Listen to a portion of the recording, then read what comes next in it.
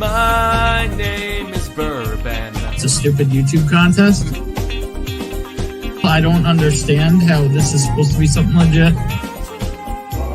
I mean, obviously there is nothing legit to it. It's a stupid YouTube contest. I don't really care about blinds. My name is Bourbon. Breeze really won. If he wins the whole thing, Matt can't do this again.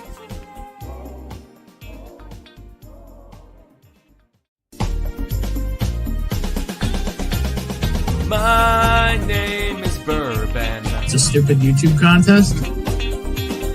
I don't understand how this is supposed to be something legit. I mean, obviously there is nothing legit to it. It's a stupid YouTube contest. I don't really care about blinds. My name is Bourbon. Breeze really won. If he wins the whole thing, Matt can't do this again.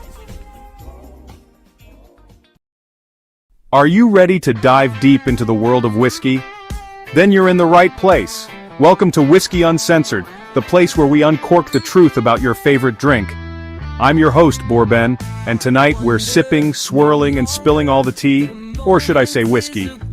Whether you're a casual sipper or a serious collector, this is your go-to spot for honest reviews and lively discussions. Got questions? Fire away in the chat. We'll tackle them head-on in our live discussion. Plus, we've got special guests and fellow whiskey enthusiasts joining us for some spirited conversations. So pour yourself a dram and let's dive into the nuanced world of whiskey together. Cheers to good whiskey and even better company. Welcome to Whiskey Uncensored Live. Let's get this whiskey journey started. What's going on? I'm Bourbon, and this is Whiskey Uncensored. Gonna do something a little different tonight.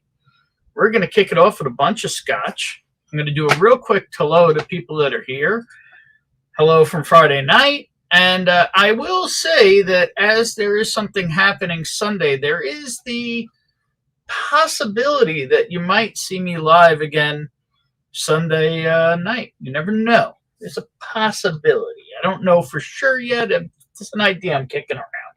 But tonight, we're going to break out a bunch of samples. And I got a whole pile of samples from somebody this week, and he's going to join us as his first appearance on Whiskey Tube.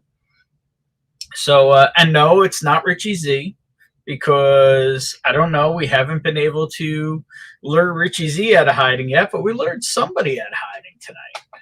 So let me say hello. I don't even have anything poured yet. Actually, I could pour something basic to cheers people with that. I'll just say hello, and then I will we'll cheers with some Scotch samples to start. I'm going to have a couple with him, and then we'll probably drop the link and let some people join us. So first one here tonight looks like it was Corey. Cheers, Bourbon and chat. Then Josh Fritz. Good evening, all. Cheers. I wonder if Whiskey Uncensored is on them big boy builds. Oh, the big boy builds on the old Fire Stick, the old big boy builds. I know what you're talking about. I mean, I could be. I don't know if the big boy builds is still a thing. Uncle Larry's in the house. Cheers, man. How you doing? My boy Great Shot is in the house. What's up, Mark? How you doing? James Morgan's here from the other side of the pond. Lost to you again, late as in tradition. Cheers all. Is that Troy? I'm not sure if that's Troy. I'm not sure who that is. As is tradition. Tonight I was actually, we were chatting up how we were going to do the start of the stream with the Scotch. So that's why it took a couple minutes. Got to get situated when it's a first appearance on Whiskey Tube. Let's see here. I'd be more worried if Ben was on time. That's true. So true, yeah. Jeremy Dirk's in the house. What's up, man? How you doing? Hey, Ben, you having a little trouble tonight at Whiskey Uncensored? No, no trouble. Just was getting prepped. Neo's in the house. Cheers, everyone. Hello, Mr. Anderson. Stacy is here, 4 Leaf Whiskey. And if you don't watch Stacy Sundays at 6 p.m. and learn about Irish whiskey, then you hate Ireland. Then you're probably going to get beat up. So you should probably check out 4 Leaf Whiskey. Just saying. Donner Pass Whiskey in the house. Cheers, everyone. Cheers, Tim. How's it going? Let's see here. Scrolling. Tunes21 in the house. Cheers. Happy Friday. What's up, Tunes?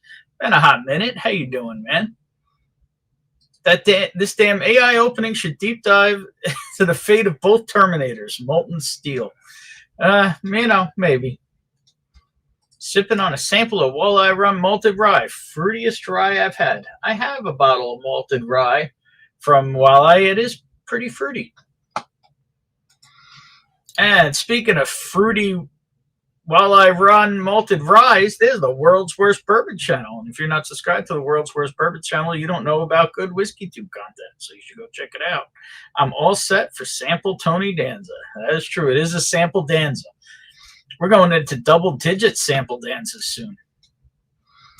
Peter B is in the house. Cheers, brother. How you doing? Thoughts and prayers. Yep. Everybody's cheersing everybody else. Yes, that's me, Troy, man. Yeah, all right, cool. Cheers, dude. Let's see here. Sean Holtgrave. What's up, dudes? What's up, Sean? How you doing? Did you get into any of that stuff yet? Let's see here. And that was this is my gamer tag. I'm not sure why it's coming out rather than my normal Troy, man, but whatever. Scotch is weird. It is. And with that, I did a speed round and caught up in chat. So something just fell down behind me, and I'm going to drink and not go look. So with that, why don't I bring in somebody you've probably talked to in chat, a lot of you, and somebody who sent me an absolute metric ton of Scotch. Say hello to Tim, Donner Pass Whiskey. Oh, wrong hand. It doesn't matter. Just, hey. So, yeah, you've probably seen Donner Pass in tons of chats over time. Maybe seen him in some back rooms before. But, yeah, for some reason, he decided that he didn't want to come on with this dumbass for the first time. Oh, perfect. Yes, I am perfectly a dumbass. So, yeah, he sent me quite the smattering of Scotch. As you may know, he's more into the Scotch than the bourbons. But I'm going to see what I can do about changing that. Yeah. And see if I can poison him a little. But that'll be another day.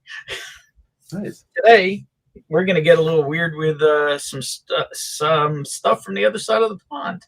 Right. Yeah, the first couple of years, I was definitely just an all bourbon person, but that was quite a few years ago. So I just ended up down the rabbit hole of Scotch, and but I definitely am curious to try what you're going to send, because at the time I was into it, I guess, which would have been, I guess, like sort of the 2016, 17, and 18, a lot of the stuff that's going on now didn't even really exist. All the finishing. I mean, there was Angel's Envy and Joseph Magnus, and I think that was about it. Yeah, very, very little finishing. It was all just pure. And then so whiskey. much of the non-distilling producers, that really didn't. I mean, I've had a lot of good cast strength stuff from the legacy guys.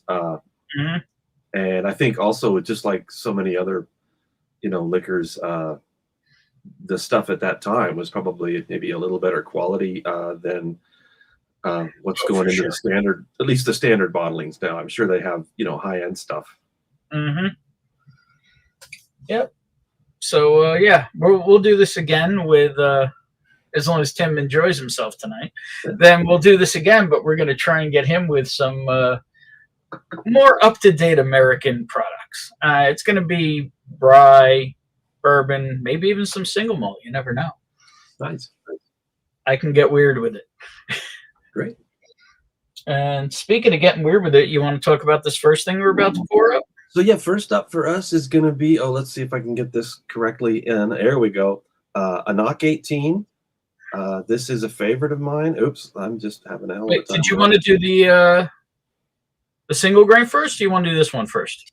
Let's go ahead and do this one first, because it's the lowest ABV. Sure. This actually, I love this, but unfortunately, it has been rebranded and discontinued. So if you like this, buy existing stock now. What has it been rebranded as? So this 18 is gone. This one is a combination of 18-year-old bourbon casks and 18-year-old sherry casks. Okay. And all the older stuff was, 46% unchill filtered natural color. This one's been discontinued and it's been replaced by a 16 that is at 43%. And the 24, which was also pretty legendary and affordable for a 24, is also gone. I'm not sure if that's going to be replaced with anything. So unfortunately, because the corporation that owns this, I think it's Inverhouse, they own Ball Blair and Old Pulteney, which they rebranded. Oh yeah, they ruined. I mean, they didn't ruin Old Pulteney, but man, if you have an Old Pulteney 17 laying around, yeah, the Old Pulteney and Ball Blair rebranding happened years ago, and not for the better. And then they have rebranded Enoch, and they're about to rebrand Speyburn. In fact, I sent you've got a Speyburn 18 that's going away, or it's probably not going away, but it's going from 46% unchill filtered to either 40 or 43. Because they own all four of those distilleries that are wonderful, and they're sort of, I don't know, castrating them. Well, yeah. I'm not really sure what their thinking is, but they're really downgrading. They're just turning them into non-whiskey nerd. Because Ball Blair, they did away with the vintage system. And then they went to a 12, 15, 18, and 25, which those aren't bad, but the old vintage bottles are better. Of course. So now, like this Enoch 18, what was like the shelf price on this? It really kind of depends on where you are. They're a little hard to find in the States. I'm thinking maybe 200-ish in the States, but if you order them from UK websites, you used to be able to get them for like $120. Oh, okay, so if I could tell you where you could get a backup for about $1.60. Yeah, that's not. I mean, I actually have another one of these. Well, we'll see if I need it. When I found out about the rebrand, I got some. I have a 24 still from years ago. You used to be able to get those for like $130. And oh yeah, well, yeah, Scotch has gone through the roof. Yeah, and bourbon's on its way back down to normal. And it's kind of neat because I mean, it's just such. The branding is just so stripped down. I mean, it's a little bitty label, and it just tells you what you need to know. It tells you that it's 18 years old, 46% unchill filtered, natural color, and that's about it. And then the rest of it is just look at the liquid in the bottle. It's really, I guess, what you'd call whiskey nerd presentation. Sounds good. So why don't we try this out, and then I'll catch up on chat a little. Sure. The nose is. I'm getting a beautiful sherry nose, like totally fruit. And these used to be paler. I talked. Yeah, the color's real nice on it. Yeah, I mean it's dark now, and these are really wonderful. But a few years ago, they had the same cask makeup, but it was a lot paler, and I actually preferred that because it was just much brighter.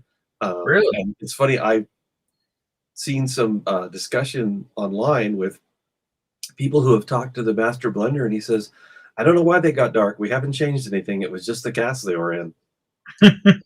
So I mean, they probably got some dirtier sherry casks. Yeah, and if they weren't first fill, it still had more sherry. Yeah, it's still great. It's just my preference was for the pale ones. Well, we'll see. First time. Cheers.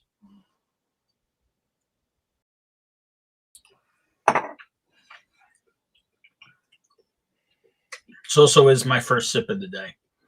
Oh, okay. Oh, so you have not had the Enoch 18 before? I haven't had anything yet tonight. But no, I have not had the Enoch 18 before at all. Okay. I don't even know if I've had Enoch before at all. Oh, okay. Yeah, because the 12 is kind of boring. I mean, and then there's nothing in between. It's like there's nothing wrong with the 12, but it's like 40. Well, it was 43% in the U.S., but I think it's already been knocked back down to 40.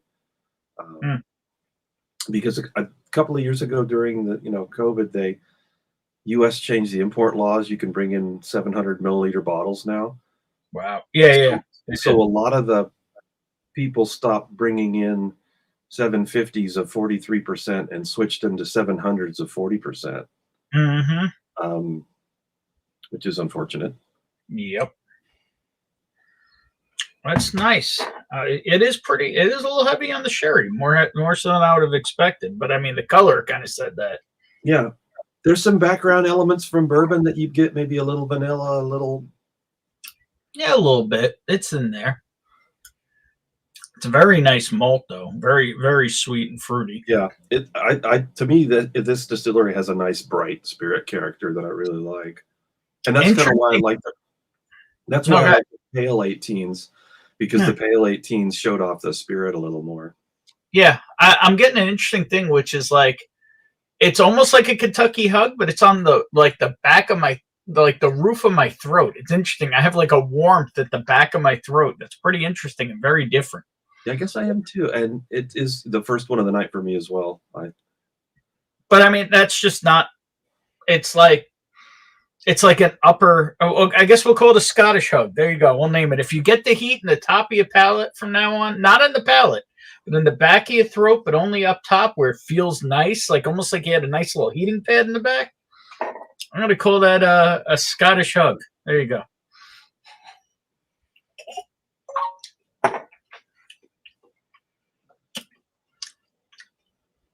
The sherry is very prominent up front. Then you kind of get some of the other character. Yeah, it's true. The spirit and any bourbon you would get is a little bit on the back. Yeah, that's interesting. It's good. And then I'd love to, because this is not something I see on a shelf. I order it, so if I ever saw one, I would be pulling it out of the tube and looking to see if it was a pale one. So if I get a pale one, I need to let you know. It's very good. This is good too, but it's all personal preference. But and then speaking of have you had Speyburn before? Speyburn before? Because that's maybe like a 10. Maybe the 10 is Speyburn is another one where the 10's kind of boring, but the 15 and the 18 are incredible. And that one is also about to be. It has not been yet, but it's about to be rebranded. And the Speyburn 15 is really fantastic. In most places, you can get it for the price of a 12. And it's another one of the same type of makeup, full maturation in a combination of bourbon and sherry casks, and it's usually around $60. Wait. Oh, for the 15 year. Yeah, I think I sent you the 18, but the 15 is incredible. It's my preference of the two in the Speyburns, but you like the 15 better than the 18. Well, it's just personal taste, I think, because the 18 is more of a sherry bomb. Mm-hmm. It's even more sherry than this. Okay. But it's very good, and it's also affordable for what it is. But again, it's being rebranded. That is quite nice. Let me catch up on chat first, because I think you got some people cheersing you here. So Jeremy Dirks is here. Cheers, all. Cheers, Jeremy. We got the Pecker House in the house with the beeper boom. Cheers, Bill. How you doing, brother? You got Troy Man yelling, Tim! Cheers, man. Uncle Larry cheers in the Donner. So do you want to explain what Donner Pass is? That's something you can tell people. Sure. They're like... So Donner Pass is where Interstate 80 crests the top of the Sierra Nevada mountains in California, just a few miles north and west of Lake Tahoe. And I work up there. I live in the foothills, but I work up there. And I fell in love with whiskey while I was working up there. So it just kind of turned into my name. And the picture that you see in the chat with the mountain, that's actually looking just because the old road is the true Donner Pass, the old historic Lincoln Highway, which is right next to Interstate 80. So if you're on that road and you have just crested and pull over and you're looking down at Donner Lake and you take a right and look at the mountain with the old historic Transcontinental Railroad snow sheds, that's what that picture is. Interesting. Yeah. So now you all know and have a lesson on what Donner Pass whiskey is. and it's you know, everybody thinks of the Donner Party, but it's all ski resorts now. It's pretty bougie. And you got Neo saying cheers, Tim. You got Corey saying great to see you on the show tonight. There you go. Yeah. James Morgan on the other side of the pond. Cheers, Tim. You're in good hands, man. Oh, Yeah. And then I appreciate that. Yeah, there you go. Jeremy Dirks cheersing you. Let's see here. Let's see if we can finish up. There you go. West Virginia bourbon guy in the house. What's up, man? How you doing? Donner Pass whiskey. Good to see you. This Scotch man. What's up, man? How you doing? Let's see here. yeah, the Scotch person who wet my feet in bourbon. Any chance Dave and Gandy will pop up? That's up to them. You could let them know.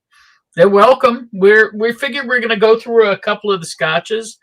We'll get him a little loosened up as it's a first appearance on Whiskey Tube. Then maybe we'll make it weird by bringing some more people in. Absolutely. Well, then I see Scotty's text or his chat that yesterday Roy did a VPub that was live from Edredor Distillery, and he had the whole thing was the fella who owns Signatory, independent bottlers. He bought Signatory years ago, Andrew Symington, and he was on there the whole thing. So that was a wonderful thing to watch. Wow. Yeah, this week has been absolutely crazy with me. I took both my parents for medical procedures this week, one of which was today. So, and I've worked this week. It's been a heck of a week. And I get old this weekend. So it's just been a whole thing. Yeah. Those Roy's VPubs, it's like a 2-hour time kill. So you kind of have to make time if you want to watch it. Roy's things are just so weird to me that 99% of the time there's absolutely no connection between what he's doing on screen and what's going on in chat. Oh, yeah. I can't keep up. I have to decide whether I want to watch him or talk to people. Yeah, but I mean but like him, there's very little connection between him and chat at the same time. It's he does very a lot different dynamic. Yeah, he does a lot of solo shows, and then he'll have guests. Sometimes since COVID, I mean, when that started, he ended up getting some, top shelf guests. He's getting like master blenders and people from a lot of the real whiskey nerd distilleries, but that goes back years if you want to catch those. Well, there is Scotty. Cheers, Bourbon and Tim. Slancha, man. How you doing? Let's see here. Who else we got to catch up on? John Cran's in the house, the hard R himself. Tore Up's in the house, living. What's up, man? How you doing? 95 pounds for the Enoch 18 on most sites. So yeah, it's about $200 US, give or take. Yeah, maybe that's 95, maybe 130, 140. Is it back that close? I thought they were pretty far apart again, the pound and the dollar. I haven't looked lately, but I got somebody here who knows. For Alexa, nice. How many US dollars is 95 pounds? 95 British pounds converts to about $120.65. All right, Tim's right.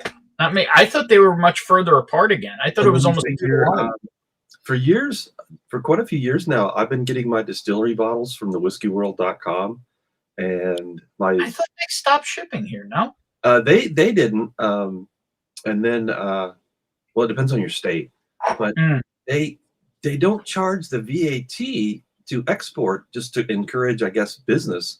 So if you do a bottle that's in the 5 to 7 bottle range, even with the shipping, you're getting the shipping down to about 16, 17 a bottle. With all the taxes that aren't tacked onto it, it's actually a lot cheaper than buying them in the U.S. Stuff like Aaron 10 and Deanston 12 and this.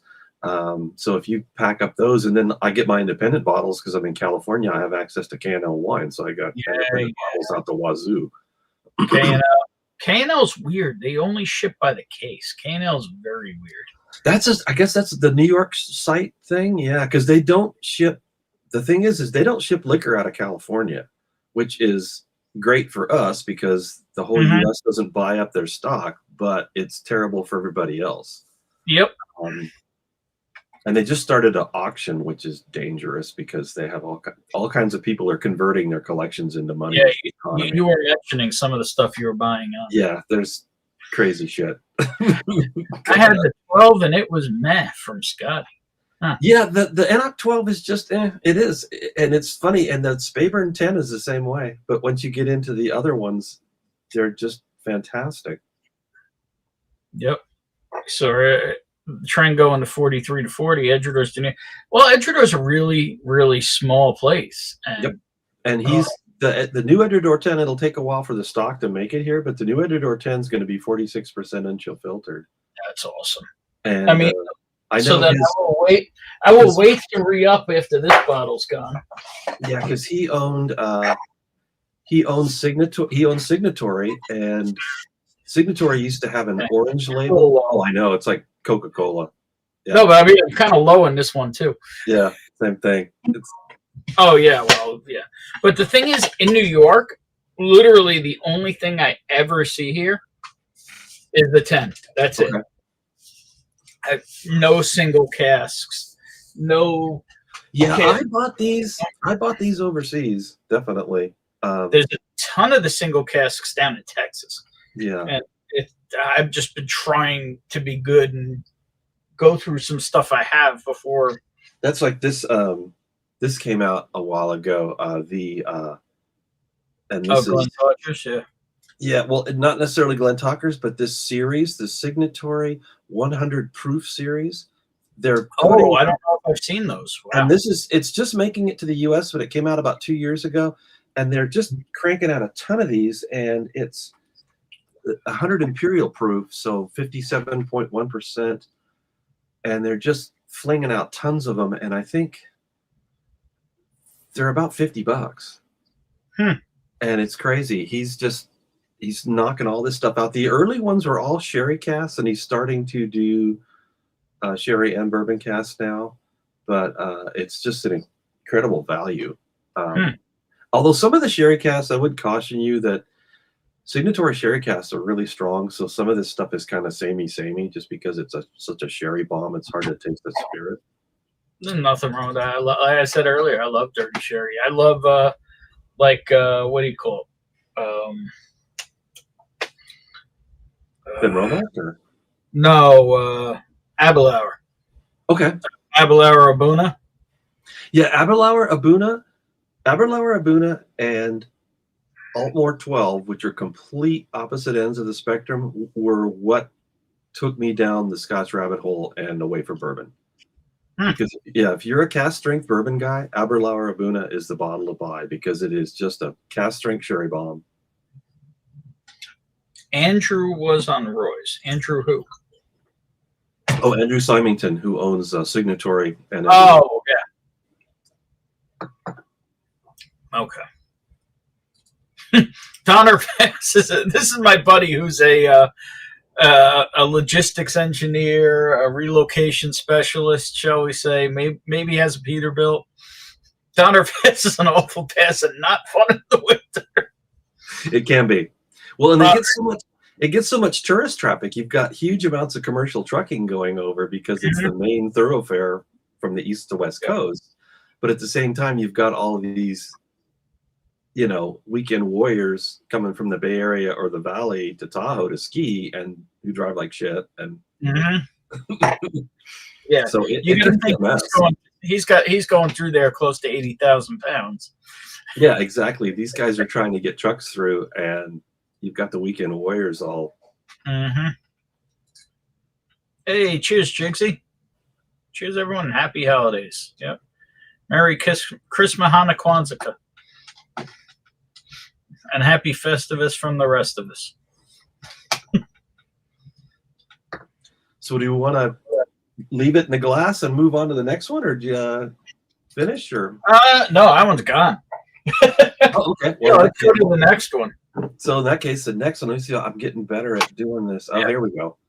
So Scotty said, you had my bitch answer, but yours is smarter than mine because mine said you couldn't help me with that. Yeah, mine is the new AI enhanced bitch. So this is go ahead. This is grain whiskey. This is, I don't know for sure, but I'm thinking it's probably 95% corn, 5% high enzyme barley, and it is made for making blended Scotch. Invergordon is up in Inverness, way up in the Highlands, and they make it in a big column still. They just crank it out. And this is aged in a refill bourbon barrel for 26 years and 8 months. So if you want to try old whiskey, single grain is, I mean, this was $80. So, $80 for a 26-year whiskey. yeah. And so, and actually, And it's 112 proof. It's 56%. Yeah, it's cast strength, it's unchill filtered, and it's very pale, you know, but it has a very different, and this is, I think Canadians who drink a lot of whiskey would identify with this because there's a lot of Canadians do this. So this is definitely a very different thing. I actually rarely drink this straight. What I buy this for is to play around and make my own blended Scotch. If what I did is I bought a box of 8-ounce sample bottles, and if you buy for like $12 on Amazon, you can get a Pyrex glass 250 ml graduated cylinder, which is 8 ounces. You can pour that right into an 8-ounce sample bottle, and you can just play, Dr. Frankenstein and make whatever you want. Make 5 or 6 different kinds, and then put them away for about 2 months because they need to marry. Right. And then I've had some stuff that was okay, and I've had some stuff that was incredible. And it's just, you just play around with it. Well, Jig says he buys whiskey by the pounds too. Yeah, I hear you. And I usually do for blended Scotch, I usually do 40% this grain and 60% malt of whatever I want to put in there. The nose on this is unique, to say the least. And Torb says, I just joined that website, unsure what to buy. So many bottles. Help. Which website, Torb? We've mentioned a number of them already. Oh, maybe the whiskeyworld.com. Yeah. Maybe. Yeah. K&L's Bellichin is already the 46%. Yeah. Yeah. I think Bellichin always was, because Bellichin is heavily peated Edredor, which is pretty good. Brian 22383, the stranger is back. Yeah, this is like those because I think what Wisers 383 is. I hate these new names. Oh yeah, they redid it. I didn't do the update, so mine didn't change. No, it's what do you call it? It's they change. It's everybody's name is the @ symbol in their tag now, so I don't know who that really is. Well, I guess cheers. Yeah, Let me know who that is. I know in Canada, the Wisers has a bunch of those really old ones, like 26, 28 years old. I'm assuming it's similar to that. Really? Because I think I used to sample swap with Foodquig a lot, and that's what he thought this was like. In fact, he was great, and here's cheers to Andy, who has, there you go. Yeah. Who last month, or actually this month, a year ago, passed away. Yeah. Here's to Foodquig. Yep, let's do it with 26-year-old single grain. He liked this a lot, and a lot of his catalog, his videos are all still up. Wow, that's different. Very different. Yeah, because it's not malt. It's corn. It's just but it doesn't taste anything like any of the corn whiskeys I'm very familiar with either. It's old corn, and it's not in a new barrel. It's in an old barrel. What is what is Imperial Proof? Yeah, so Imperial Proof is an old system. So 57.1 is the equivalent, is 100 Imperial Proof. And the old system, and if you see Navy strength rum, that's the same ABV. And I guess the original idea was during the British Empire, alcohol was part of the sailor or the soldier's ration. So if you had barrels of whiskey on a wooden sailing ship down there with the gunpowder, if it was 100 Imperial Proof, the barrel could break open and splash on the gunpowder, and the gunpowder would still light. And the same thing, it was in a fort, in an army fort. So Right. that was how they like to store it. Makes sense. I'm not sure if that's exactly why they did it, but that is one of the reasons they. It's definitely one of the reasons. Hey, Fats Wave, cheers. And in all, sipping a Glenfiddich 15 Distillers Edition 102 proof. Nice. What is the nose on this? Yeah, it's really I mean, there It's is kind of corn in the nose, but like it's dusty corn, like the corn husks you get in a bag Yeah, to make almost like a little confectionery sugar, too. Yep, powdered sugar, or like the corn husks you get to make tamales, Mm-hmm. Yeah. or batch of masa paste you'd use to make Like tortillas. The wet, like that wet corn husk. Yeah, A little musty. It's and the palate's pretty sweet. I mean, I haven't drank mellow corn in a long time, but It's nothing like mellow corn. no. There actually is an oak presence on it, which is quite nice. Yeah, but it's a mild one just because it's been sitting in that used barrel for so long. And it barely drinks 100 proof. The only thing that lets you know it's hot is kind of a little tingle around the tongue. And it's a fun thing to play around with. Like I said, if you've got a collection and you want to make blended Scotch, it's fun to play around with it. It's not that expensive. I got one years and years ago. I got a bottle of it's called Canvas, which is it's a distillery that's gone. Yeah. And it was I think it was like 29 years and 10 months old, so almost 30 years. I think it was like $80. And it was distilled and bought and put into the barrel the year and month I met my then girlfriend, now wife.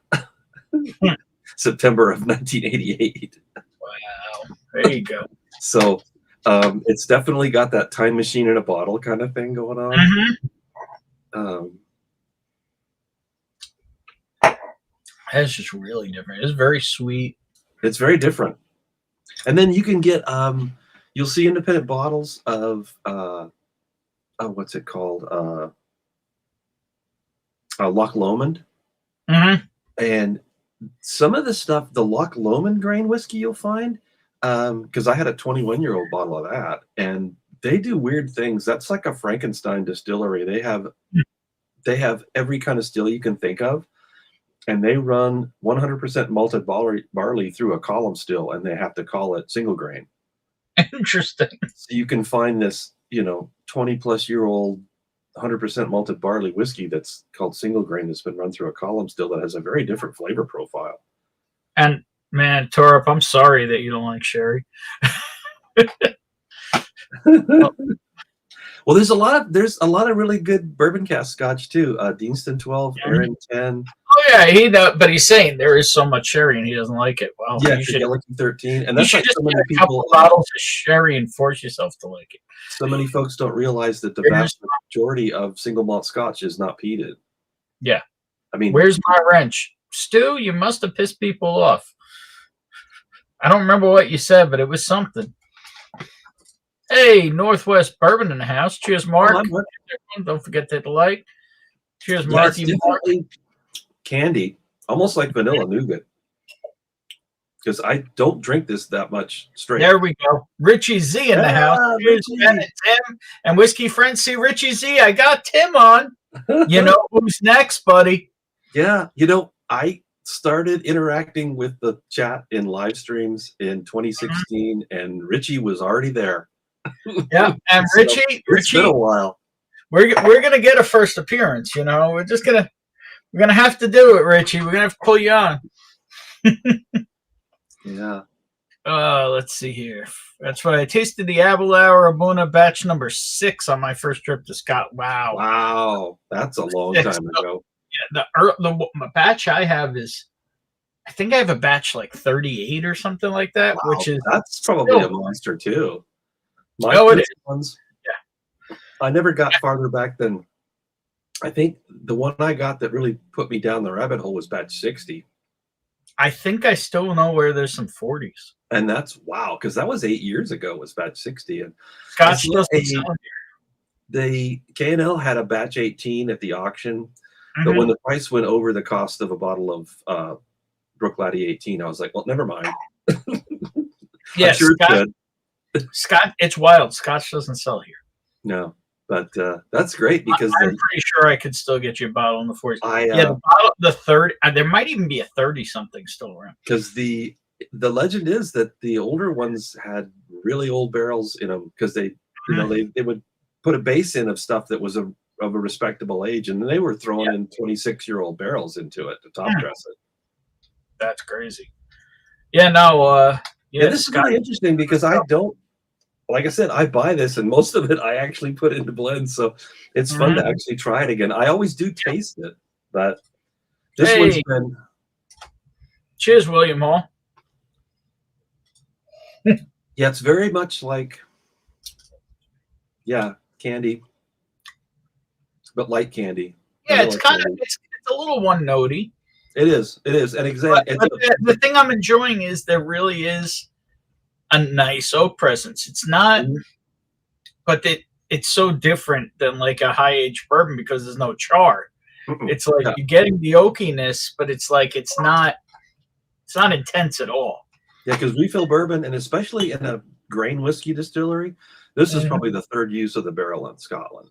So it's not a dead barrel, but it's a very quiet barrel. So it just sat there for 26 years, and the spirit calmed down and did whatever it was going to do. The new names hate you, Ben. Okay. There you go. That was James choosing the food quick. Yeah, his whole catalog of videos is still up, and I loved being able to support him by sending him samples of stuff that he couldn't get because he got all kinds of stuff, and we sample stuff quite a few years. And it's funny, I started doing that to support Whiskey Tube channels, and I didn't really expect anybody to send me back. I didn't, but he sent me back all kinds of crazy stuff. I was very blessed to be able to try things. What are the kind of the really big three? Shelter Point, Macalones, and Two Brewers are three of the really great young Canadian distilleries that you can't get here, but are making amazing whiskey. And I've had a bunch of all of them. Thanks to Quig. And then he also sent me some stuff. Some of that the legacy distilleries put out older stuff like the Canadian Club 40. They did a series. They did a 40, and then I think a 42 and a 43. And it's funny. They've even done a 44 now. Yeah, the 40, and it's funny because they just keep going up in price too, and it's like you're only going up 1 year. Chill out on going up $50 each time. And a lot of it, it's funny because the way he explained it, the first one, the 40, was the base.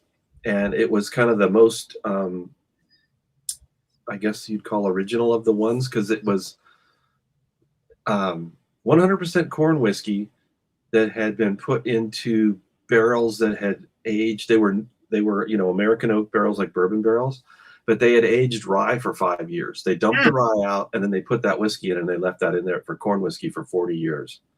Wow. And then all the subsequent ones were, the original 40 was just that.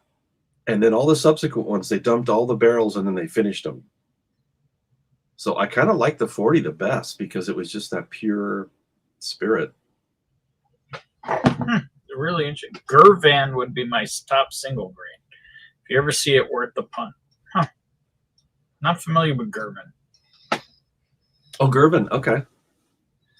What type of Scotch is the most sold? Probably what's that crap? Old Johnny Walker Red? Yeah, Johnny Walker Red. What's that one? Like Old Par 12 or something like that? Yeah, the blends. Even today, the vast majority of the volume is blends. That we're kind of an anomaly.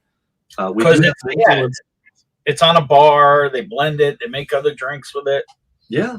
And I guess in the old days, because I know people who have access to auction houses in the UK, if you can get like Johnny Walker Black or even Johnny Walker Red from the 70s and 80s, I guess it's just fantastic whiskey. Oh, it is. I've had some. I have a bottle from the 70s sitting here from whenever Ken ever comes to the US. I have an old set bottle of 70s Johnny Walker Red a liter Yeah. waiting here for when he gets here. And it, because it wasn't selling, so they were putting just amazing malt in those blends. It's just like the old days, like you get a 90s or an 80s turkey. Mhm. You know, it was just the whiskey was so much better. Let's see here. Thank you, Richie. That's sweet. So is Richie. You're a legend, Richie. Well, Richie, I got Tim on. Come on, buddy. People want to see Richie. That's very sweet. But Richie's a legend. And there was another fella who was on all the time too, and he every once in a while pops up. His name was Santa Cruzan, and I'm guessing he lives in Santa Cruz. But back then, he was always in the chat with Richie, and every once in a while, he pops back up again. I get too much vinegar and old lady perfume vermouth on sherry. I can't say I get those notes on sherry at all. Man, what sherry did you have? Sherry perfume. That sounds like Dickel number 12. Yeah. That smells like my grandparents' house. Yeah, it sounds like sadness.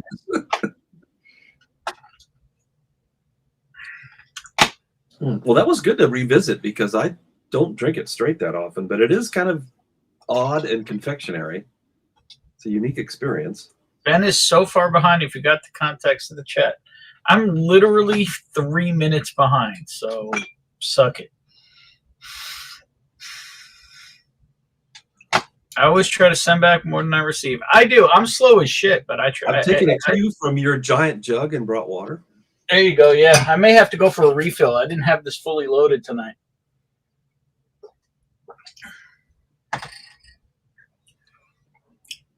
Yeah, I don't know. Tim has put the challenge out because he's like, yeah, I'm going to send you a couple samples.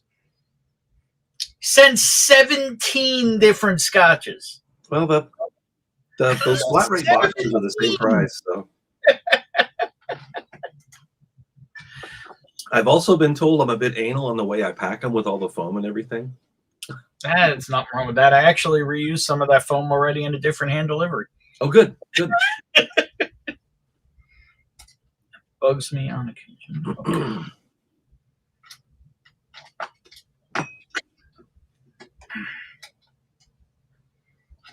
Oh, here we go.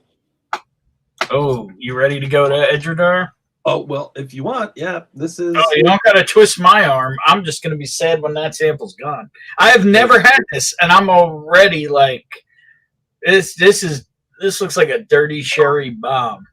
And then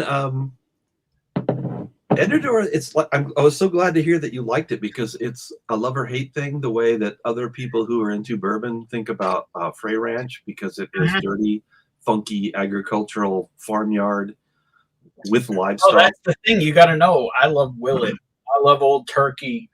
And I love Campbelltown. If you bring I like my whiskey to be filtered through George Clinton's dreads. Nice. So, because one of the ones I know Ben Romek's one of those, and I sent you a Ben Romek single first fill. Is it? I didn't know Ben Romek's known to be funky. I didn't know that. Well, there's a bit of funk. Get a color on that. And then those little there's all kinds of info on there. The camera doesn't want to show us. The bottles, they don't come with any information. It just comes with the tag. So this was distilled in 2006, bottled in 2019. It's a 12-year-old, and it's a first fill Oloroso sherry butt. But yeah, this was my 2019 whiskey of the year. And I don't know if you folks are probably familiar with Alan, the Whiskey Friend channel. At that time, he was he was, getting going with his content, and he had not tried Edredor, and I sent him a sample of this, and he was instantly a fan. The 10 blows my mind. The only one Edredors I've had, I would actually say I like the peated ones a little less that I've had, but I've only a little less, maybe, but I've only had the Balachin or Balachin or however you say it. Balakin. I don't know. It is kind of a tongue twister. And But and I thought it was good, but I thought it didn't just have that absolute blow you away sherry. So the I've had the standard 10, was the and I- standard Pelican. yeah. Isn't it kind of pale? It's not a sherry monster. Yeah, a little bit. That's what I think. Okay. So I thought it was good, but it was like not wow. Yeah, I don't think I've actually had that, but I had It smells like a glass of red wine. Yeah, I had an independent bottle of Pelican back during the first Trump term when the tariffs were going. Mm-hmm. You couldn't get orders from the UK without the tariffs, but the shops from the Netherlands were actually shipping without tariffs. Wow. And so there was an independent bottler called the Ultimate. It's actually connected to Whiskey Base. Okay. And a store called Van Wees, and they had a Pelican, like 12-year-old second fill sherry butt that was just a monster. And that was really, really good because it was similar to this but peated. Interesting.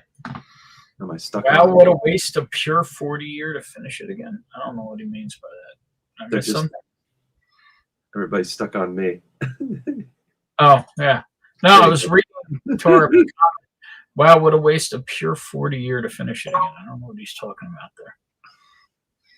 Glenfiddich has sales. I'm glad that Uncle Larry, that you found the Whiskey World website. Yeah, and when you make yourself an account, and as you start putting things in the basket, if you have your address in there, it'll give you a shipping cost at the bottom. Or Santa Cruz, or the guys out there trying to hook up with Santas. Santa Cruz. Santa Cruz, and that's funny. Richie said Santa Cruz and his Chris from the Central Coast of Cali. Yeah. I thought you two might have known each other in real life. Yeah. But hey, Bourbon Baller Lee in the house. What's up, Lee? Cheers, brother. This smells like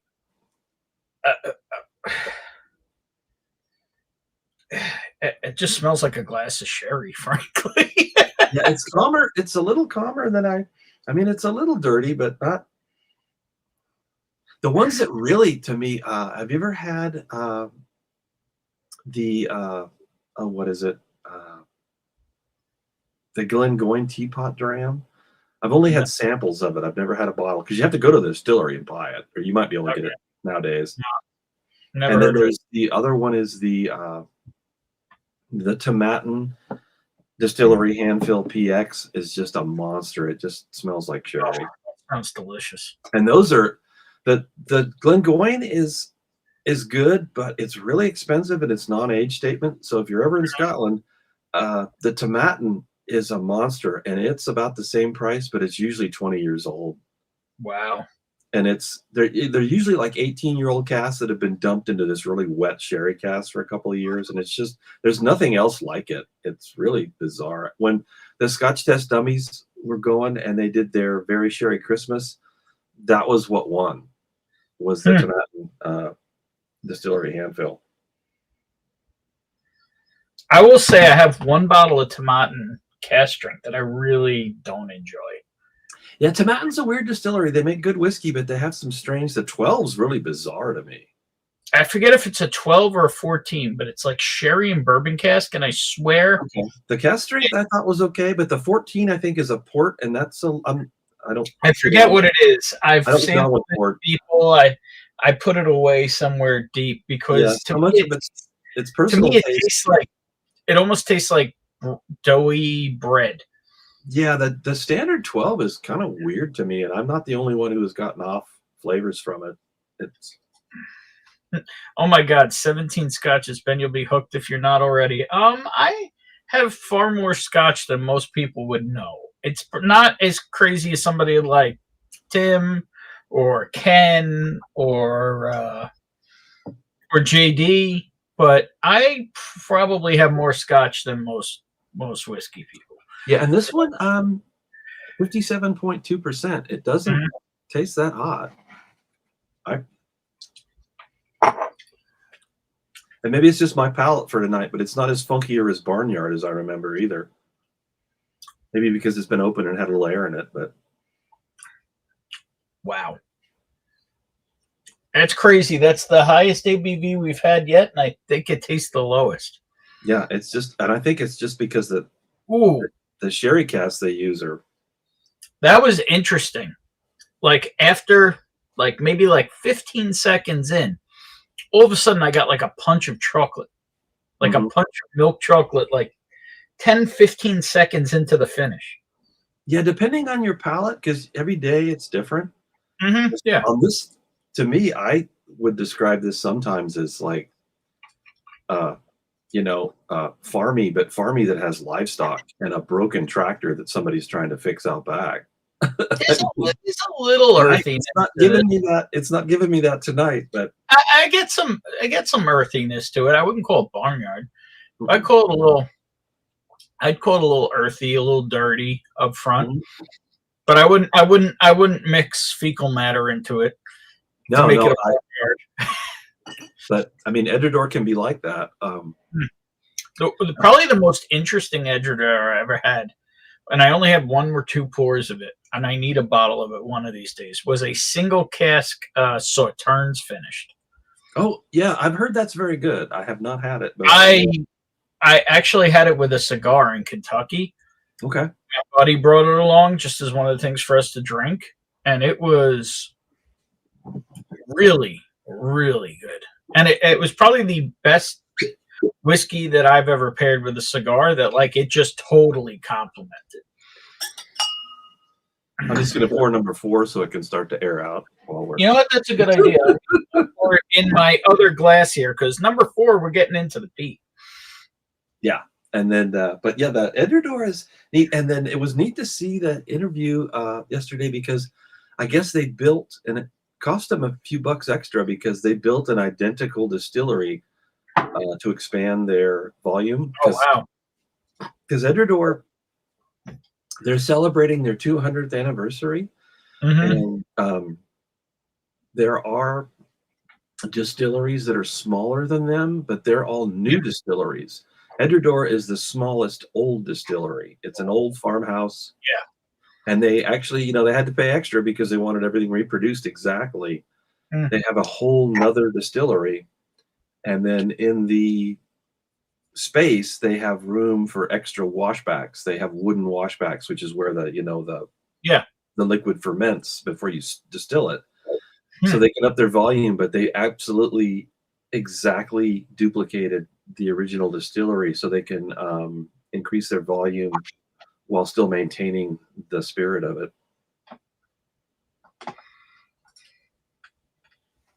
Yeah, I love this one. Like I said, I kind of went away from this. This is, I bought a couple of these, and this is the last one, because this particular one, this cask, was the 2019 whiskey of the year for me. Yeah, this is really good. I'm really enjoying this.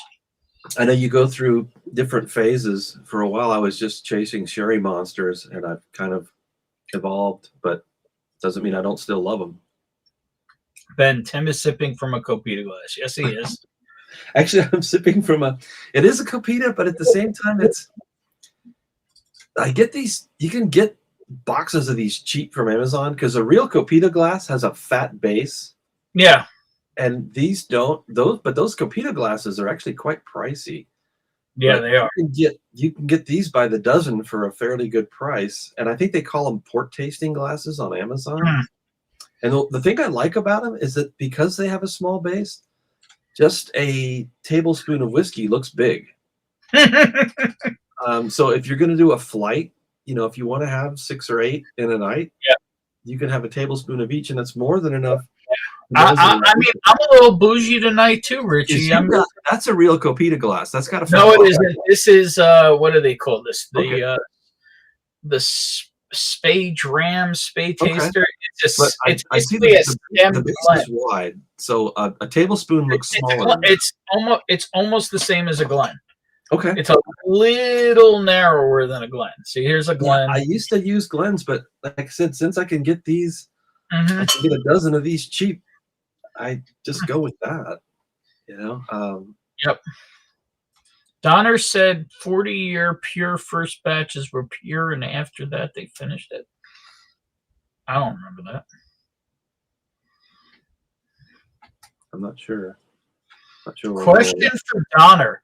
What is the best peated whiskey from the USA? I don't know that he's had much, but I'd be I curious. haven't had a lot of American single malt. I don't think I've had any peated American single malt. Oh, we're going to change that. Yeah, I got a single barrel of Balcones, which was just a wood bomb. Yeah. The climate's so hot. I think it was like 6 years old. So in Texas, Jesus. And then I had another one that was kind of interesting called Cut Spike Nebraska Single Malt.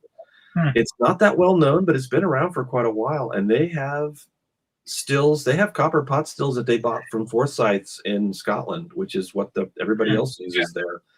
And then, hey, what's up, J-Max? And then I had the Westland, the Corrigan Westland bottle, which to me is very interesting because it has a mash bill the way a microbrewery would use to make like a porter or a stout or something. It's got like a kitchen sink mash bill. It's got crystal malt. It's got caramel malt. It's got Munich malt. It's got chocolate malt. And you can taste it. The spirit is obvious that it's got all those malts in it. So. Cedar Ridge has good peat. Yeah, no, I would say my favorite current U.S. peated whiskey would be Andalusia. Okay. Out of Texas. Really, Ty is doing some really interesting stuff there. Well, I know as it's evolved, I mean, there's a bunch of distilleries down there, and they, I think those distilleries evolve. And because I've heard Westland I liked, but then I know Mark prefers Westward, which I think they're both in Seattle.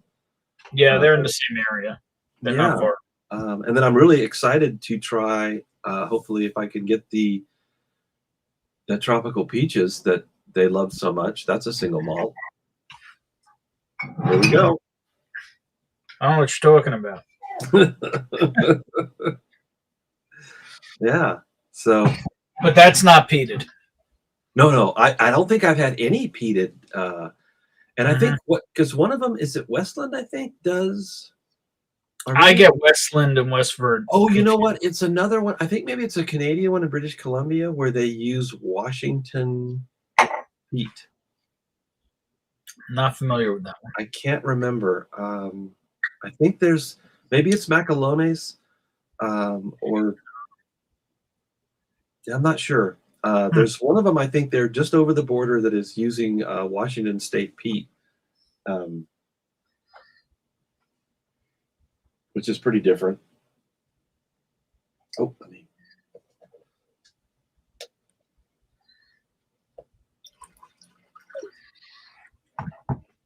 Well, yeah, I haven't had this Edredor for a while. So I'm really enjoying this. Yeah, I'm going to throw a splash of water in mine too. I'm going to see what it does. And every time I open this, I mean, it really, your palate of the day really determines what you're going to taste, because it's so subjective. Everybody's taste, whatever you like is what you like. There's no bad or good. There's no wrong or right. Cheers, Alex, whoever you are. Josh says, Ben, you have more whiskey than most whiskey people. That might be true. Ben, Scotch is the love of my life. Bourbon has been all the others. Yeah, and I don't have. Ben had more whiskey than most distilleries, possibly. I never have a ton of bottles, but for years, what I have done is I had a library of boxes of 4-ounce sample bottles, and everything that I got, I was pouring out to 4 ounce. Yeah. And so I have like a dozen. What's one gross? 144 4-ounce sample bottles, and what I do is my sweet spot, my happy place is like 15 open bottles. And then I've always got a box of, 12 more that I pulled out of the library that I haven't had in years or months to reevaluate, because your palate changes over time. You taste it again, it's like, wow, I don't remember it being like this. I can't believe so many of these guys have no Scotch at all. You never know. It's Blue Label Scotch. Blue Label is blended Scotch, yes. It's boring, but yeah. Edradour, how spell? Edradour. Here. How spell how the There you go. And yeah, for all of the, I would say definitely for all the bourbon folks who are curious, if you know somebody and you can get a sample of Aberlour Abuna, it is a cast strength sherry bomb, and it's definitely what tipped me over the edge. I think if you appreciate cast strength bourbon, I think you'd love Aberlour Abuna. Yep, one Scotch. And then the funny thing, because the other one that got me was the Altmore 12, which is a very subtle, delicate 12-year bourbon cask, and it just demonstrated the huge wide range of flavor profiles that are available in Scotch. That is true. Edradour is good. The Signatory really good. Yep. Yeah, Signatory has they do an Edradour 10 that's also just a dark monster. Yeah. They call it like the unchill filtered or something. Unchill filtered collection. Yes. And then for years they had a budget line that was a orange and kind of manila envelope colored label. Yeah. That was always 40%. And a couple of years ago, they actually flipped that line to 46% unchill filtered. They committed to no more junk. Yeah. Copita is a narrow, short wine glass, basically. Yep. It's just an itty bitty wine glass. Edradour is not a starter pick. I don't know if I agree with that. I think that's true, because it is not. Because Edradour and Ben Romack, Gurgeleki 13 are all kind. Well, the thing is if you're already into whiskey, if you're a bourbon person already, I would not get starter ones. I would get ones that people say are advanced. Because like if you're already into whiskey, buy a bottle of Gurgeleki 13. Because it has savory notes, like it's got umami. Yeah, Gurgeleki 13. I usually tell people, what do you call it? Glenfiddich 14. One I use to transition a lot of people is my probably first love in Scotch is Glendronach. Okay. Oh, Glendronach 12. If you don't like that, there's something wrong with you.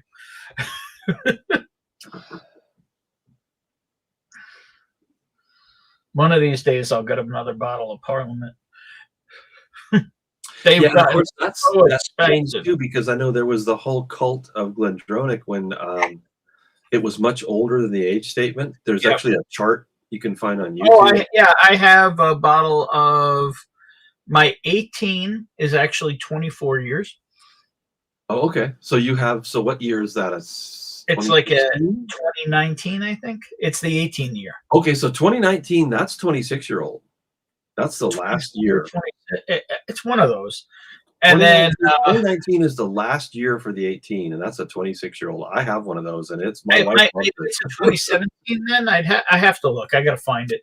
Yeah, it's outstanding. I had the 17, 18, and 19. I drank the 17 and 18 already. I have the 19 left, and it's a monster. I just can't believe how expensive Glendronach's got. Well, and that's 26-year-old whiskey, and it's also from the old coal-fired stills, because that was made before they shut down. Yeah, and the other fun one I have is I found with dust covering it a 12 from 2011. So I think it's a 16 or a 17 year. I got the chart right here. That's the 12 from 2011, because I've never had that, but I've heard about it. It's here somewhere. And cheers, Fishing Doc. See Fishing Doc's in the chat. What's going on, man? No, Cedar Ridge has peat. That's some of the quintessentials. Westland and McCarthy have really good peat. Bourbon Baller. Westland, I don't think I've had the peat from either of them, actually. Oh, nope, that's not it. I have a J4 Diddle peated bourbon. Is better than I was expecting. Okay. See, I've never tried McCarthy's. I have no McCarthy's. And Andalusia is fantastic. So the 12 from 2011, I'm not sure if this is going to show up or not, is 20. Yeah, it's 16-year-old. Yeah. Okay. Whatever it was older than the 12. That's for a while ago. Yeah, that's cool because I only had the post. And again, I knew those are girls from, do it to prison time because of the crystal ball. and again, those are from post because when the distillery was shut down, they had direct fired stills that were fired by coal. I mean, somebody was chucking coal into a fire from a. I'm just mad at myself. I was like, Parliaments were too much when they're $200. Now they're $300 and $400. I can't do it. However, I did buy an insane bottle that I was going to open it for my birthday, but I don't know if I'm going to open it this weekend. There's just been too much going on. 27-year single cask. Wow. Oh yeah. It's funny because the Glendronach 18 from 2019, that's 26 years old.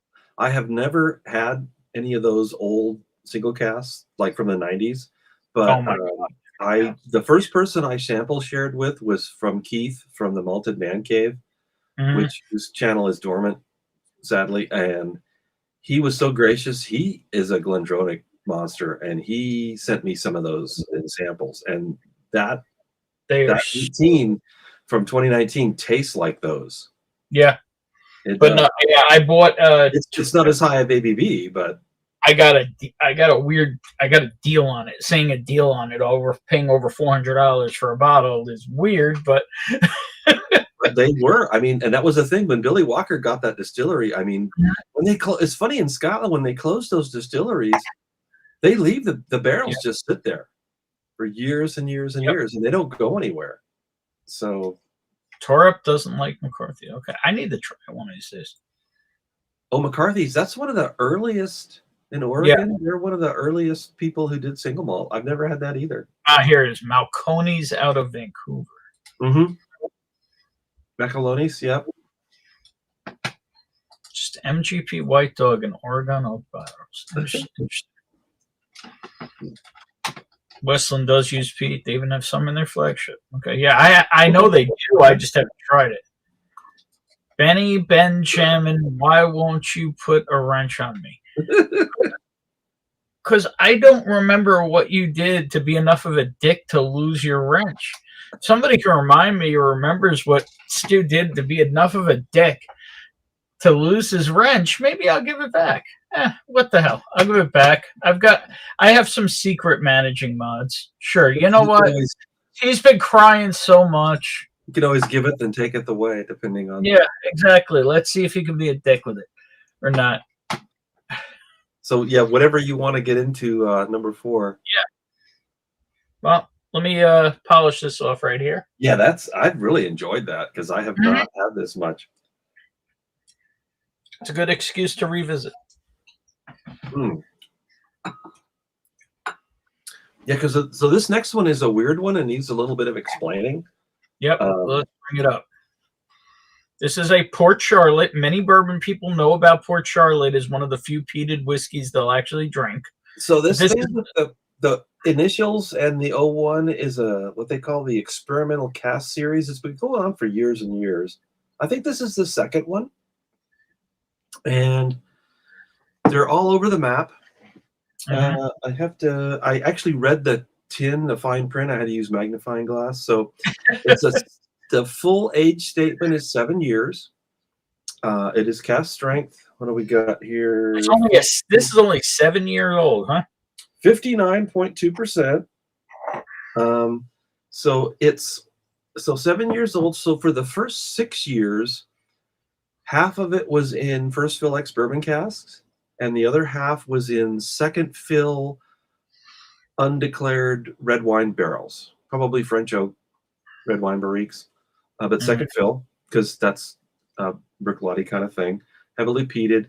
And then after that, they dumped it all into a marrying vat and probably let it set for a while and then from there it sat for, it says over a year, but obviously less than 2 years in first fill French oak red wine barrels from the Chateau Mouton Rothschild wine estate, which is a real snobby, high-end, ancient, like hundreds of years old wine place from Bordeaux. And that's what it was finished in. So it's a bit complicated, but that's what they did.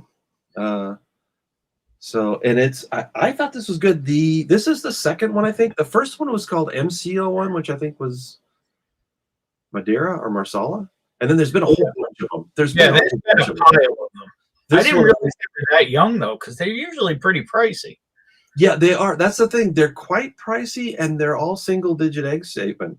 But it's kind of, people say that, you know, this is quite a bit less than Octomore, and compares to it. People who have bought the bottles of Octomore to actually say that, because I have not.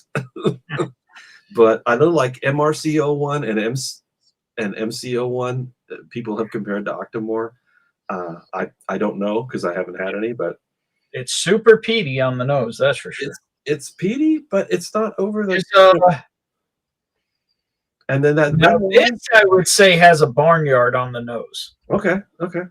It's very grassy. A lot of Bruichladdich is grassy. See, I get only very little grass. I get more.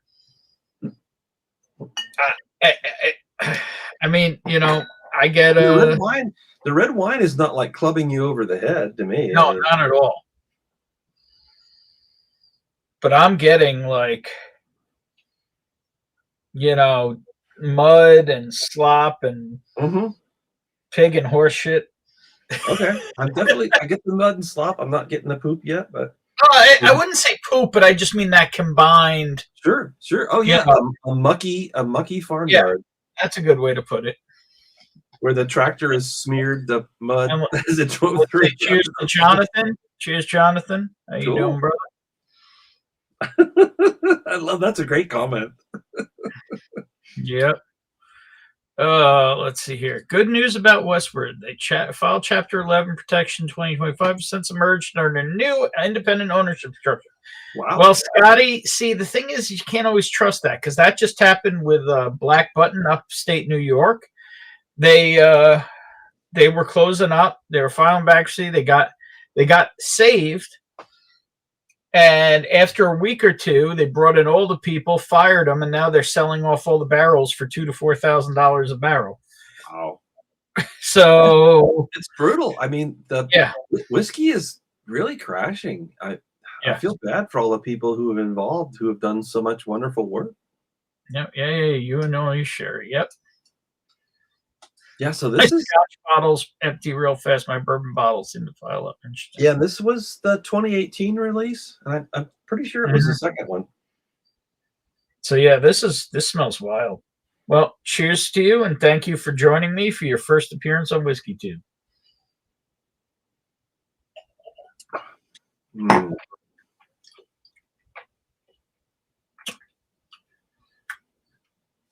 Yeah, after everything we've already had, I'm totally ready for this. Yeah, that's a thinker. I'm gonna need to sit on that for a minute. After the cherry bomb we just had at the 100 hour, the red wine is not clobbering me in any way. No, I just need to. And it's the first peat. I need to think about this one. Yeah, this is gonna take time. Yeah. I like Tim Donner. He's a melody. Well, thank you. At a cigar lounge, having a few. Happy Friday. There you go. Cheers, John. Kergaliki has the worm tub edge. Kergaliki 13 is a random shout out. It's great for its complexity. It is. It's a good starter for people, especially if you're crossing over. Rye is a bourbon drinker. The Bruichladdich rye. I haven't had that. That's a new thing. I haven't seen that yet. Bruichladdich came out with a rye. I guess it's a lot of barley and rye. It's just been out for a little while, and I know Scotty got one, and I think he likes it. It's fairly new. Oh, the other thing is that it might take a while to make it to the United States, but the Bruichladdich Classic Laddie, which I always enjoyed, who doesn't, has returned its 10-year age statement. So I have unopened, a bottle of the old Lottie The 10. old 10. Okay, I joined late in the game. I missed the 10, but I was late in the game, but you found a 10. I might be known for hunting some whiskey. And the other thing I have is I have a couple bottles of still Jim McEwen Brooklotti. Ooh, okay. Yeah, because I know that it's very batchy. The classic Lottie is very batchy, but I do love it, and it's fun the way their whole philosophy with a whole bunch of like they'll dump in a bunch of refill bourbon, some first fill bourbon, and a few white wine casks. Yeah. What's funny is, you know how they have, like, you can put the code on the website and find out what's in your bottle? One of the ones I have open that's an old McEwen one, the code doesn't come up. They don't even know what's in it. Well, and the thing is, too, is that the SWA, the Scotch Whiskey Association, who are really, I don't know, I'm not a fan. Where is the chart for us whiskey nerds? You mean the just Google Glendronach age chart. That's all you got to put in. Glendronach age chart. Yeah. Years ago, that Brooklotti site, when you clicked on it, it would tell you the old barrels that were in it, and then the SWA got on them and they made them black them out. And I love the way Brooklotti, they kept all those age numbers, but they put a black square over it, almost like, you know, like old 70s porn where you put the black over the face. So they shows you that, yes, we had the age numbers for you, but we have been not allowed to show you. We're only allowed to show you the youngest age, because you can see that, okay, it's mostly, you know, 7-8-year-old barrels, but then there's 10, 11, 12-year-old barrels to top it up. And then they were required to black that out. Yeah. So Scotty, they do have a peated bourbon, but it's not great. It really doesn't jive. Bourbon, Kings County Cask Strength, phenomenal whiskey. The peated, you won't regret it, Benny Jim. We'll see. Y'all non-wrenches beware. I'm watching. Good luck finding a non-wrench. Yeah, this really is, like you said, something you need to kind of think about. And what I love about it is the other side of it. It looks like a bottle you'd find in your garden shed of poison for rats or something. Yeah. I mean, this is like raised. Yeah, it looks like an old like 40 bottle. Something that's not allowed to be sold anymore. Might have snuck some samples into the cigar lounge. Very nice, John. Very nice. I don't know what Sean said, but it just says Sean. Okay, weird. Cheers, Sean. That was weird. My computer just did some weird stuff. All hail King Sean. Okay, weird. I don't know what that's all about. Do I have audio? Tim, can you say something? What's that? I don't know why I had no audio for a second. It was weird. Oh, okay. Okay. Well, cheers, Sean. I don't know why it just showed a blank thing, but whatever. You dropped out? Okay. Yeah. Put a little more water in here. Oops. What did I miss? Oops. Okay, whatever. Cheers to all you beautiful whiskey people. Hello, Sean. How are you? He might be live tomorrow night. You never know. Mushrooms? Yeah, I must say, just as a general statement, I'm a big fan of putting water in cask strength whiskey that's unchill filtered, just because of the reaction that happens with it. Get that little there's nothing wrong with taking a sip straight, but especially, I mean, I know that when I first got into whiskey, when I was drinking, you know, cask strength bourbons, if you put a drop in and then nose it and taste it and put another drop in, there's a whole spectrum of flavors that you're opening up. Oh yeah.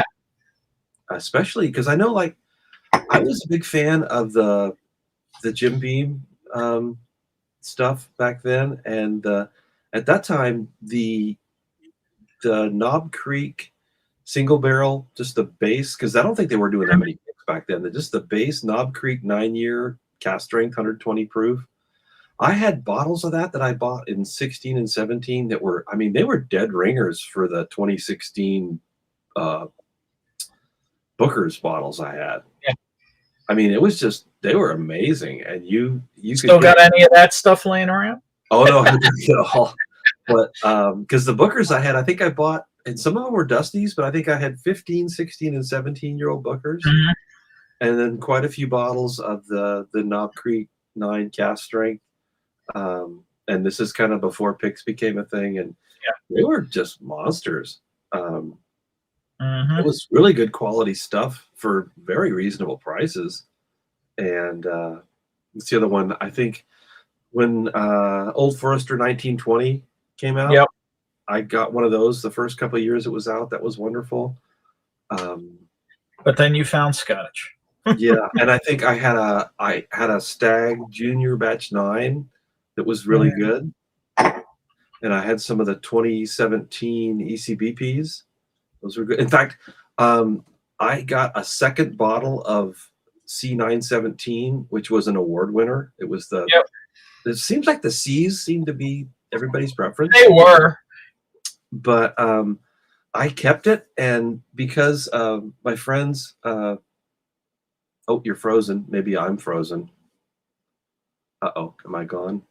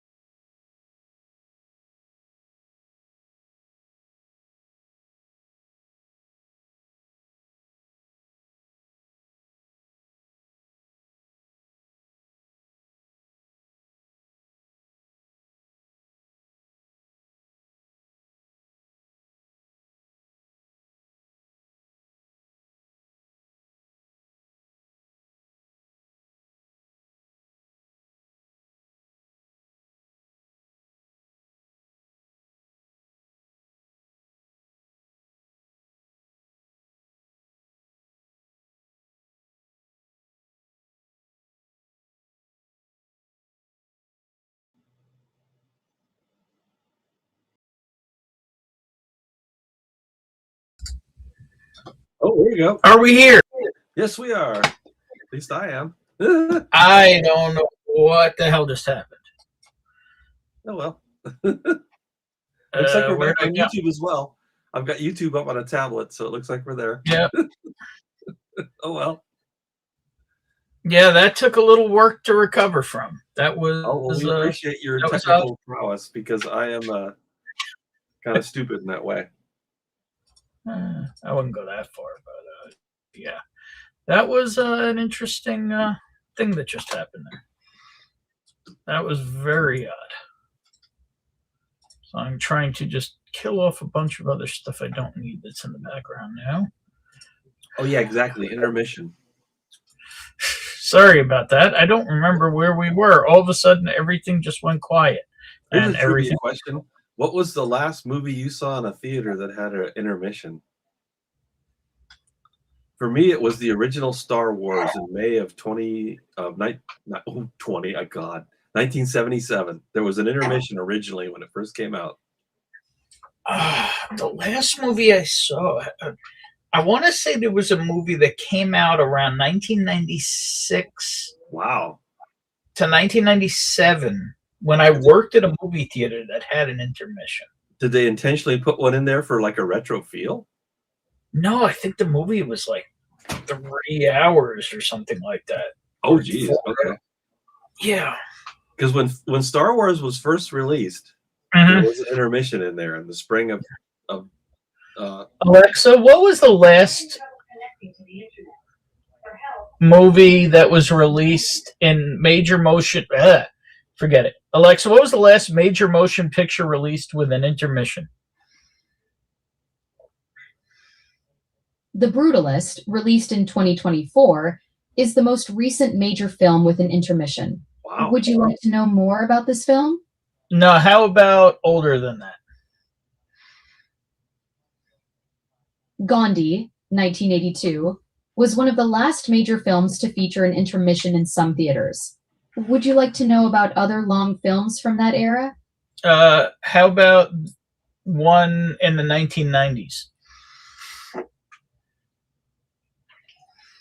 I don't have information about a major 1990s movie with an intermission.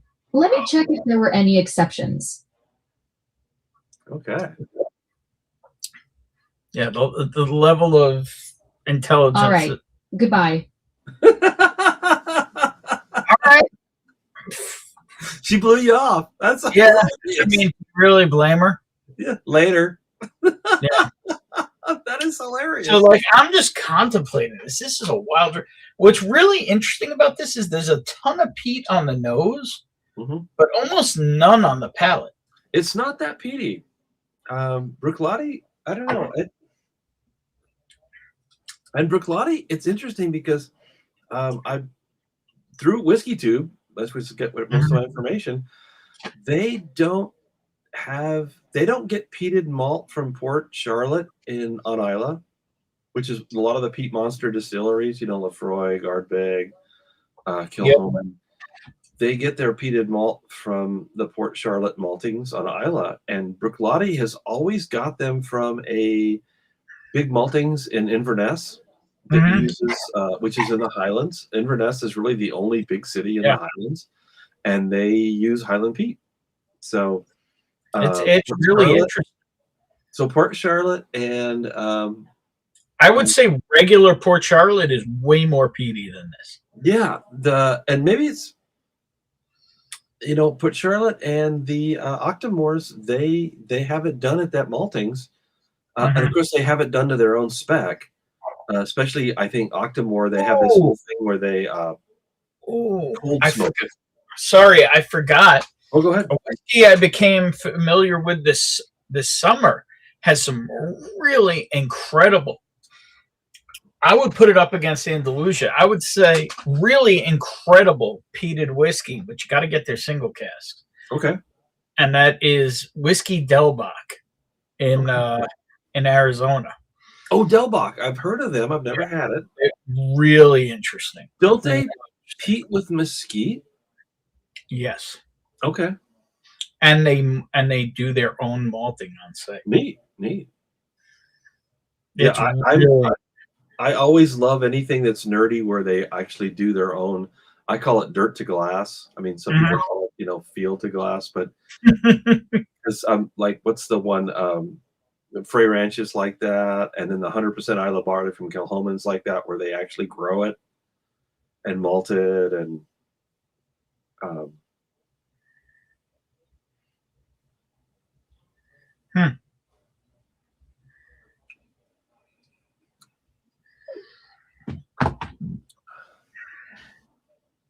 cool. Well, I'm glad you're enjoying this because it is unique. Yeah, it is very.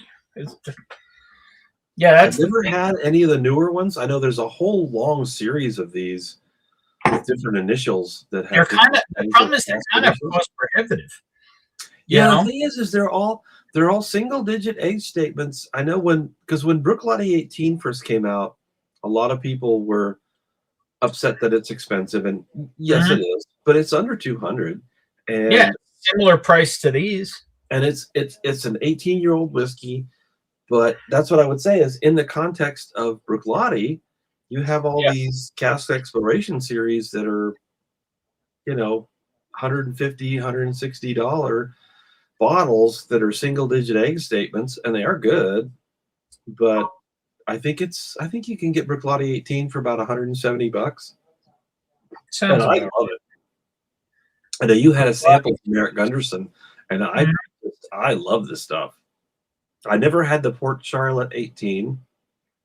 It's a little harder to find and a little more expensive. I'm sure I've had a sample of Port Charlotte 18. And back when I had seen it once or twice, I was like, I haven't tried it yet. That's more in the $200 range. Yeah. It was a little pricey. Yeah. But so I'm a huge fan of the Bruichladdich 18. It's just a fruit bomb, and it's very pretty. It's quite good. So Bruichladdich rye is 55% rye, 45% malted barley. Nice. Okay. I've heard really good things about it. It's fairly new. It's supposed to be very good. Yeah. Baller likes the 13 Armagnac. Yep. Do you get any red wine tenants? Really? Not really. Okay. Not on this anyway.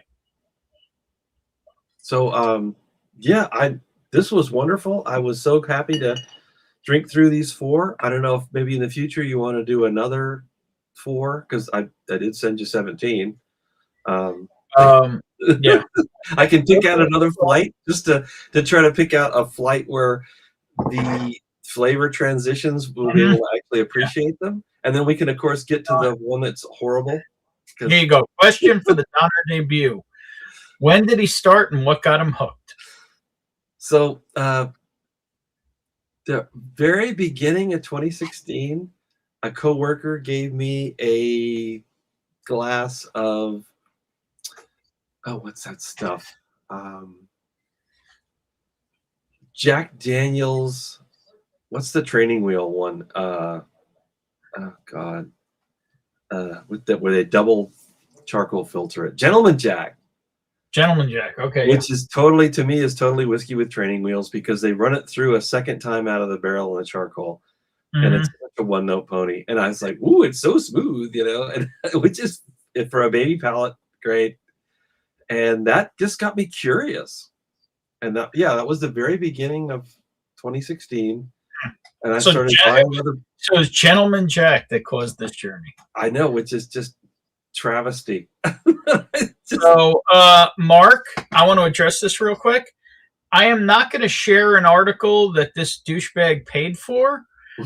And the guy stinks on ice. And Forbes is, and it lets you know that anybody can buy space in Forbes. So, frankly, fuck him. Like a whiskey advocate, right? Yeah, or whiskey, yeah. Yeah, whiskey advocate, 2 thumbs down. Forbes, 3 thumbs down.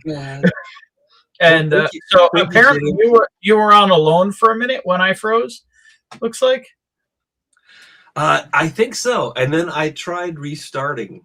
Just because I didn't know what to do. Listed. What happened? Yeah, see, there you go. Northwest Bourbon mentions a douchebag and the whole stream ends. So this has been wonderful. But if you want to bring in the rest of the back room, Are you going to hang with us? absolutely. Well, then, as I catch up, Skynet, dang Streamlabs, he will be back. Tech screen, game over. Never mind, Tim, it was a good start. Question for Donna remains. You got your question answered. Police holes, yeah, that was me. Not Starfuse. I for a minute I thought I might have to, but I got it. Yeah, we got your question answered. Everybody, Act 2, let's go. Hey, what's up, Charles? Tim, Daughter Pass Whiskey wasn't an intermission. It was a real change. There you go. Yeah, I'll think about, and well, I'm glad because I forgot. You sent me pictures of the samples I sent you, so I'll pick out another 4 that I think will be a good transition, and we can. It sounds like you feel like keeping drinking. Well, I definitely keep drinking, but I mean, if you want to bring everybody else in. Yeah, well, what we'll do is I'll put my thing out there as I've been doing and say, if somebody wants to come hang out and have some scotch or some bourbon or whatever you want to do and have a couple pours with us, let me know and I'll drop the link. Absolutely. Because I appreciate you. John's just going to get banned. Doing just a pair of us, because I know your streams are wonderful, but it also becomes time when you're just kind of sitting there waiting to talk.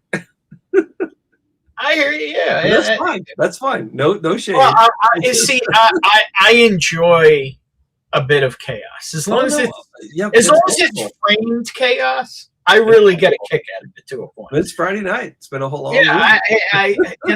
Everything I do for a living is so exact, so regimented, and I have so many stresses and stressors on me that I just like a dose of fuck it all. Yep, absolutely. Like so, cheers, Bill Reynolds. So you better pick something quick because I got 2 empty glasses. Yeah. So you pick the next pour. How about that? Neo would like an air quality report. Neo, check this out. Alexa, what is the air quality in the condo? The air quality in Medford is good, with an AQI of 28. Alexa, indoors. What is my indoor air quality? I don't have access to your indoor air quality data right now. Thank Would goodness you like to set up an indoor air quality monitor? I already have a air quality monitor set up. You should have access to it. Ooh. Your indoor air quality is excellent, with a score of 6 out of 100. No, it isn't. 6 out of 100 sounds kind of low. No, it's golf. The lower the number, the better. You're right. It's like golf. Lower is better. Your indoor air quality score of 6 is excellent. No, my air quality, actually, it's terrible. Alexa, what is the air quality according to my first air quality monitor? I understand you're concerned about the air quality. According to your first air quality monitor, the current indoor air quality score is 7 out of 100. Yeah. What would you classify 7 out of 100? A score of 7 out of 100 is excellent air quality. Alexa, not on the first air quality monitor, it is not. I see the confusion now. The monitor still shows 7, which is actually excellent air quality. No, according to your app, it says that it's poor.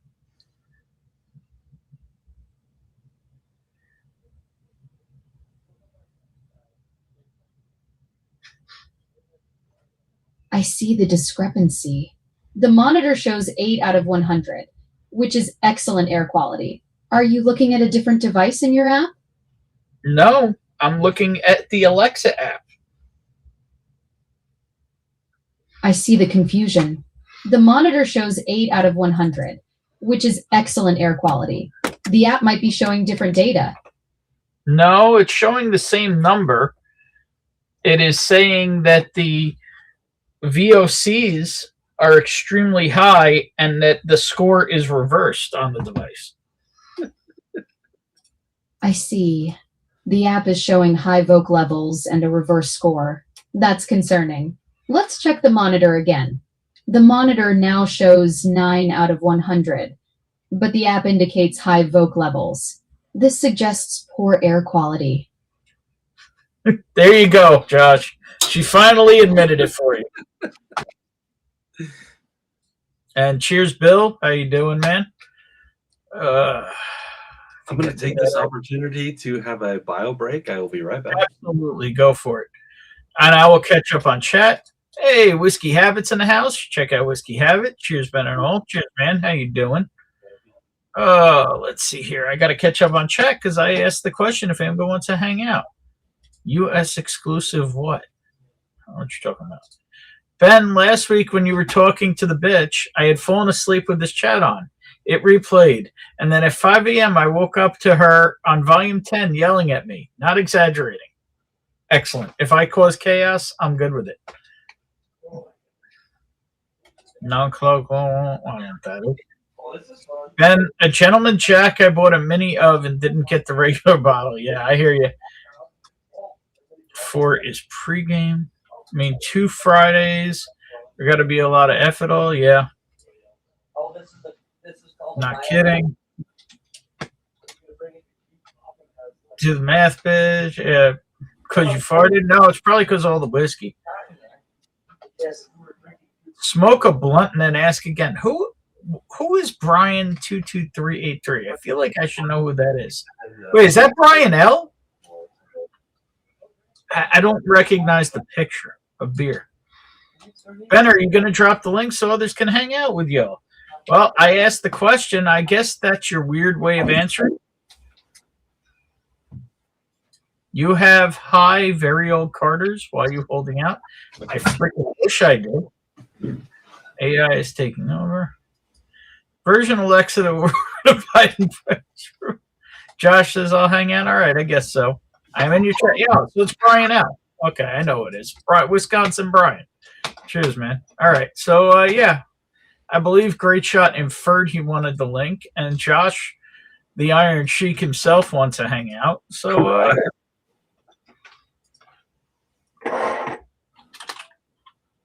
So 3 weeks ago, that shred word was just epic. Oh, it happens. Shred's a unique individual. Oh, but it was glorious.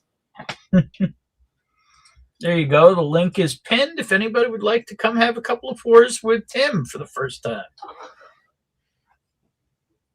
And once we get a couple people on, I'm going to take a break to go get some water.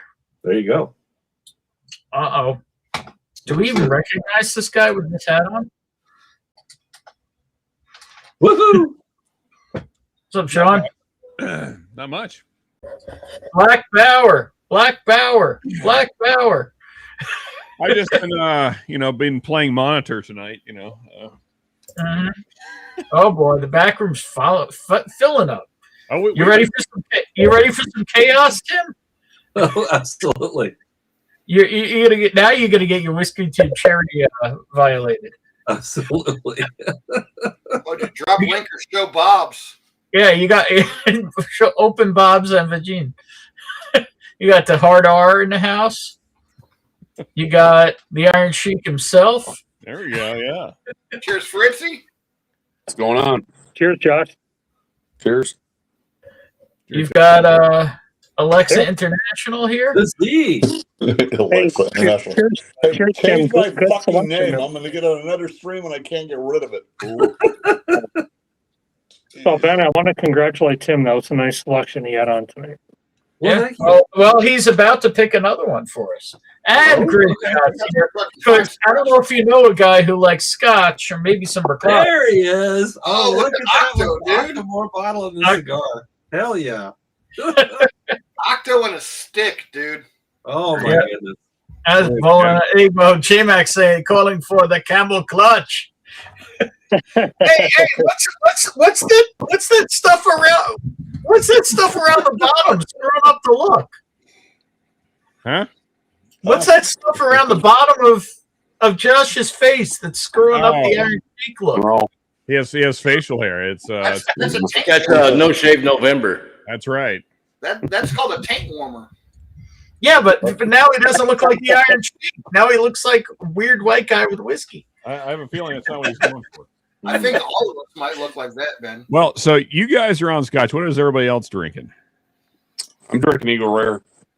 Well, while you're doing that round table, I'm going to go get some more water. Because I'm certain I have none of the fancy Scotch that Tim has. So Hydration is key. I'll play along a little bit. I'll grab a Scotch here. I don't have anything. Pursuit double oak is what I poured. You got some Ardbeg or some Talisker? Yeah. So the Bourbon County Stout is now gone. Hell yeah, John. John is going to be drunk in 45 minutes. There we go. Heck yes. Those Wisconsin winters, they're cold and lonely. You got to fucking pour it up. Yep. So we got the dark beers now. Speaking of Wisconsin, I feel sad for Gordo having to chaperone the Nutcracker tonight. But Yeah, I'm telling you. Well, officially, cheers, everybody in chat and on screen. cheers. Cheers, All right. baby. Congratulations on your retirement, Z. I hope to be following you in 5 years. Good for you, man. Appreciate it.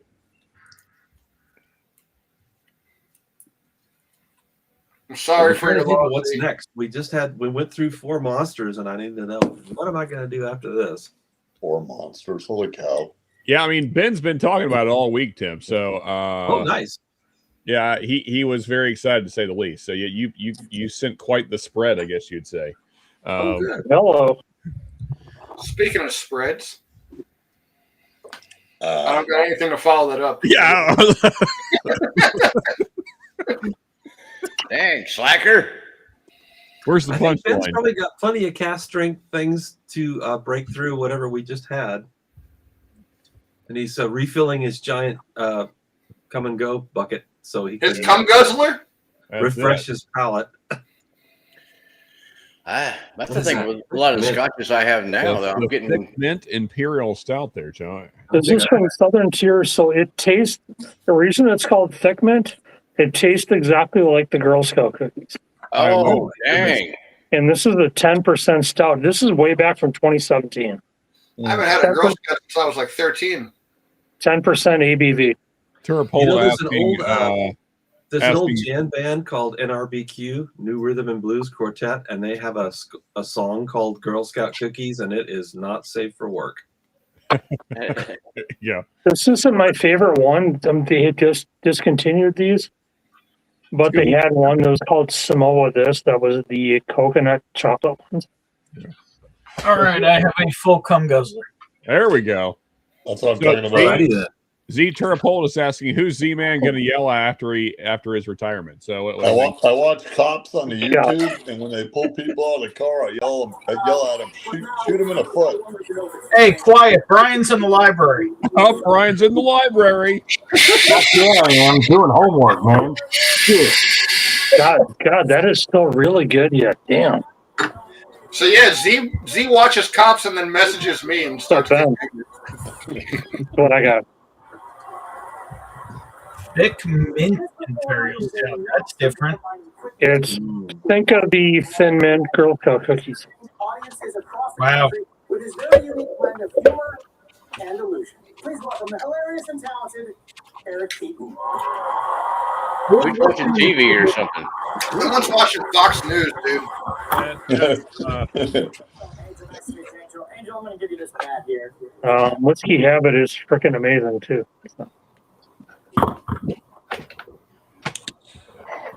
No, baseball hat. Oh, let's see. Brian, is that the same Brian that is in our group chat? Yes, it is.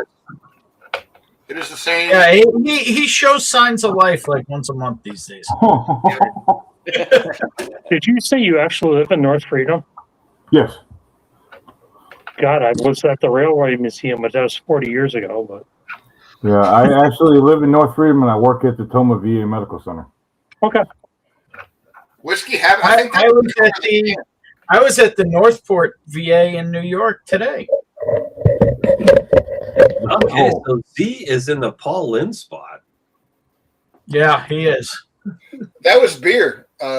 Would you like to be in the Poland spot? Oh no, I'm Tim? good. I'm good.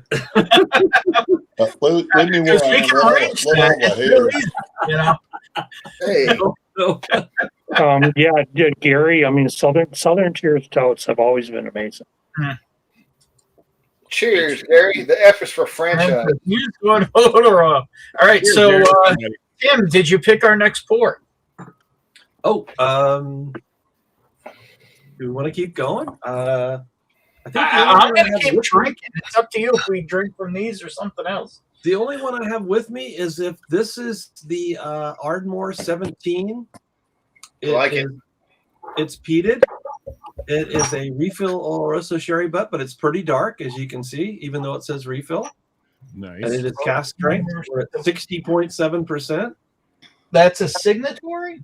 Yeah, it's a signatory Ardmore. Ardmore is a Highland distillery that does Yeah, peated. I'm looking. Or 14? Well, 17 years in a cherry, but it's going to get cut. Got it. It was left behind. It was behind other stuff. Well, it's refill, but it's not. I like it because it is dark, but I used to be just a real, first fill bomb chaser. But as my palate developed, I really want to be able to taste the spirit. When you can.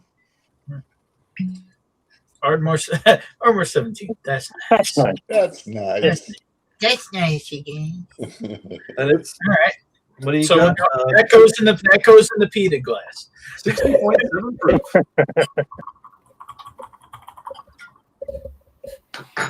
It's a little milder than some of the other things we've had, but if you have a bit of but it's the highest proof. It's 60.7%. It is. There you go. All right. 121 and some change. 21. Yeah, there's some peat on that. Yeah, none of these that we've had tonight have any real hint of sulfur. No. Ben knows I'm not a big Scotch fan, but the bottles Tim is pulling left and right have all looked amazing. Yeah, no, but I know Fancy Franchi is kind of into the Scotch. I just like when Tim came on and the first bottle he pulled was an AK-18. I'm like, damn. Yeah, I love that. Let me work this out here, John. There was a challenge going around a while ago about if you were stranded on a desert island and only had one bottle, and I think the Anak 18 would have been my choice. No, I would have taken Boona 18, but I haven't had one of those. I've had one Scotch forever, and it is quite good. It might have been this. I don't know. I mean, the 2022 Bunnahabhain cast strength. Oh, that one's awesome, Ben. That's a beaut. I wish I had backed this up. The Boona 18s, I know that the current ones, they're a little batchy, but I know the old ones, if you see one on a shelf that is instead of being in the tube, if it's in a black box with gold trim, that's a buy on site. Those are so good, the old ones. oh shit, William Hall. Sure will. I mean, if you need to clog up a period, yeah. That's probably the only bottle you need. Just shove that thing right up there. Oof. I don't know what you would need that bottle for, but it's not drinking. No, that's why I said if you just need to clog a hole up, it'll work. That's about it. Yeah, right, Gary. If you could get just be horrible. Yeah. That's a terrible idea. Exactly. That's my thought. I mean, I can't pick one whiskey. That's why I have this many different whiskeys. Exactly. Because one day I want a rye, next day I want a Scotch, and after that I want an Irish. It's just. But it depends on what I've eaten that day, what I feel like, how hard a day it's been. Sure. That's just a description of hell. Days you want, it's been a nasty, rough ass day, and I'm going to pour a Corbin Cash 140 proof. You want a mouth punch. Exactly. I want something to slap. Yeah, that's what I'm picking at. Hard down. Ben, if Will wants a Malort, show the pick I just shared in our chat. Yeah. Oof. Let me enjoy this pour first here. Oh, so Sean, how is your friend doing? Not great. Yeah, I got actually some updates today. So I mean, for those who don't know, just catch everybody in chat up real quick. So the fellow works for me. He's a Navy vet. He's 72. He really shouldn't be working anymore, but due to, let's say, poor choices in life, he still is. Anyway, short of it is, 2 Thursdays ago now, he had an apartment fire and was burned pretty bad. And I guess kind of passed out in the apartment from shock. We're not really entirely sure, but he lived, surprisingly. But his basically he was faced when we found him. He was face down on his couch, and his whole backside is burned. The back of his neck, his back, his legs. I mean, just severely burned all the way through. And he's got really bad lung damage. So that was the update that we got today, is that his lung damage is more severe than the doctors initially thought. So they did take him off the ventilator 2 days ago, but he's still knocked out because he's just in so much pain. They have him on fentanyl. I mean, he's burned over. I think the doctor said he has like 60% of his body has at least some degree of burn on it. Oh, so yeah, he's really in rough shape. But I mean, he's alive, but he's breathing on his own. I mean, they have him on oxygen. But he's that's still the fact that even if they're badly damaged, if you can be on oxygen and nothing's breathing for you. Yeah, they took the vent out 2 days ago, and he seems to be stable. So that's tremendous progress. Yeah, that's a plus. Yeah. Well, our thoughts and prayers are with him. I'm so sorry to hear about. Yeah, raise the glass to Byron. Healing. Yeah. Thank you. Appreciate it, man. Yeah, that's my boy, man. Right on, brother. Well, and I can identify with the have to work regardless of age, so I feel for the guy. Yeah. I'm not that old, but getting there. Yeah, he actually just turned 72 this month, so wow. Yeah, he's about 2.5 months older than my dad, so.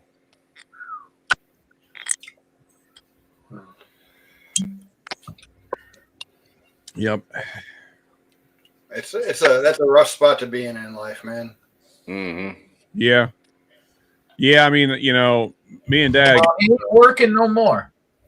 No. He's on his last hammer. Yeah, me and Dad were talking about that today, like what his life's going to be like going forward. And honestly, we're not really sure. You'll find out in 6 months to a year. Dude, I think we need to do a fucking giveaway and fucking raise some money and just let that man fucking chill for a year or two. Well, he's certainly going to qualify for Social Security disability at this point. Yeah, but that's covering bullshit. Let that dude do some shit, dude. Even if it's let's let that. I mean, right now we can't even talk about that.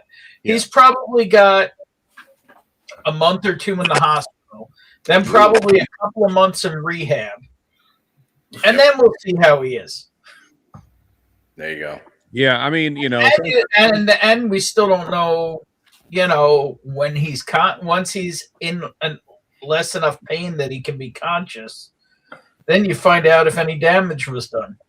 Yeah, exactly. Yeah, so that's the thing, is we don't know if there's any brain damage due to lack of oxygen, because I mean, I have to imagine, based on everything that I saw, that what it looks like happened is that the fire just smoldered out because of lack of oxygen, which means how was he breathing? I don't know. It's like I said, if you saw the apartment, you would think there was no way that there was a live person in there. Like, it doesn't. It's incredible that he's alive. Wow. Yeah, because smoke poisoning is a big deal too. Yeah. Yeah, for sure. I mean, the walls are black all the way down to the floor. Like it's been what now? How many days since the fire? 2 weeks yet? 3 weeks ago. Little over. So it was two weeks ago Thursday. So, I mean, he lived this long. That's big. That's encouraging. So, the tough guy. You know, the ambulance picked him up that Thursday evening, and then the doctor said if he made it to Tuesday, he would probably make it, and that's been true so far. So, yeah. What is that weird noise? It's got to be Z-Man. Yeah, but yeah. Thank you guys for asking. I don't want to take the stream down, but yeah, no, that's okay. Sorry, I'm almost sorry to bring it up, but I'm really. It needs to be brought up. You know what? Let's pop with some. Let's pop with some positive news. If you've seen Andrew Vermeyer in chat ever, up in Alaska, he's been around the whiskey tubes a very long time. He's graduating from college up in Alaska this Sunday. Oh, fantastic! Nice, man. Yeah, congratulations. Congratulations, man. Cheers. Yeah, cheers, buddy. There we go. Change hands. Here we go. Yeah, you know. So, what do you think of this one? When you need them, dude. Fulton, this is your graduating from the University of Alaska. Okay. I need Fulton to pop in and start reciting lines. Which university? Because there's quite a few different branches up there. U of A, dude. Where we all graduated from, because we were all assholes. But with hockey, they have one in Anchorage, one in Fairbanks. I think he's near Anchorage. John just fucking dropping Alaska knowledge, dude. Yeah, well, Wisconsin played Alaska, Anchorage a lot, not. So. John knows his A's. So Ben, are you on this Ardmore 17? I'm getting quite a bit on it after all the other 4 we had. This is a good follow-up. Yeah, I'm getting quite a bit of sherry actually. Yeah, it's even though it's not dirty, it's sweeter. No, the peat is mild. It's sweeter. Yeah, but it's the whiskey's a mood thing. I have a bottle of every day in the year. Whiskey is a mood thing and a seasonal thing. I have a bottle for every day of the year, just in case. You ain't wrong. There you go. J-Max is taking Wild Turkey 12. Is that a can of hams, Bill? There we go. Yeah. Slam a can of ham. Why are your eyes shut there, Bill? Open them up. What's funny is I covered the prior too because I was cleaning up the floor and I fucking picked up a 12, dude. All right, then. Appreciate you. Ben, take me off center screen, man. You know how I'm shy. That's what Z is known for, is shyness. Got a lot of nerves in that, man. I was cleaning up the floor. That was an OFO. Cheers, Yoda. That was an OFO. Cheers, Yoda. Can't wait to move up to Alaska. Retirement can't Donald come. Rance is here. Hello, Donald. Yep, there he is. He just popped in. Cheers, Will. What's up, buddy? Cool. Toronto folks just popping in to say cheers. Well, here you go. Tim, say cheers. He might stick around for a minute. There you go. I say fuck retirement. It's overrated. Yeah, Donald, say hello to Donner Pass Whiskey. Oh, wait. Is Tim part of the Great White North? Oh, no, I'm California. Yeah. Okay, so part of the Great White North. That's where all the Valley Boys are. That's a different kind of white there. I'm a California hillbilly. Speaking of Canada, I just poured a Canadian whiskey here. Yeah. Hey, Tim, whereabouts in Cali are you? Not like exact address, but just roughly. So I'm in the foothills of the Gold Country. So I live outside of Grass Valley, and I am a 5th generation California hillbilly. I am never lived in the red state part. Wait, what are you showing off, Mark? I'm sticking with the Scotch theme. There you go. Imagine that. You drinking Kilhoman. I am a Kilhoman fanboy, so you know. Yeah. Makes sense. Has anyone tried to do the Gavin Newsom chair sit thing yet? Oh dear. What now? The what? You know, see Donner knew exactly what I was talking about. Yeah. Mark says, You know, seeing that article in that stupid financial magazine that you can buy space in really makes you think they're going to start watering plants with Brondo. It's got electrolytes. That's what the people need. Yeah, Brondo on those plants. Brady. Yeah, that's already that movie's already a documentary. Read it. Sean, have you not seen the picture of Gavin Newsom sitting in the chair? I don't pay attention to this person much. Just Google it real quick. It'll make your evening, dude. Okay, so I'm Googling Gavin Newsom sitting in a chair. This better not be weird shit, Bill. Has anyone had it yet? I know people have gotten it. This is in the file drawer of weird shit. It might be the first file when you open the drawer. That's what I'm talking about. The first Is this picture a on recent, Pornhub. recent picture or some old thing that they? No, it's dug like in? 2 weeks old, a week old. Okay, it's recent. Okay, I'm not aware. I try not to. Oh, is it the weird way he crosses his legs? Is that what we're talking about? No, dude. He's like got his legs in the air with like his hands under his fucking thighs, like it's. Wait, that's a real picture? I thought this was like photoshopped. No, that's a real picture, dude. Holy, That's like when I saw the raccoon in the liquor store. I thought that was a fake. That's a real thing, dude. Oh god, no, I have to look. Okay, Ben. No, Ben, I have to look. It has to Jesus. be shared. For anyone that's not seen this, you need to see this. What am I looking And up? then I don't know the caption of like to be governor, you have to be flexible. Now what's the governor of? Like, is it Washington State or something? The governor of my ass. There you go, Donald. Fuck. What the hell? Was he gonna light a fart? He's gonna fucking get banged in his ass. What is this? What am I looking? Who is this? That's the governor of California. Really? I mean, I guess that tracks. New York Times. That tracks. Jeez. And yeah, Mark Donald says you're a go home and fuck boy, man. To my own art. There you go. That is kind of just so creepy. Gavin is a My weird hair, dude, that, man. maybe Gavin Newsom. If they banned hair products, he would be fucked. And I don't know. that This is gonna why I help don't him- do politics. That is going to help him. I just want to know if anyone saw the picture of him sitting in a chair. You got to be flexible, man. That's I gotta all. say, He's like a normal person. That's how the CA wildfires started. Yeah, dude. He was blowing farts out of his asshole. Yeah, light them on fire, and there you go. you know what? I'm gonna have to find this interview or whatever the fuck. I need context now. I need to know why was this happening. And then you have to watch the whole thing. It's probably going to be like 90 minutes. God. If there's anyone that's flexible, it's And he's Zena. going to be sitting like that the whole time. The whole interview is given from that position. That's what I want to know, Bill. Is like, how long was he in this position? All I know is, Z, how many times in prisons have you seen that position? Never.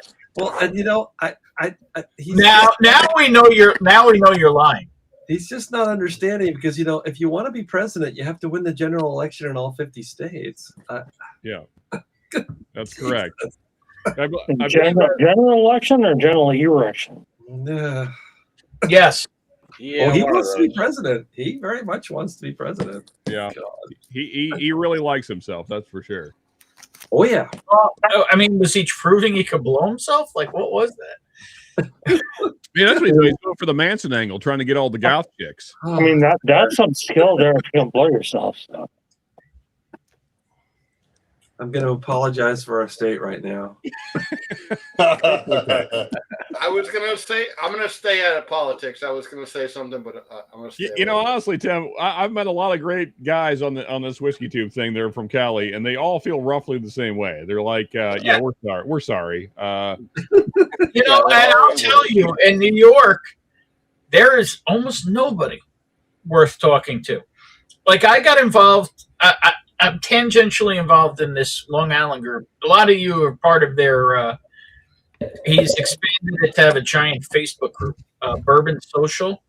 It's actually Long Island Bourbon Social. He puts up like a question James will be like, "Oh, what like what's the one whiskey you would take with you on an island?" Yeah, I get that shit on Facebook all the time. Yeah, that's him. So he did a thing doing sample exchange, right? And so I said, you know what? I'm going to try and play nice with these guys. I've tried. I had butted heads with the guy running it at first, and I actually reached out to him and was like, dude, could we just have a drink? Like, let's just hang out. I was like, all right. And we met we had like a light meeting of the minds. And so they were doing a sample exchange for the holidays. I'm like, sure, I'll join in. You randomly get paired with somebody. There you go. I got paired with this guy. And you all know I've had a lot of shit going on. And he puts in the guy put, and I've been texting with him, like, hey, what kind of stuff do you like? He sent me mine, like, I got it a couple days ago because for some reason, a place 40 minutes away got shipped through literally Las Vegas. I don't know what UPS did, but I got it a couple days ago. He sent some extras, and I'm like, yeah, I got a lot going on. What kind of stuff do you like? I'll get you some stuff together. You know what I mean? Yeah. And so the guy who runs the group put in, if anybody hasn't heard from or got their stuff yet, let us know. And this guy puts in the group, I sent samples and I got nothing. And then he posts after that, I think I'm done with this group in the future. I won't be participating in future things. Good for you. No, this guy. And so I wrote back to him like, dude, we've been talking. I got stuff going on. You'll guaranteed get more than you sent me in kind. And then, even if you hold it against me, why are you going to hold it against a group of hundreds of people? Yeah. Yeah. All of a sudden he got quiet, got a dirty delete. I literally posted the UPS receipt of sending him the shit. He got it today, not even a thank you, nothing. And it's got dusties in it. It's got all kinds of shit. Yeah, there's some B behavior if I've ever heard of it.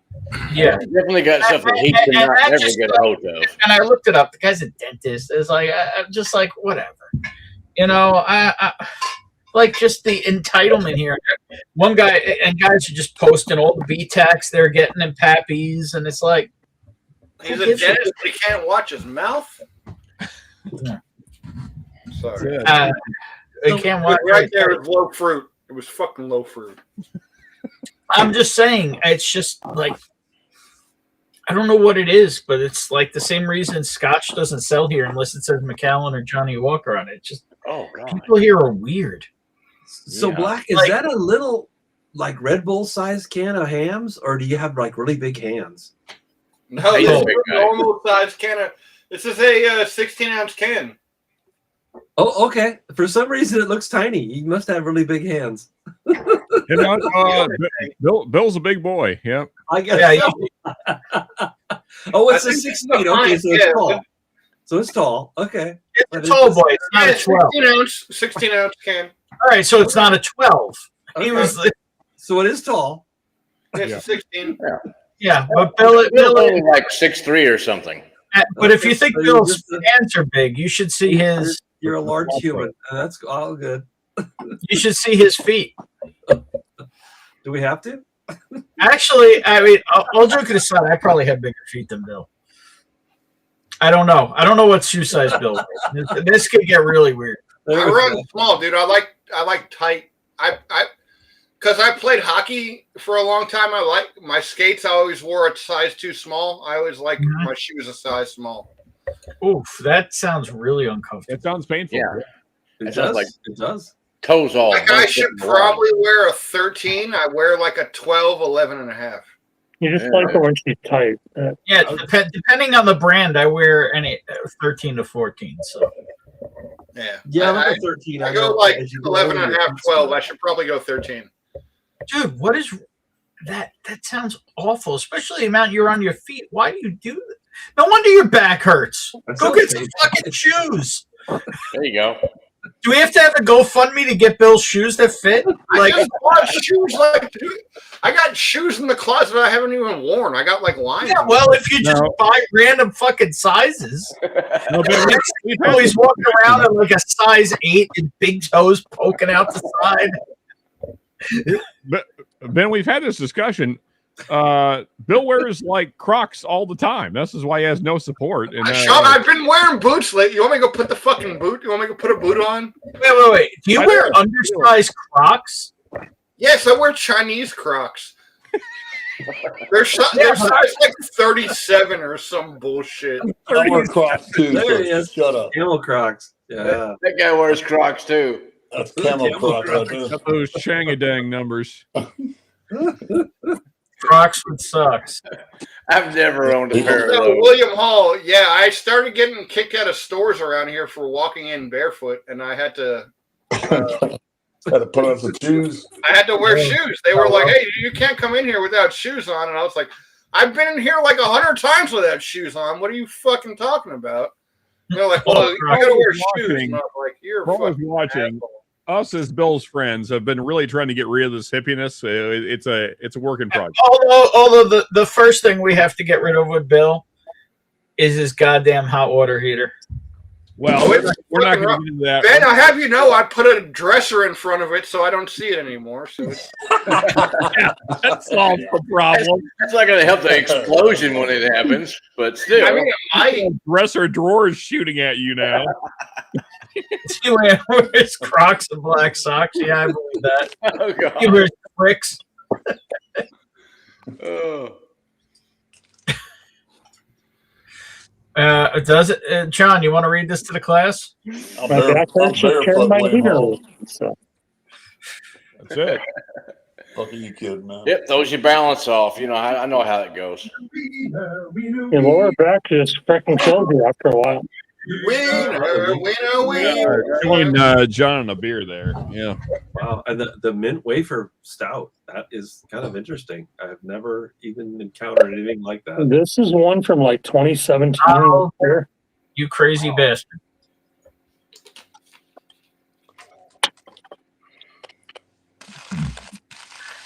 Uh-oh, we lost somebody. It's a. No, it isn't. It's who the fuck did we lose? Not Bill. Sean. Bill. Yeah, Bill. That was weird. He'll be back. I just automatically assume it's please don't change my name. Hey, quit throwing my name out there, fool. Trying to eat my cheeseburger. My bad. There he is. You munch on that cheeseburger, boy. I set my Oh, water my bottle goodness. down and hit the fucking back button on the mouse. And now Burp. Paul Lynn. Oh my goodness. I mean, Z-Man knows how to munch on a cheeseburger. Goldberg? That's terrifying. Jesus. All right, what are we drinking next? Peated or not peated? Oh, I don't know if I have anything left that I sent you. I'm gonna phone North, but Okay, you can drink something else. We'll just do our best to match it. What else you got? It. Choice. Have you had? Did you try the Ardmore 17 with the Port Charlotte? Because that was kind of an interesting contrast. No, I drank them out of the same glass, so I killed the Port Charlotte. Ardmore first. 17. That's nice. Pretty simple. Damn, dude, a 17-year-old Port Charlotte? Oh, no, sounds Ardmore delicious. 17. The Port Charlotte is the 7-year. MC01. Oh, okay. It's an I was MC. drinking the Port Charlotte, but it's not that old. It's only 7 year. 7 year. That's the Vatican's favorite whiskey. Hey, If you have peated, then go peated. No going back. That's not true. Yeah, I think we got. So what do you have there that you haven't drank yet? We'll find. There you go. Let's check.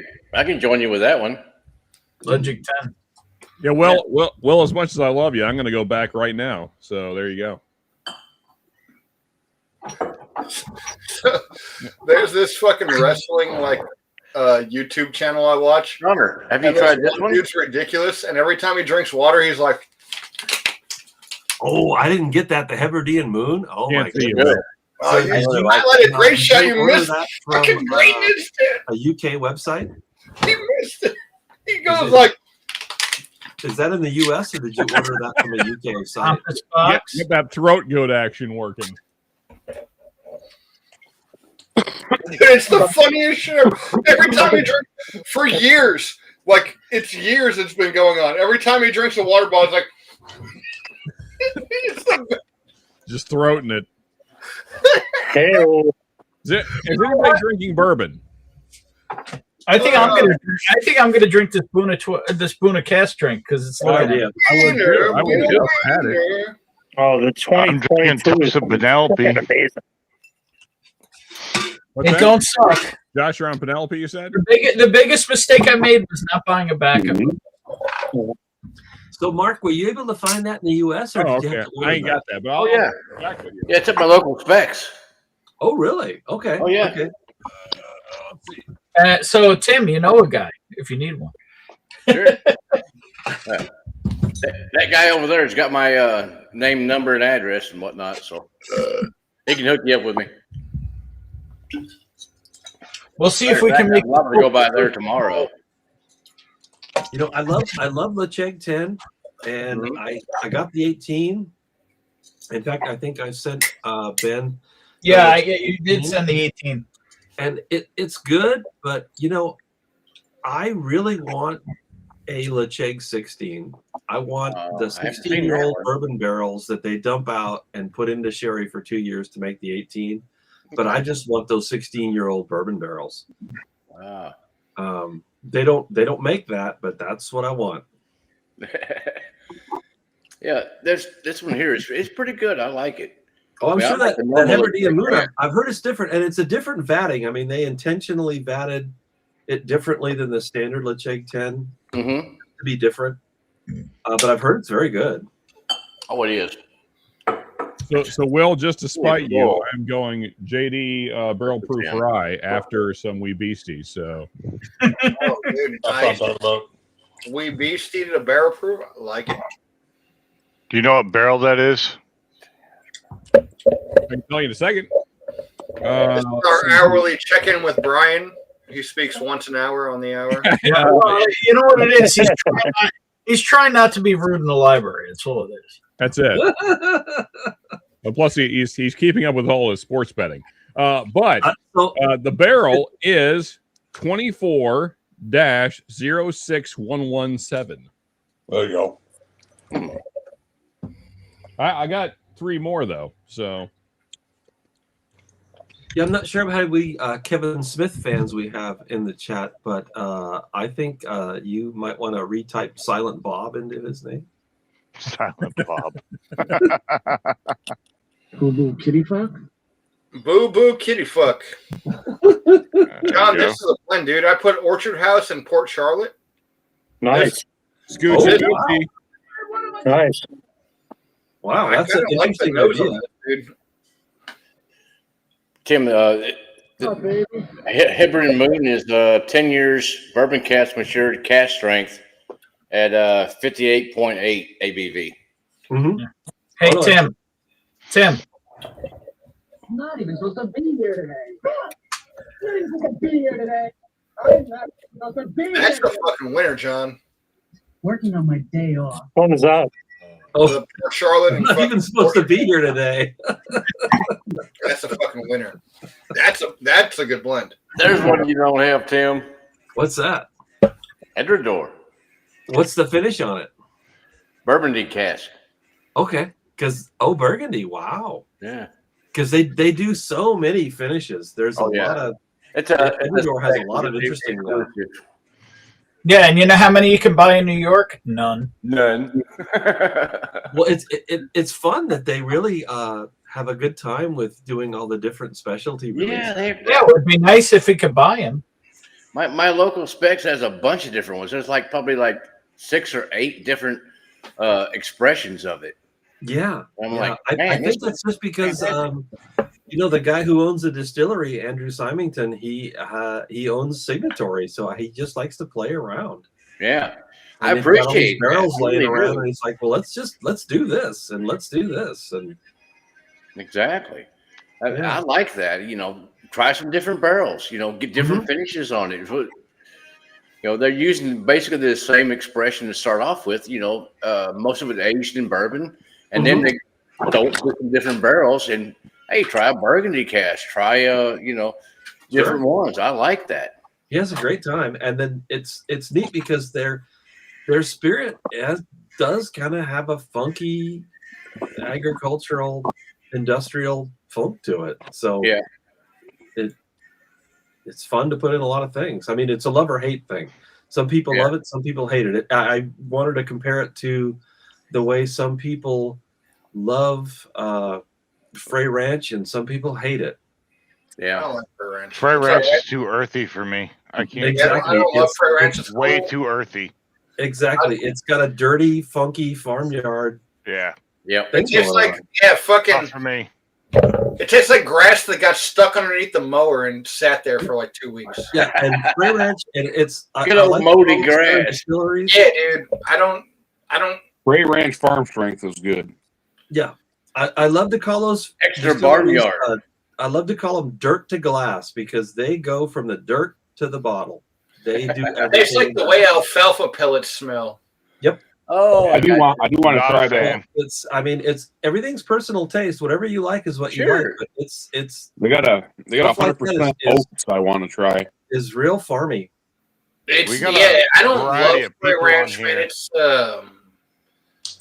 it reminds me of that, either alfalfa pellets or like grass that got stuck under the mower deck.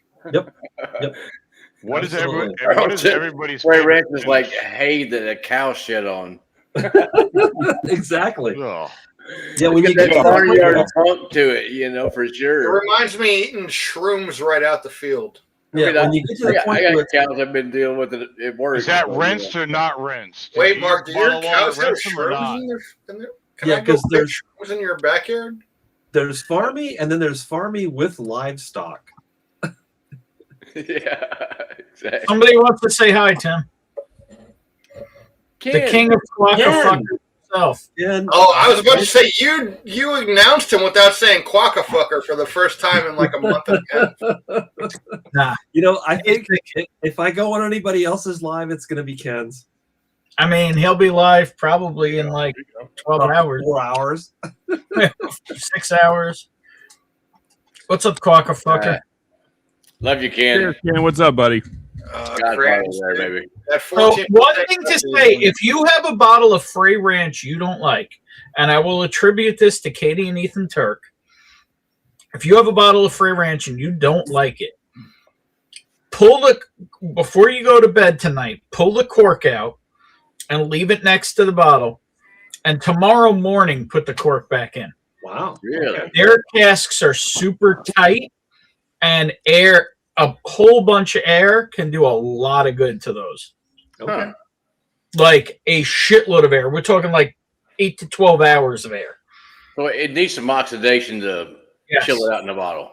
Gotcha. So if you have anybody here has a bottle of Frey Ranch they don't like, just pull that cork out and walk away. Put it back in tomorrow.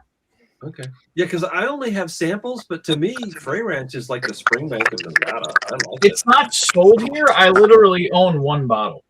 Okay. I just got samples, but I have a coworker who was a real fanboy, and he gave me the quad malt and the rye and the single cast strength, and I thought they were great. Strong silage notes. What's up, Joe? Cheer, man. Sample guides coming in on sample night. Silage. I know what the silage is. QF. Oh, almost 7 hours till he goes live. Describe Frey Ranch's gaming. I know it's meant for meat, but it's kind of a funkful liquid. They got 100% oats I want to try. I've actually had very little Frey Ranches because it's not sold here. I really want to go to the distillery. It's not too far from them. Charles wants to say hi. It's just east of Reno. Hey, it's Charles. Hey, brother. How you doing, sir? Fellas? And then we got double Brian's, dude. Cheers, Yeah, buddy. we do. We got Big Man in a little hat, and we got 2 Brian's. Oh, Wait, did Crans on us? Yeah, dude, that 14% beer got to Yeah, him. of course he did. He pulled an Irish on us.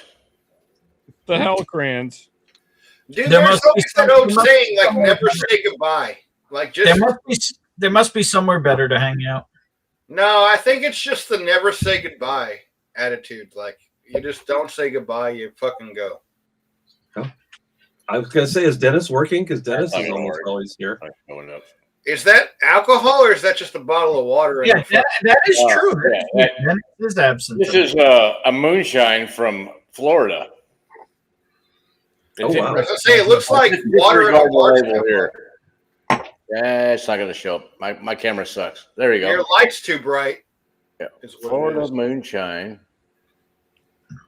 The rye guy. That guy. Okay. It's good. I'm not sure who the man he gets it from, but that man knows what he's doing as far as distilling some good tasting whiskey. Nice. There you go. On a plastic jug, the way it's meant to be. Okay. I will say that cigar, Mark, made me wish I was something. there. I was like, man, I wish I was in Mark's fucking outdoor house right now smoking a cigar with you. Like, that cigar did it for me. I was like, fuck, dude. I don't want to be in Houston right now. I want to be fucking sitting there smoking cigars with Great Shot. There you go. Chilling on the couch over here. Yeah, dude. God, that room's so comfortable. Next time I go there, I'm passing out on the couch. It's my goal. I'm not making my way in the house. Not a problem. I'm bringing a blanket and I'm fucking falling asleep on the couch, dude.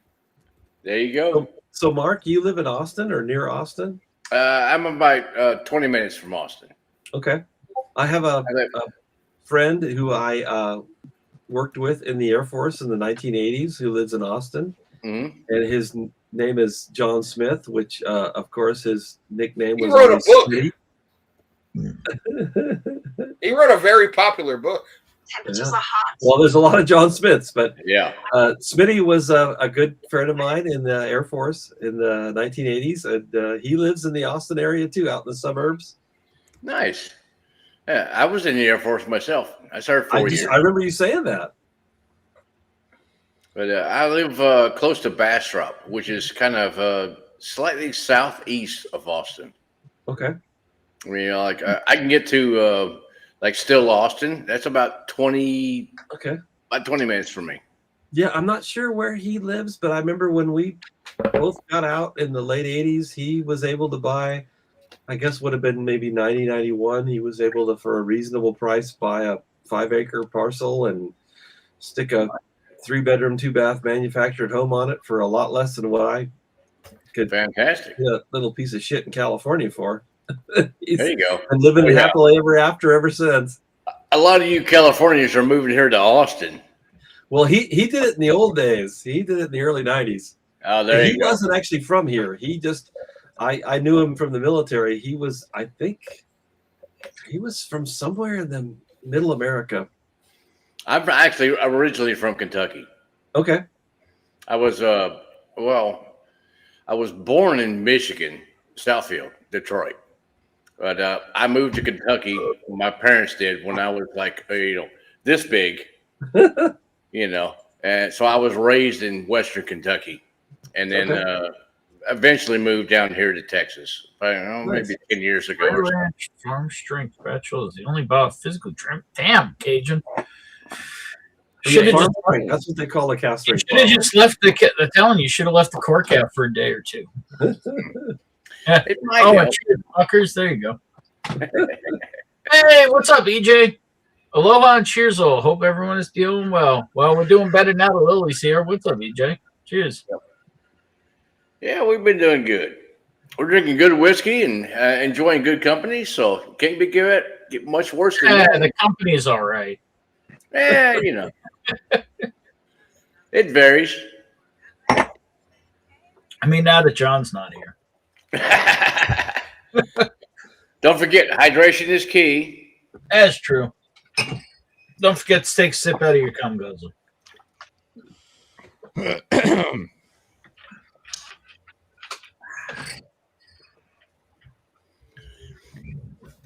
You're right there, Texty McText a lot. Oh, yeah. Good, man. You pretty much caught up with the chat. I'm looking at goth bitches. What are you doing? I'm sitting here not getting goth bitches shared with me. That's fair. Hey, dude, I was looking at my phone just now. I did not have any goth bitches, Sean. There's a problem there. let me fix that for you. Give me a second. Also, are we still drinking scotch? What are we drinking now? Yeah, it's true. I'm about out here. We need something else. I still got scotch in the glass. There's a little bit though. I'm gonna grab something weird. I don't know. I'm gonna go look for some. Oh, Charles is going Cedar Ridge. Yeah. Oh, we need to reverse your camera so we can read the label. Whoa. Is that like mirror your camera? Is that what that does? Yeah, it's an option in the camera settings. And that is the thing you're supposed to do. I'm not sure that I've done that. Possibly. I'm gonna jump off screen, hang out and chat. All right. Okay, Josh. All right, Josh. Cheers, buddy. Yes, Josh. I'm not going to tell you guys the things I do in the mirror. Thank goodness. I'm gonna go find something weird. I'll be right back.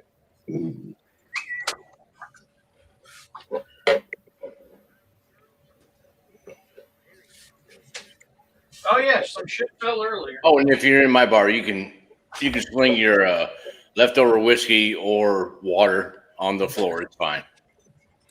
Mark has the greatest fucking bar ever. Let me say this one more time. Greatest fucking bar of all time, dude. Fuck up. Looks pretty good from here. Yeah, it's a pretty cool little place. I'm working on it still. I got to get some more rusty tin off for the ceiling, but I got to tear the building down to do that. So, not this building, the building I got the tin from.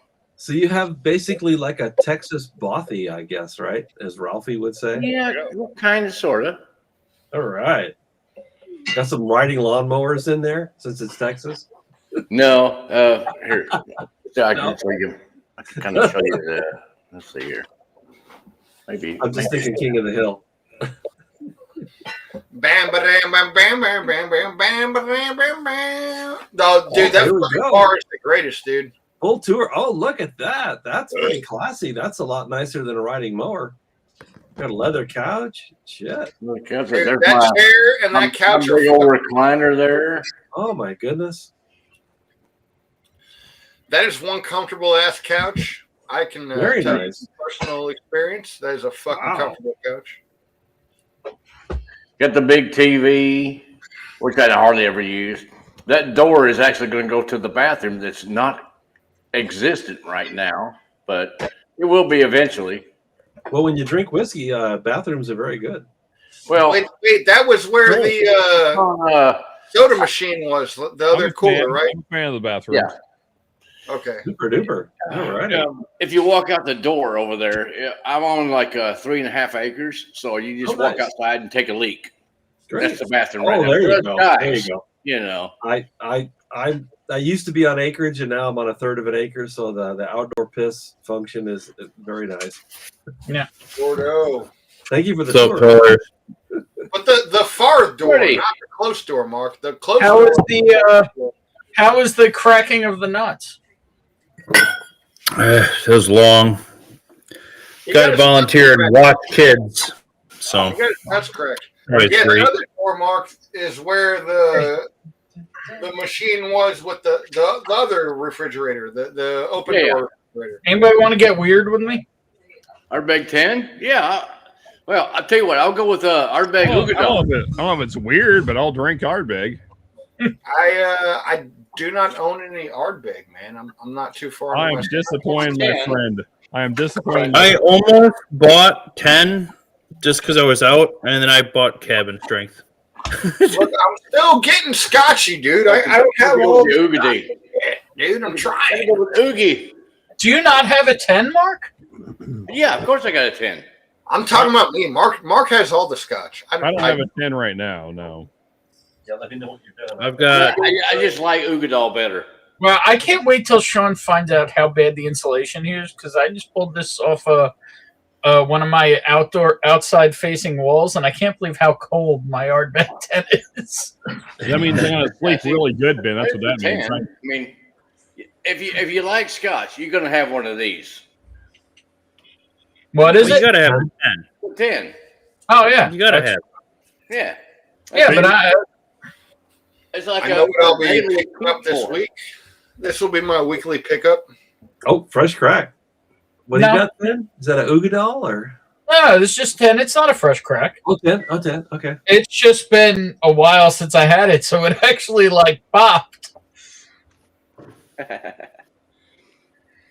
I like the 10. I mean, for a daily pour, that's a good peated Scotch for a daily. But I like peat a lot.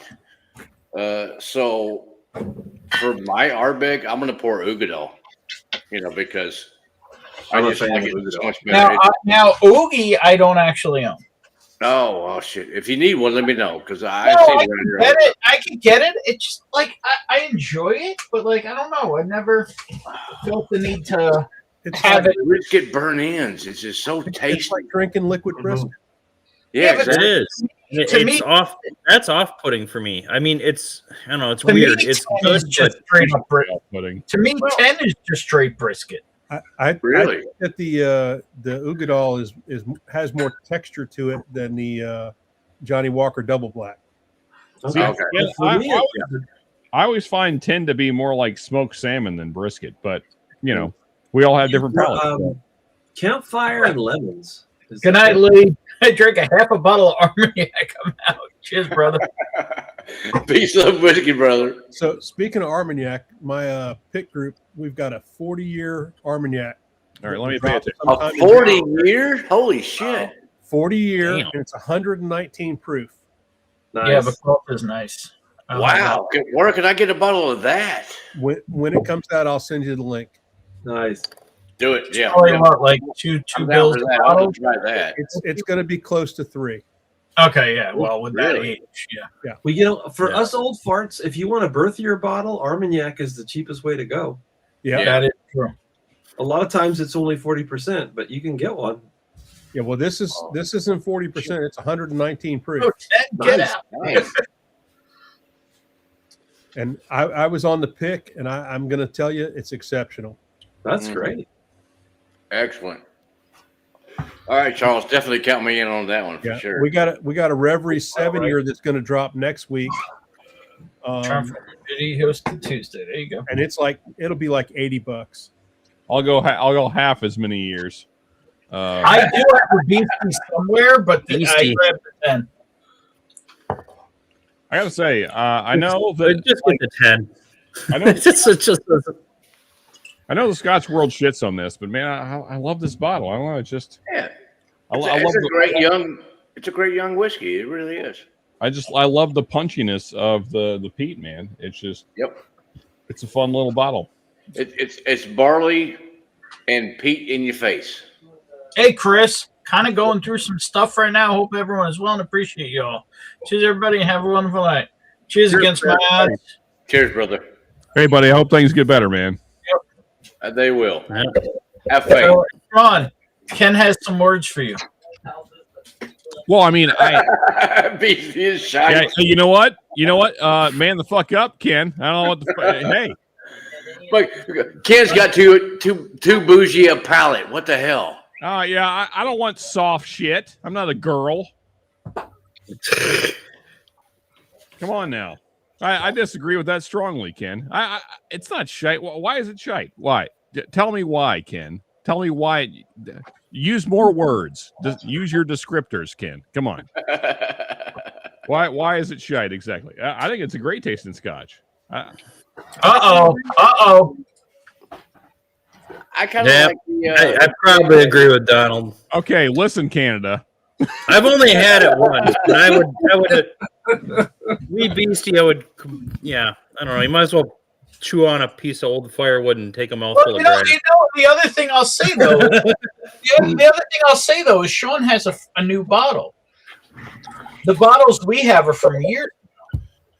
That's There could be some serious batch variants going on. I did just buy this like a month ago. So Right, and all of us that have Wee Beastie probably bought it 4 years ago. Whenever it first came out, I was like, "Ooh, you are big," and then it was like, so to Gordo's point, that's why I avoided it up until a month ago, and I was like, you know what? I've never had this Ardbeg. It can't be that bad. So I was like, for $50, why not? I'll roll the dice. Yeah, and I freaking love it. I think it's great. So there you go. God, I think I paid $35 for it. Back. Sean, It I'll wasn't have before to find my bottle and send you some. Or you'll find the bottle when if you actually do make it. So that's what I was going to say. Is hopefully I'll make it up to New York soon. I'll bring mine. We'll compare them. Nice. It's always fun to do side by sides with different years. I'm working on that thing, by the way. Yeah. Speaking of, I need to talk with Jonathan too and see if there's any updates. But yeah, I mean, I strongly disagree. All right, here you go. It's stupid young. So what? Oh, okay. Older Scotch has never made a thing better for me. Yeah. With heart, the more you age the damn Scotch, the more the peat disappears. I agree with the hard edges. No character is not true at all, Ken. Come on now. I agree with the hard edges part. I agree with what he's saying, though, is that it's so close to the price point of the 10. Just buy the fucking 10. Exactly. Okay, well, so here's the thing. Around here, it's not. The 10 around me is 70. This was actually, I think it was like 47 out the door. Oh, wow. Okay. It's always 60 here. Like, it hasn't changed, actually. It's one of the ones that hasn't. There's probably one or two places I could still get 10 around $50 here. Well, I know, but that's not where I live. I can't find Corvecan's not on the shelf anymore, which the market is so variable depending on where you live. As Lager 8 shite. Shite. Dude, Loggy 16, it went up for a minute, but now I think it's back down to 7. I haven't had it, but well, I mean, these guys know they were in the chat when I was like searching for Scotch around here. There is a very limited selection. There's only one store that carries hard Big 10 around here, and they wanted $70 for it. And I was like, I'm not paying $70 for it. Wow, yeah, that's a lot. Kind of crazy. No, that's just wrong. I mean, Western Wisconsin's kind of shit for liquor stores, as I've mentioned numerous times. But all the grocery stores have it. Donald, all of us had Wee BC like 4 or 5 years ago. Maybe it's a little different now. But why don't you? Yeah, here, Sean, you want to rebut this? I mean, like. No, especially his last part. Ex-bourbon and higher proof. Well, so that's exactly, I think, what draws it in for me. No, not that. The sentence before that. The Jerry cask part. Like a tired out French whore that serviced the entire USA in World War II. I mean, that's a solid diss right there, Donald. That's like something that needs to be on Mark's live stream. No, I mean, honestly, I don't know what's to not like, but I mean, that said, I know I'm going against the grain here in liking young Scotch. I know that we're all supposed to be bougie and like the high-end Scotch that's old. For me, here's my issue with the high-end old Scotch is that it gets so rounded off that it's boring. And I've never got into whiskey for boringness. So I hear you there. Definitely on the space side and more mellow Scotches. Period. It seems like so. Thankfully, I've had some very generous friends over the years, and I've had some really pricey high-end Scotches, around 30-ish years. I've had a 25, a 28, and a 29 of various brands. And what I found is I never liked those more than the younger variants. I find them to be too rounded off and smooth, if that's a word we want to use, and they're just kind of boring. I mean, they're nuanced, I guess, if that's a word you want to throw out there. I'm bored by them. But Sean, that's your personal palate. You want something that's going to smack you upside the head and shoulders and go, "Hey, this is some peat." Slap. Exactly. Yeah. And they're heavily. ISW Tire Fire it is. Well, I mean, because so Gordo, the notes in Tire Fire are objectively not great. I don't think they're terrible, but they're not very good. Oh, we could drink some Tire Fire. Yeah. Y'all can, because I give mine to Ben, so I have none left. Yeah, Sean, here you go. You're gonna love He's this. not heavily peated. The smack of Ooh, the he's here doing we a go. fresh crack, a sacred bottle. Fresh pack of It Rebecca is. Creek. See, like Oh, he's that pulling bottle he's right pulling there that is bottle. like Yeah. Oh my goodness. And he's drinking Wisconsin beer. That's pretty dark. Look at Yeah. all that. see that's Oh kind god, of that like, stuff's amazing. I can't do it. I gotta keep my sample. that was a I heavy know pour the there. deal. I gotta get to my local place and get something for Bill. That's But- very dark. Wow. What's that? Oh yeah, that's a That good whiskey. is Spanish oak bourbon. Yep. Wow. Finished in Spanish oak sherry cask? So no, aged for 4 years in new charred Spanish oak, Wow. and then 2 more years in new American oak.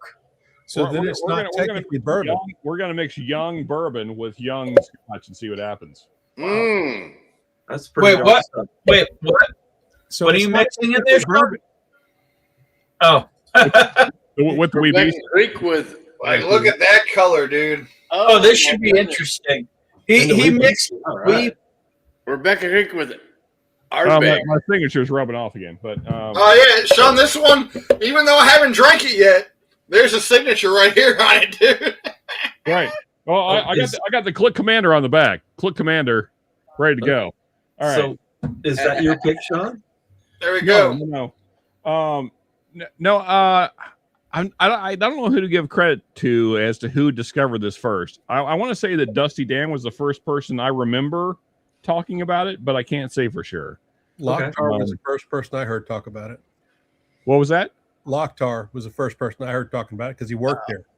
Yeah, he worked at I'm Rebecca not, Creek for I'm a not while. familiar with him, but Yeah, Locktar's Barrel Breakdown. Yep, Okay. I know him. But yeah, either way, I can't remember. I feel like Dan was the first one that I heard talk about it, and I was like, "Oh, well, what's that about?" So, and then I reached out to my Texas boys here, and between Bill and then actually Ben actually got me a couple as well. There was some up in New York, so between Bill, Mark, and Ben, I've gotten a few. So thank you, Yeah, all you guys. quite a few. Yeah, one more. That's a last bottle night- that's escaped me. I mean, Sean, I gave it a neck signature, because There you I go. really like that neck. There you go. Get that neck in you. Get that neck. Yeah, it was funny. Last night I was watching I saw that God, it's so Brad good. had a live stream going, and it was a bunch of people, including you, Sean, were in there. And I went in and looked at it, and I was the only person that wasn't on the screen that was watching. What the hell happened? Oh well, if it was what happened is it could have been something cool, and then they threw out 2 cool people and kept going. There were about 8 people on the screen, and usually his streams have quite a few people watching, but okay. I it was see. last night. No, I fell asleep early. I apologize. No, so Donner, you were watching from my channel because I've been streaming. I would sooner shit in my hands and clap than watch. Oh, maybe it was on your channel. Yeah, so we've a lot of us have been streaming to our channels, but it ends up that's probably like dividing the class in some regard. So we're probably not going to be doing that going forward. But I appreciate you tuning in either way. So cheers, buddy. Oh, that's thing right. is Okay, that I didn't everybody's in a realize because I different saw chat. that usually Bad X Bourbon has quite a few people going on his streams. So Yeah, well, no, so I'm not going to talk about it anymore because Ben's going to have a conniption here if I keep going. All right, know this. Very simple, all right? Sean is my boy, but Ben, if you want to talk about it, we're going to talk about it. So all I'm saying is this is the one thing we're very divisive on, and it's because Sean has a weird soft spot for a very strange cup. Okay, Ben. All right. You had to make it I fucking said gay. you had a weird soft spot for a very strange cock, and it's true. No, Ben. Yeah. All right. Ben, we're not going to half-ass talk about it. Either we're going to talk about it or we're not going to talk about it. You can't just say gay shit and then just like think I'm just gonna. It's 100% true. No, you went fucking nuclear. Ben, come no, on. I went nuclear after a shitbag deleted myself and 4-leaf whiskey. If you have any respect, forget me, right? I can be an asshole, but if you have any respect for Stacy 4-leaf whiskey, then you might have an issue with the whiskey 6. That's what I'll say. Except for Ben's not really framing it in the honest way. That's Absolutely, I am. The fuck you are, Ben. I was there for all the conversations. What the fuck are we talking about right You now? were there for all the conversations where we were deleted and you didn't even notice. Nobody did. Well, that's a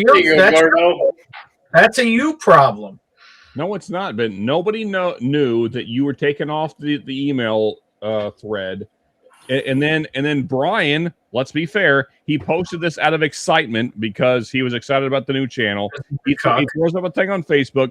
Ben goes fucking nuclear for like 4 hours straight. Absolutely. Which then put off everyone else in the group chat. Why would I give a fuck? Well, if you want to be a part of a thing. Hell yeah, Ben. No, I was removed from a thing. I can't be part of a thing I was removed from. Okay, Ben, if you had a genuine interest in being a part of a thing, that's not the way you would have come at it. Let's be men about it. When you find out it's been going on for... Hey, shut the fuck up for a second and let somebody else talk. When you find out about something has been going on for a month and a half behind your back... Ben, you think that you handled this in the right way? No, what I said was when you find out that you removed something and for a month and a half it's been going on behind your back, you should give a fuck. Fuck you, fuck them. End of story. All right, Ben. You could handle it way different. You know that. Hey, the problem is you're siding with the guy who fucking removed people and fucking kept on going. Nobody knew that, but you. When you found it out, you should have looked at him and went, "The fuck is wrong with you?" Instead, you went, "Oh." No, Ben, that's not what happened. Yeah, it actually is. No, it's not. And you know it's not. You're fucking lying right now. I'm not lying. That is not how the conversation went, Ben. No, it did not. How did you not notice that for fucking 6 weeks of conversations, me and Stacey the only reason I'm doing this right now is because you fucking called me out. So now we're going to have the conversation. Yeah, I am calling you out, and I'm still calling you out to this day. But you're not being truthful. That's not how the How am I not being truthful? Oh, you tried to make peace after you realized that we were deleted for a month and a half. How the fuck do you go to like 4 or 6 meetings and go, oh, that's weird. They just never show up. Ben, that's weird. Ben, you and Stacy both said in the email chain that I was actually tuning into that you would get back to us after the holidays. I did not know anything different. Also, I don't check my emails, Ben. I'm not that guy. All I hear is excuse. Fine. If that's the way you want to play it, Ben, you can play it that way. I was there. I'll bring up the emails. I don't care. I'll do it right now. Ben, you know me to be a guy that doesn't. I'm not the tech guy. I don't check emails. I'm not like on the computer. I know that's your world, and so you think that's where everybody is. It's not my world, Ben. If somebody shoots me a text, I check it. You legit. It doesn't matter. You were fucking there, and you didn't at once go, huh? This is weird. Ben, and then when it all came to a head, you decided to ride with it. Here's the issue. You're putting a thing on me. That's not true. You decided to ride with the guy who removed people. Because of the way you responded, Ben. You responded like a fucking asshole. That's why. Yes, I was a fucking asshole because I was fucked. And when you're an asshole, when you get fucked as an asshole, what are you supposed to do? Go, oh, hi, sorry, I'm not a cuck like Brian Bourbon School. Okay, here's the thing, Ben. Brian, in all the chat that happened that day, Brian wrote, he said sorry multiple times. You did not take it. You're right, because it was fucking fake. The only reason he apologized is because he got caught. Ben, this happened over a post on Facebook that Brian was excited about starting a new channel. And I don't give a fuck what he was excited about. We've gone over this a few times. I'm not siding. Well, that's a problem. But when we showed it all, the apology from Brian was not actually a genuine apology. It was like and I'm sorry this happened. It wasn't a real like apology. I do think Ben has. So let me just put it out right. I do think Ben has a position for being slighted. I do think Ben takes the position too far. Can I say that? Absolutely. You can say anything you want here. All right, that's my piece. All I'm saying, Ben, is we could have made peace that day, and you chose to not make peace. No. My point is there was no peace to make at that point, and you chose to keep riding with it.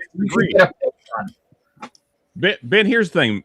Ben, this has been a major point in our like being friends that we've disagreed upon multiple times. Is I've asked you in multiple different situations to try and work things out with people, and you have basically refused. This is just another. No, I've tried to work it out with every other person you've asked me to. That's not entirely true, but sure. Who have I tried not to work it out with? I mean, you tried to work it out with Vic. We know how that went. We're not going to talk about that right now. The only other thing I'll say on this is I don't think so. Ben Who did I try and work things out with? From his point of view, but I don't think Ben lied. I've not ever known Ben to just lie. Okay, well, I'll go with exaggerated. Yeah, I think he sees it from his point of view. I don't think. I want to know who you say you asked me to try and make up with, besides the guy who's a total fucking douche. Ben, do we really want to go through all this? Yeah, absolutely. I don't give a shit. You just said a thing. Who do you want me to make up with that I should? Let's fucking have it, Ben. Absolutely. I mean, so one of them is on stream. I'm surprised, honestly, that you made friends with the Rye guy because you called his ass out multiple times, and now we had one night where we didn't see eye to eye, maybe I talked some shit behind the scenes because I didn't understand the guy, and I didn't understand what he was saying, but we talked things out, and I didn't fucking get it. Okay, well, I'm saying, Ben, I am asking you. You made a statement that said, I have not worked things out, tried to work things out with people that you said you would like me to. So who is it that I have not tried to make? All right, Ben. Please do. I mean, you have issues with Mike Stahl because he's friends with you know who. I have made peace with Mike. We just don't stream together. Ben, come the fuck on. You talk shit about Mike every time it comes up. Every time. No, I do not. I talk shit about Livewire, but I don't talk shit about Mike. I could show you our conversations. That's not a problem. Ben, every time Livewire Whiskey comes up in conversation, you're always gonna say, "Oh, well, he's always like pushing that fucking tuck." He did just make a separation between Mike and Livewire. I'll give him that. Because I think that when the shit talk has happened, it has definitely been fuck a Livewire and not fuck Mike Stahl. No, because a total scumbag, in my opinion, has the keys to Livewire, and therefore I will not be there. End of story. Well, all right. Dude, what happened to the bald dude that was on Livewire? What's his fucking name? Adam. Yeah, where the fuck is that fucking guy at? So Adam overstepped his bounds at some whiskey events, and then he pulled way back, and overstepping his bounds. What? Did he pull his dick out or something? Like, what did he do? No. Hang on. The person who pulled his dick got too drunk too many times. No. Hang on. Ryan wants to say something, apparently. Hold on. No, hang on. The person who pulled his dick out is Sean Toasty Malone that you guys are familiar with. He's the one who pulled his dick out of the whiskey. Yeah, I don't like that motherfucker, but I would pull my dick out too. I would just. That's another guy that I've asked Ben to at least be cordial with. I know the background, Ben. I'm aware. No, Sean. As you know, you put him on the spot to be a decent fucking human with me, and he couldn't do it. No, I didn't say he was on your stream. I didn't say he was a decent human. I said work this shit out. Donner, this is the point. There's no working it out when somebody doesn't have any fucking YouTube. Sean, you above anyone should know that if you're not willing to make amends and admit that you were wrong at all, then nothing's going to progress. So Ben, what did I do? I gave him a chance to say cheers, mother flowers. And what did he do? What did he do? He fucked himself. Yeah, but that doesn't mean I didn't try. Exactly, but I was happy that you made the statement. I have not tried with some people you want me to try with. I mean, in fairness, I forced that one, but I'm asking. Have you turned in your classwork, Brian? You still made the sentence. Have you followed the rubric, Brian? No, I said that I will not make peace with that guy. Okay, Ben, how about we drop this and get back to... No, you made a statement. I want to know who else you said besides Brian, who I have not tried to make peace with. I've already named you asked How long do we want to drag this out? To be fair, Ben, you made the statement. Ben, Sean followed up. Yeah, he made the statement, but he asked... he said... Oh, you made the statement. Sean followed up. No. Yes. He made the statement. Yes. What was the statement I made? Ben, I was just trying to respond to Tim. You made it a thing, and that's You why we're here. I guess you acknowledge Sean. Hey, I think Whiskey Messiah over here needs to start a fucking mediation whiskey channel. I was just trying to respond to Tim about a conversation that happened. No. I'm not talking about that part. I'm talking about the sentence you said that I have not tried to make peace with people you have asked to name. I've already named 3 people. I don't know. And I've told you what's happened with all of them. You name Vic, who anybody here knows that I've fucking tried multiple times to make peace with that guy, and he has no interest in it. You named Mike Stahl, and me and Mike have talked. We're just indifference on YouTube.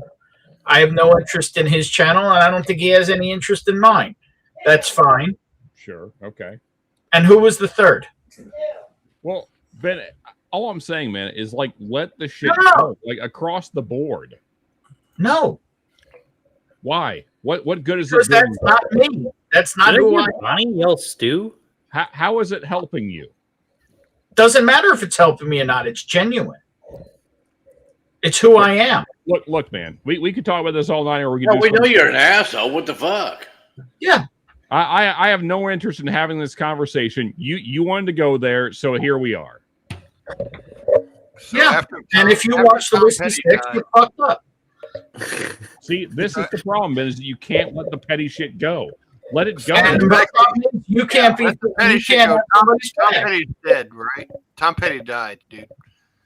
When Tom Petty died, dude, his guitarist started a band, Mike Campbell, called the Dirty Knobs, and the first song was called "Fuck That Guy." And I think that's a fitting song for tonight. Is "Fuck That Guy." Bill, you're not making things better right now. Fuck that guy. He's not wrong. Look, Ben, tell you what. Wait till he died. I'm going to take my... Look up the Dirty Knobs. Fuck that guy. And you might... I don't know how long you can get away with playing it without a copyright strike, but... I don't give a shit. I'll play it. Dirty Knobs. Tell you what, Ben. I'm going to sign Dirty Knobs. Fuck that guy. Because this is the Dirty problem. Knobs. We're not getting anywhere. I'm out of here. You guys have a good night. All right, no, you're not fucking going anywhere. You motherfucking... What the fuck? Exactly. He's just going to go hang out with, his whiskey. Sorry, what? No, he's not going to do that. This is supposed to be a great conversation between good friends. And now look what fucking happened. Now we got to say fuck that guy. This only happens when I show up. There wasn't even politics. I'm blaming fucking Brian.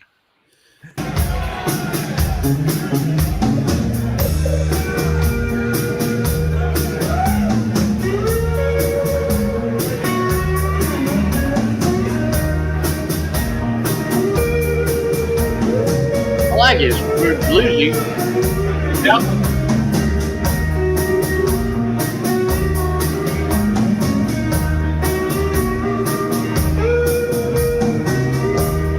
Heard this riff before.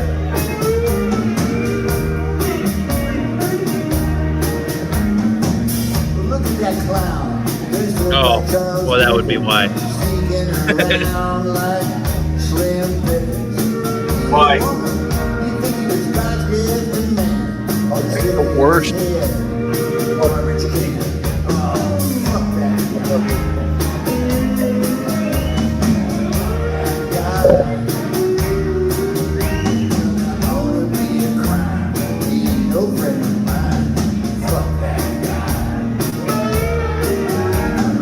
Want to be a crime, but he ain't no friend of mine. Fuck that. Heartless fool lurking around the high school. Somebody ought to call the cops.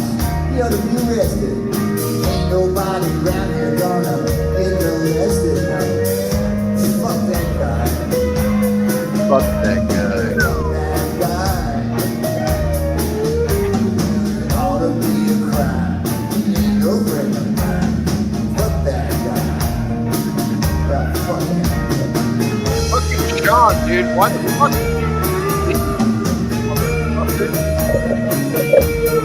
Get back.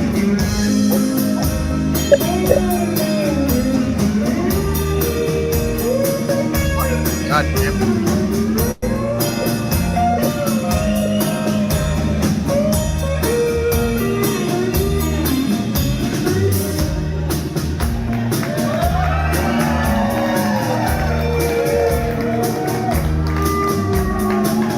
Look at that jerk off jerk. He's a real piece of work. Look at that jerk off jerk. Rolling and smoking cheap tobacco.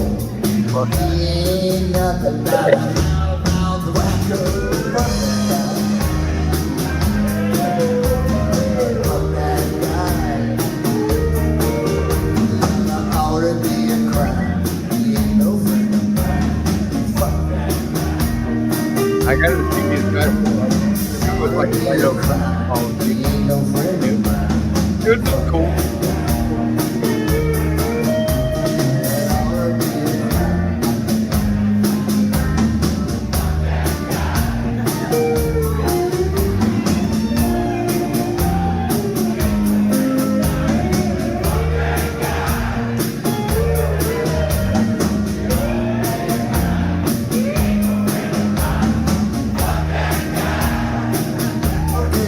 Right here, Todd Snyder.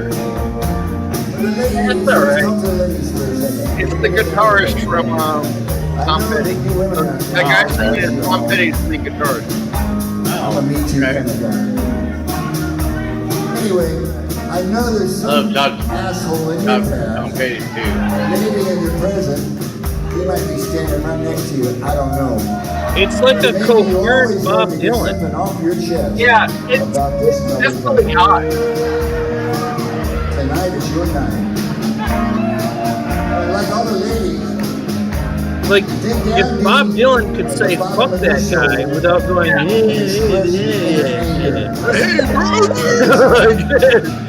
it's like Bob Dylan, but slightly less annoying.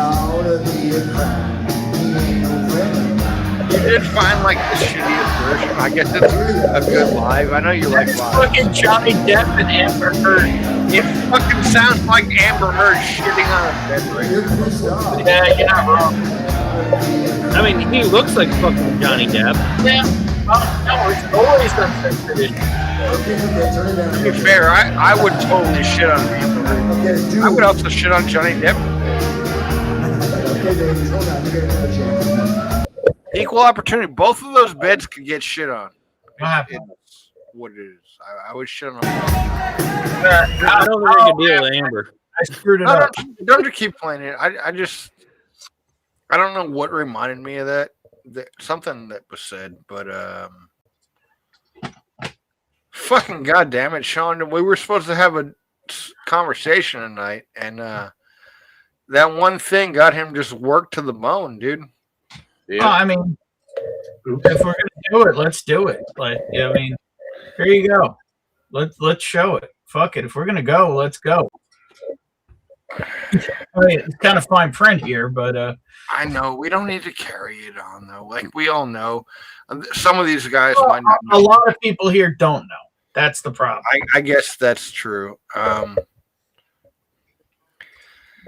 This dude was a dick to Ben and Stacy, and just didn't.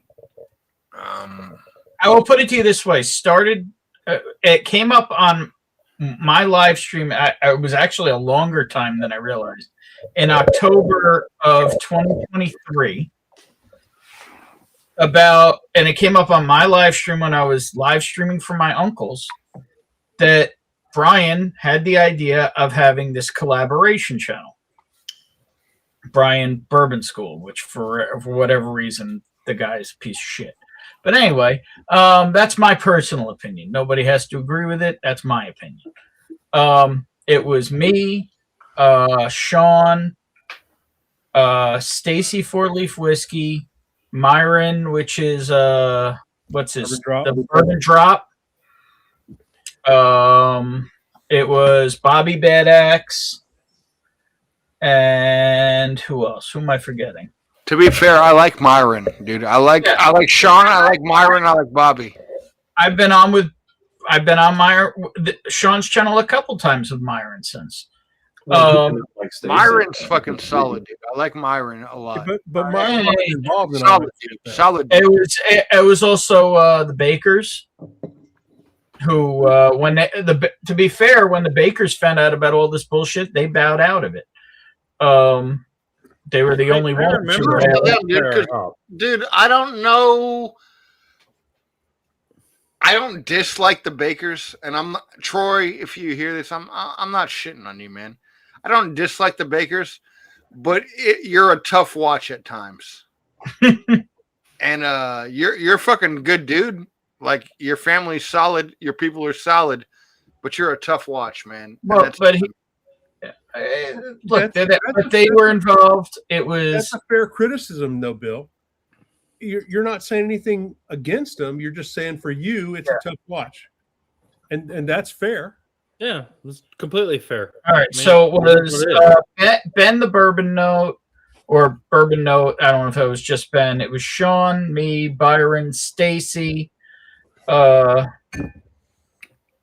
be fair, Bobby wasn't even on it originally, and neither was, so Bobby didn't even know, I guess. And what do you call it? The Bakers weren't on the original email either, but I think they were there in the chat. And that was, they wanted to have a meeting in when was this? They wanted to have a meeting, blah blah blah. And people were saying when they could possibly make it. They chose a Monday night, and neither me nor Stacy could not be on. Right? There was November 12th or something, it looks like. And I could show this on screen, but I'm just summarizing it since you said I shouldn't live through it. And then January 4th is when he apparently posted this shit that they were starting the new channel, the Whiskey 6. Sorry. And yeah, so I replied on January 4th, 2024. So it was 2 months later. So we missed one meeting and we totally got left out. This is how collaboration works. And yeah, the shitstorm went from there. Sorry, you delete people from a conversation, which you're free to do, but don't expect that there's going to be no consequences. But they decided to continue on with it. And that's what I have issue with. You can't have my cornbread. Anybody wants to take my cornbread, there'll be consequences and repercussions. Mm-hmm. Pretty much. You can't expect me to support something that we were deleted from. And honestly, if it had just been me, let's face it, I can be me. But when you delete Stacy, like, all joking aside, you can fuck me, and I can live with it. I see you fuck somebody else. That's when I really get mad. Yeah, somebody as nice as Stacy is difficult to deal with. That was my thing from the beginning. It is what it is. It will never have my support, and I don't understand how people who are my friends could be a part of something like that. Yeah, that's been my issue all along. I don't watch the Whiskey 6 because everybody's streaming on their own shit, and there's no Well, the title of the original email was literally just the word collaboration. The fact that everybody's streaming on their own says everything you need to know. It's just too combobulated because they're responding to people in chat from their own channels and not from the group channel. Yeah. It just seems kind of stupid to me. So was this I wasn't get it, like one of dude. those. I get it, and I get the difference. But fucking tell Sean to get back. I've had the same reaction to this over and over and over again. I get that. Ben, tell Sean to get back here, dude. Call him out. Call him out live. Sean, get the fuck back here, motherfucker. He's whatever. Here's yeah, my I know he's opinion. whatever. You spend too much time staring in the rearview mirror, you will crash. Not saying let it go, not even saying forgive, but at some point you avert your gaze forward. That's fine, but don't. But when it's brought up in front of me, what do you expect me to do? Just be like, Will's got a it's fine? fucking fair point. I fucking like that point, Will. I agree with Will's point, and I also agree with Ben's point. But also, Ben's point, I would also just say, I don't fucking care. They passed me up. I don't care. I don't want to spend any energy on this. They just, I wouldn't. whizzed right past me. I would care a whole lot less if I didn't consider Sean such a good friend. That's probably the worst part of it. Right. Is because So are you mad that you're not included with like Sean on the collab? Thing? No, I am mad. What's the collab? Is this just like people reaching out to each other, or did somebody start like one of these fucking collab channels where fucking everybody's supposed to get paid together on it or some shit? I am sure Brian thought he was going to make money off this at some point, but I don't know. Because it doesn't sound like that. My issue isn't that the channel still exists. My issue is that people who I consider my friend and I put my trust in and would have them, are a part of it. That's the issue I have. Because honestly, I have zero YouTube experience compared to any of you. But I have a friend that's got a button, and he's gone through this collab bullshit several fucking times. And usually what it is they're trying to fuck you out of the rights of your own fucking channel. Oh, yeah. The only person who controls it is Brian. Yeah, fuck that. None of the rest of them honestly, all these collab channels that like want to congregate people and like skim off of their fucking views and say they're going to make everything better and do advertising. Fuck them. That's a just keep doing your own fucking thing. Do independent collabs where you work with other people and do stuff. Fine, but don't make a channel. Don't have somebody being the fucking administrator of channels involved, skimming from all of their shit. It sounds. Every time he's been asked, and he did it once by accident, he got out of it. It just sounds like some fucking corporate, uncreative motherfucker is trying to grab money from fucking YouTube creators. And the biggest thing I will say is I could go back to my stream. I've actually shown it before, where Brian was on my stream and brought this idea up. And what I said was, it sounds like a great idea, but whenever somebody tries to do one of these things, somebody gets screwed. Yeah, guaranteed. And the organizer would be like, well, I get 50%. My original thing was, it sounds like a great idea, but somebody always gets screwed. So guess who got screwed? Me and Stacy. We guys didn't put anything into it, right? Not financially, but we got remote. We got our idea. And all that, but you didn't get you got passed up. Fuck them. Like.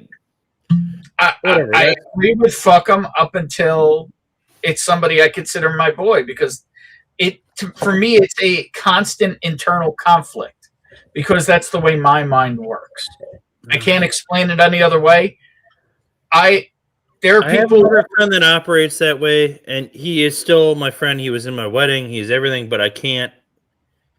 He's like, well, you didn't show up for this, and it's like that didn't involve me.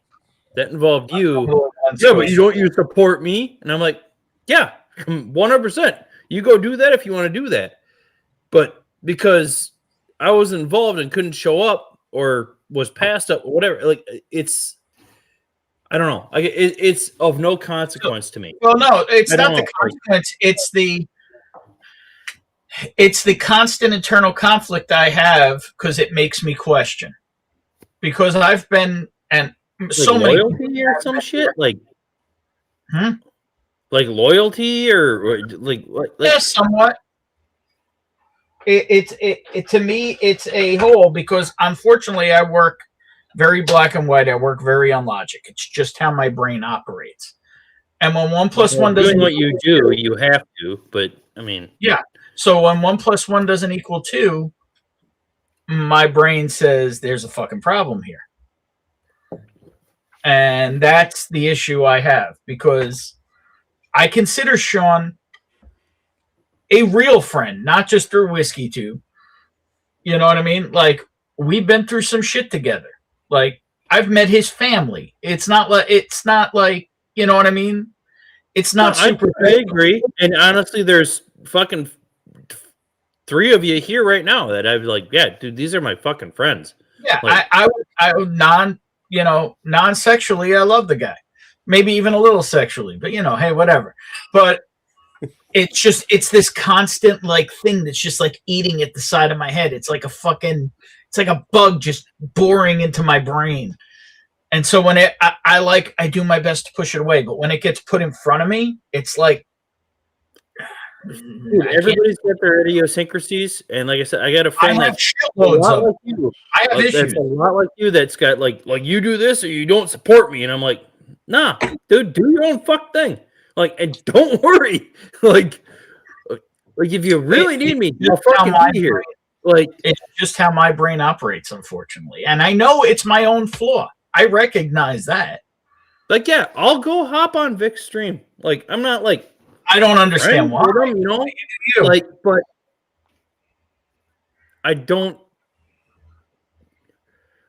not respect his view on stuff. Like, you guys don't agree. Do you respect his view on me? No, I don't. But that doesn't make a person. Well, no, it makes the person that I've tried to reach out to him multiple times, and I have it proof in writing, and he literally tells me to go fuck myself. And then I would really love to know why from his viewpoint. But I don't know. He won't tell me. He won't say it. You want to see it? I'll bring it up on screen. I'll send it to you. Whatever.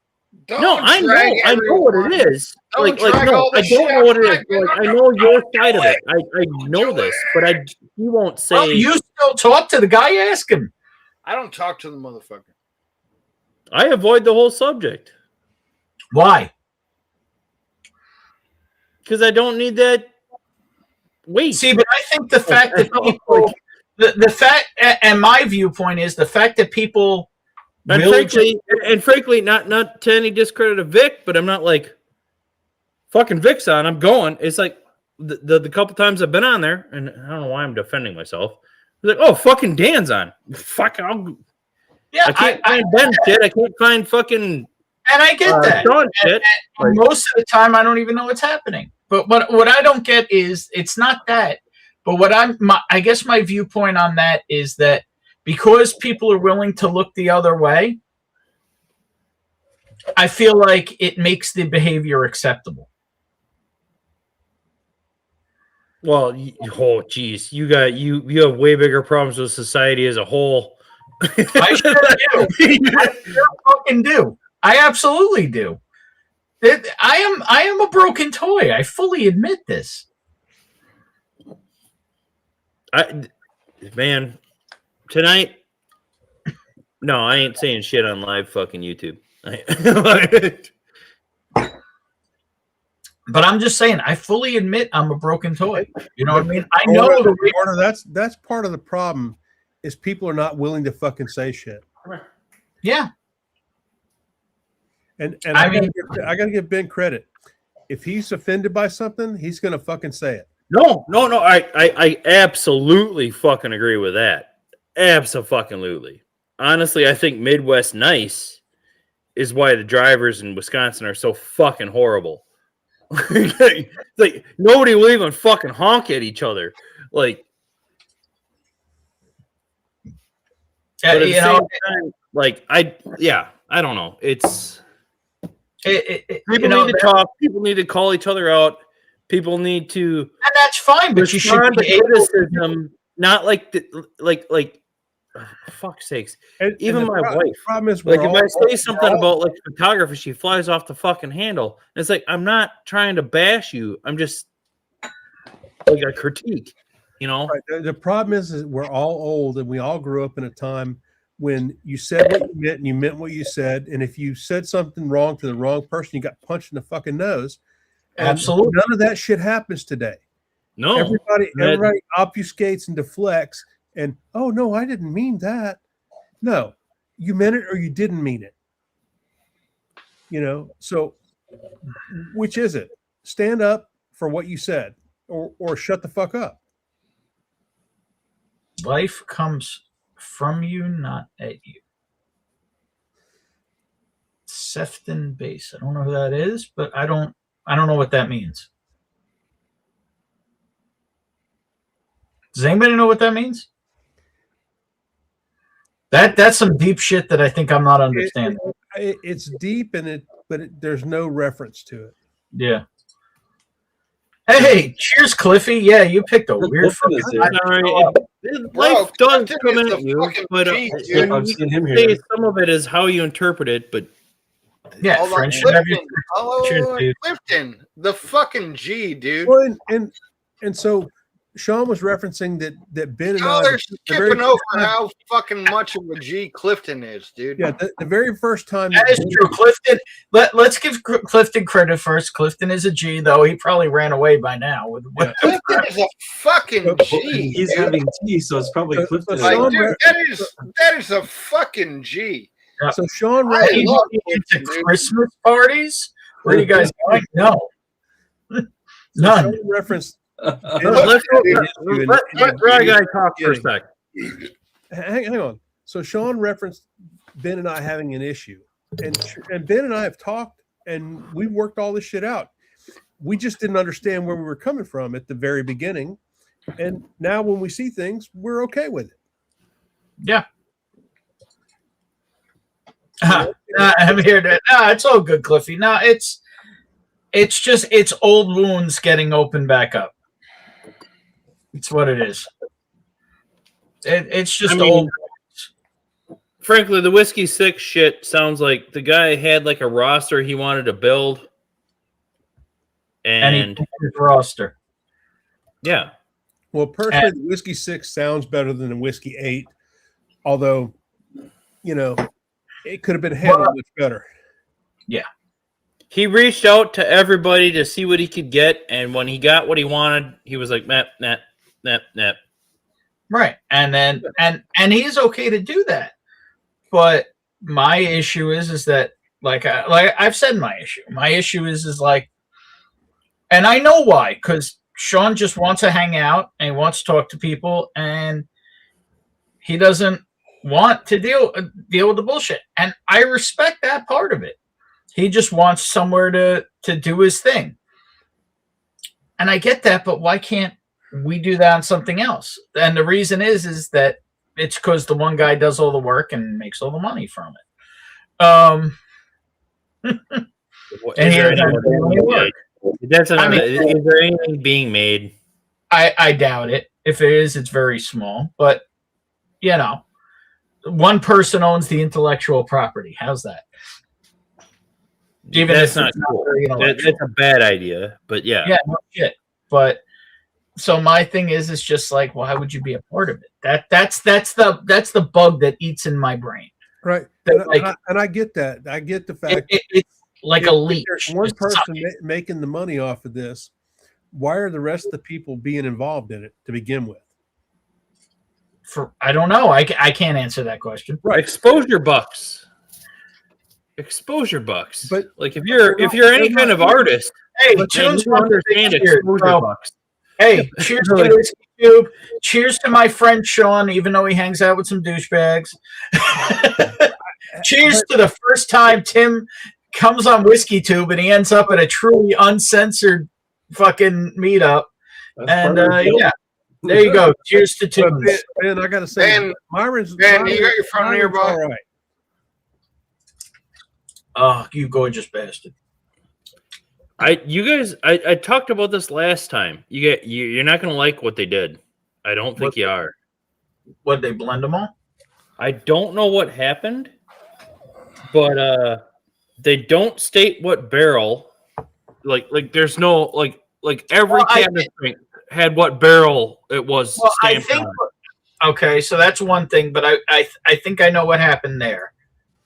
Because I And think then I don't know if it's just this batch or what, but this is intensely less sharp than the last two bottles of cabin strength I've had.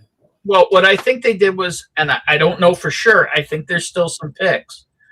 And whatever few picks they did, whatever wasn't picked, I think they blended into one big batch.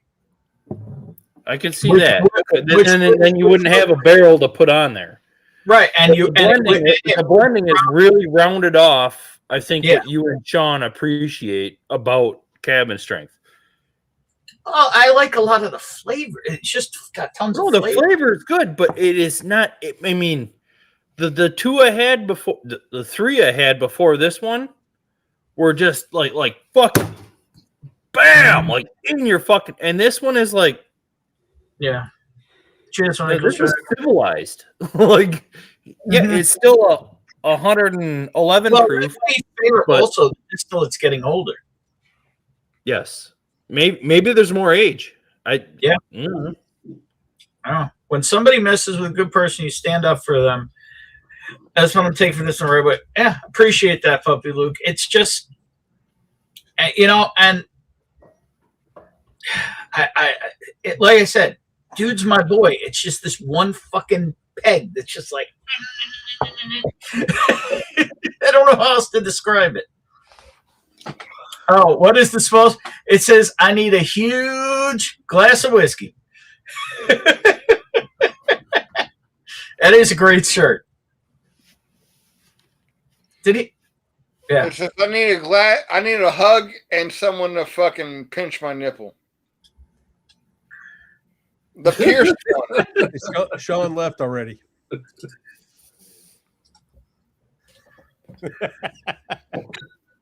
Clifton, come on, dude. You can join us too, Clifton. You got a fucking microphone and a camera. I don't know if he wants to be part of this shit show. Dude, I like Clifton for every fucking reason possible.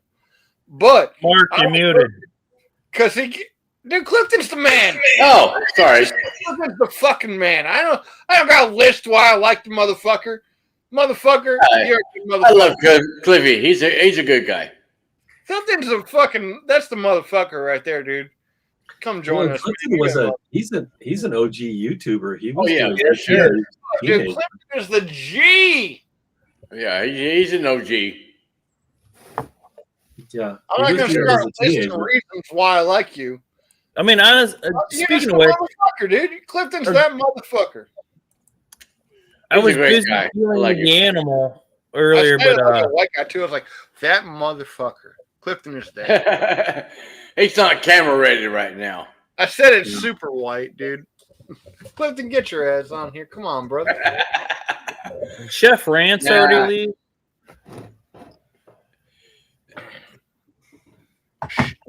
Chef. I don't know. Y'all gotta join the Cliffy bus. Oh, Donald Rance? Yeah. I mean, he could start his own fucking channel and probably do great on just bitching about whiskeys he doesn't like. Yeah. Like, he doesn't have to do reviews of anything that's good. He just has to bitch about stuff he hates. Like, I think he's pretty busy with his real life job. it seems to be that way, yes. Yeah.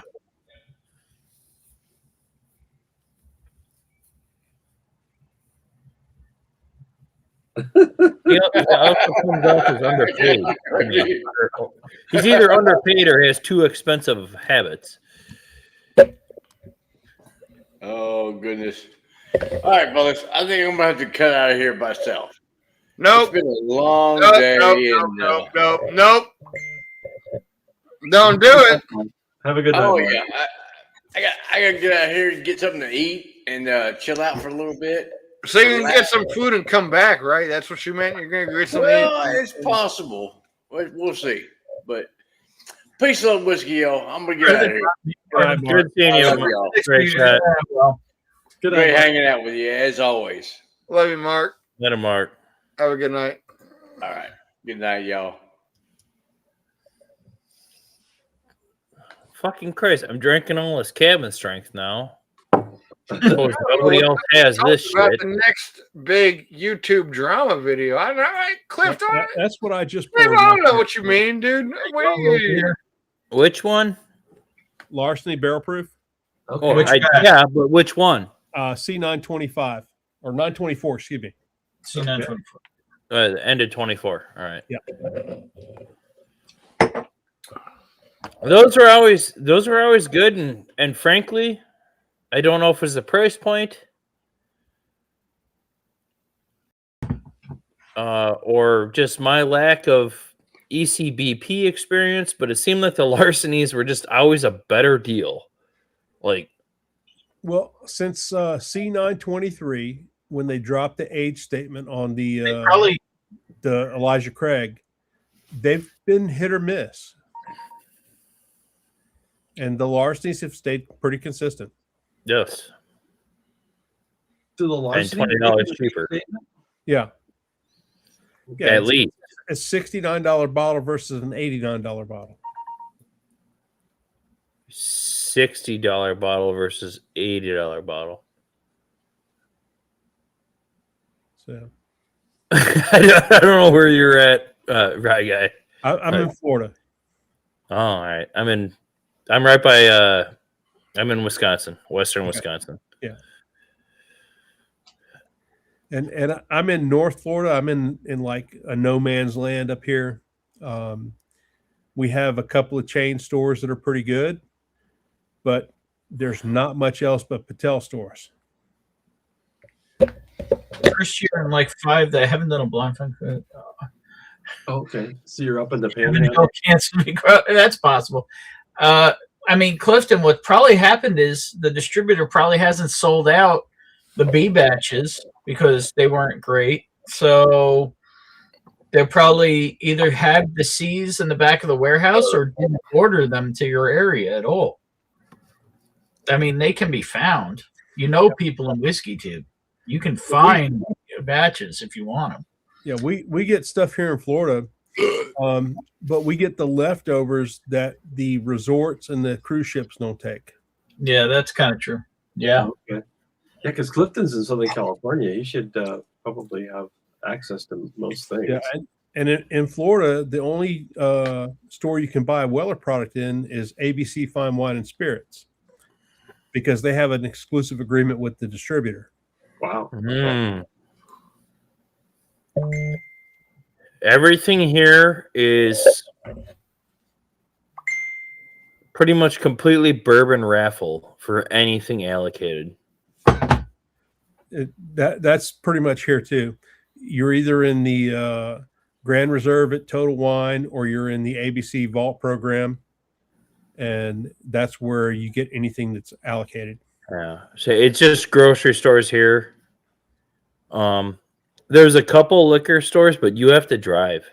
Like, yeah, our grocery stores are weird because the grocery store liquor stores have to be separate from the grocery store. They can't be in Minnesota is the same way. Wisconsin is not. So like even the gas station can sell whiskey at whatever they want, but it's not controlled. Yeah, and we've got a group of guys around town here that they know when the trucks are going to arrive at the grocery store, liquor stores, and they're sitting there waiting to pick it up. Yeah. It gets rolled off the truck, rolled in the store, and they're sitting there waiting on it. Yeah, we've got those people around here, but not even that. Yeah, and they they're- work for the fucking distributors, and they have a YouTube channel. I won't even watch them. Yeah, they're all stuff. You're reviewing shit that nobody can even fucking touch. Like, what's the point? Hey, Charles, do you see this? Speaking of Florida, I'll be in Fort Lauderdale tomorrow. Well, who is Sefton Base? The names are all screwed up nowadays. Do we know who you are? I don't know who he is, but I can't speak to Fort Lauderdale. I will say, if you have an opportunity to visit a Publix or a Winn-Dixie liquor store, those are ones I would check out. So they do. Both of those must be chains because I've heard of both of those. Yeah, Winn-Dixie and Publix are large chain grocery stores, and so anything that hits their liquor stores will be sold at MSRP. Oh, that's Eric Showman. Oh, cheers, man. How you doing? Yeah, we do know who Eric is. Okay. Okay. I still don't know who Toons is. But he asked if I drink any New Glarus beer. Yeah, he's been around for a long time. He has.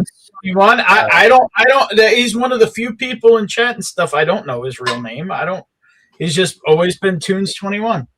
But yeah, I drink. I mean, I used to like almost exclusively drink fucking Spotted Cow. It gives me heartburn now. I've gone back to the old school shit. Back to. I don't understand your love for that. I have it here.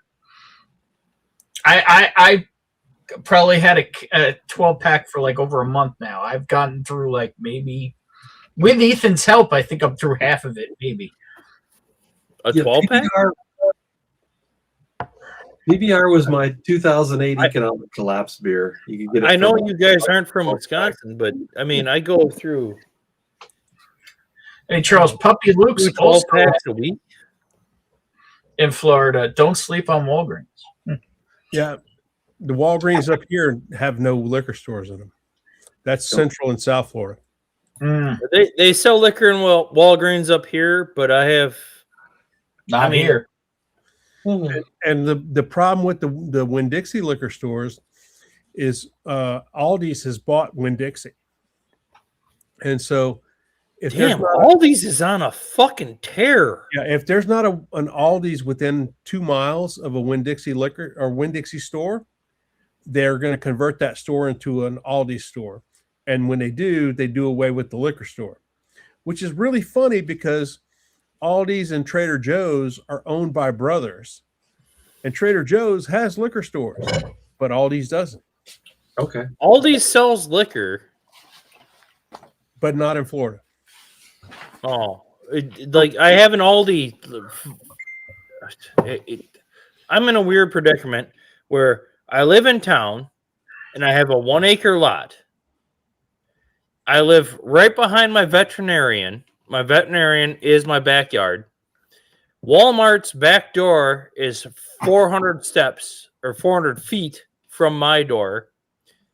And Aldi is about 1,000 steps the other direction. That is wild.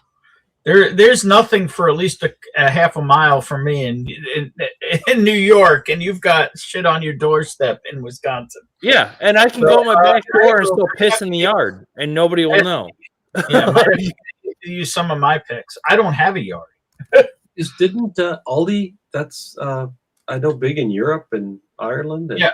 So Aldi and Lidl used to be the same company. The two guys split, and one guy kept Aldi. The other guy got pissed off and made Lidl. So they're basically mirror image companies of each other. Okay. And yeah, they're both based in Germany. They're huge. They're based on savings, and cutting every corner you can to put out a good product. Right. So and yeah, everything in their store is basically a store selection. It's all a house brand. Yeah, for the most part. The only dispute I have with Aldi is that Mama Kazi's brand is absolute horse shit. What is it depends on what it is. Wait, what is the Mama? What product is that a brand of? For the most part, it's frozen pizza, frozen garlic bread, all Italian and some food. pasta. Gotcha. So the one case I would never look at. and walk right by, living in New York. I eat that shit all the time, and we tried, and it I don't know what the fuck they do to it, but it tastes like they fucking just dumped lighter fluid on it as it was going through the factory. Like, it's fucking horrid.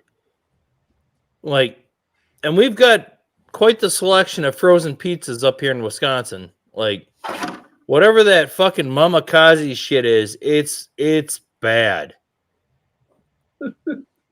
And the rest of the stuff at Aldi, I fucking love. I love the size of the store.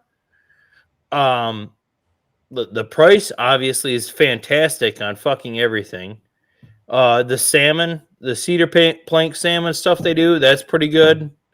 Like, and there's a lot of it. Like, now that it's so close to me, I go, why the fuck do I have a Sam's Club membership? Like, I don't know. Why do you? For the gas discount? Sam's Club is still technically cheaper by just a hair. By like literally like half a cent per ounce kind of math. Okay, so do you make up the difference of your membership fee over the year? Yeah. Well, then that's your answer. With the membership card, and we buy enough volume that, yeah, we do. If we didn't buy enough volume, it wouldn't be worth it. What the hell are you buying that much of besides dog food? Granola bars. What? I have 2 kids. Oh, they live on fucking granola bar type shit. How many granola bars are you buying that it makes up for $40 on cents on the dollar? No, we don't pay. No, like we always get the membership on a deal. Like, it's like $10 a year. $10 a year? That doesn't exist here either. What is he? Yeah, I saw that. So Gordo Mamakaze's is the wish.com Chef Boyardee. It's horrible. It's fucking bad. I don't know if it's the oil they're spraying their fucking equipment with or what, but there is a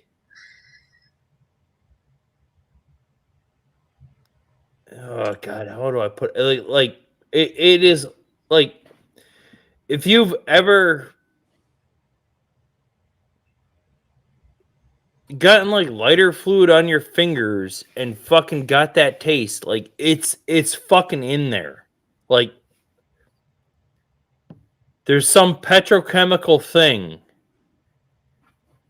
going on with whatever the fucking Mamakaze's fucking factory has going on, and it's ripe. Fucking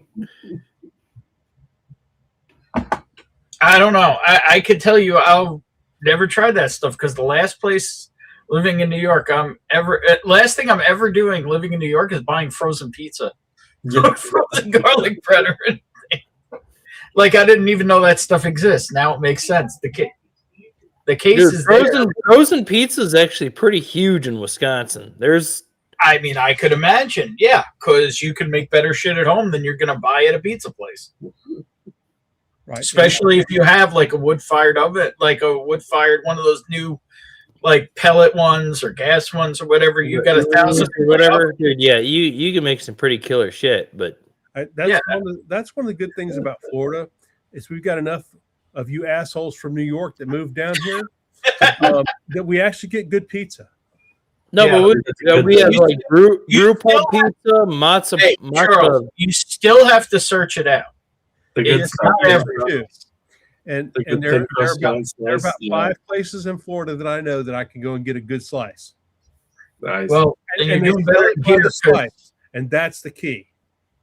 I've never been to New York, but I gotta say the best pizza I ever had actually came from Chicago so far, and it was not Chicago style.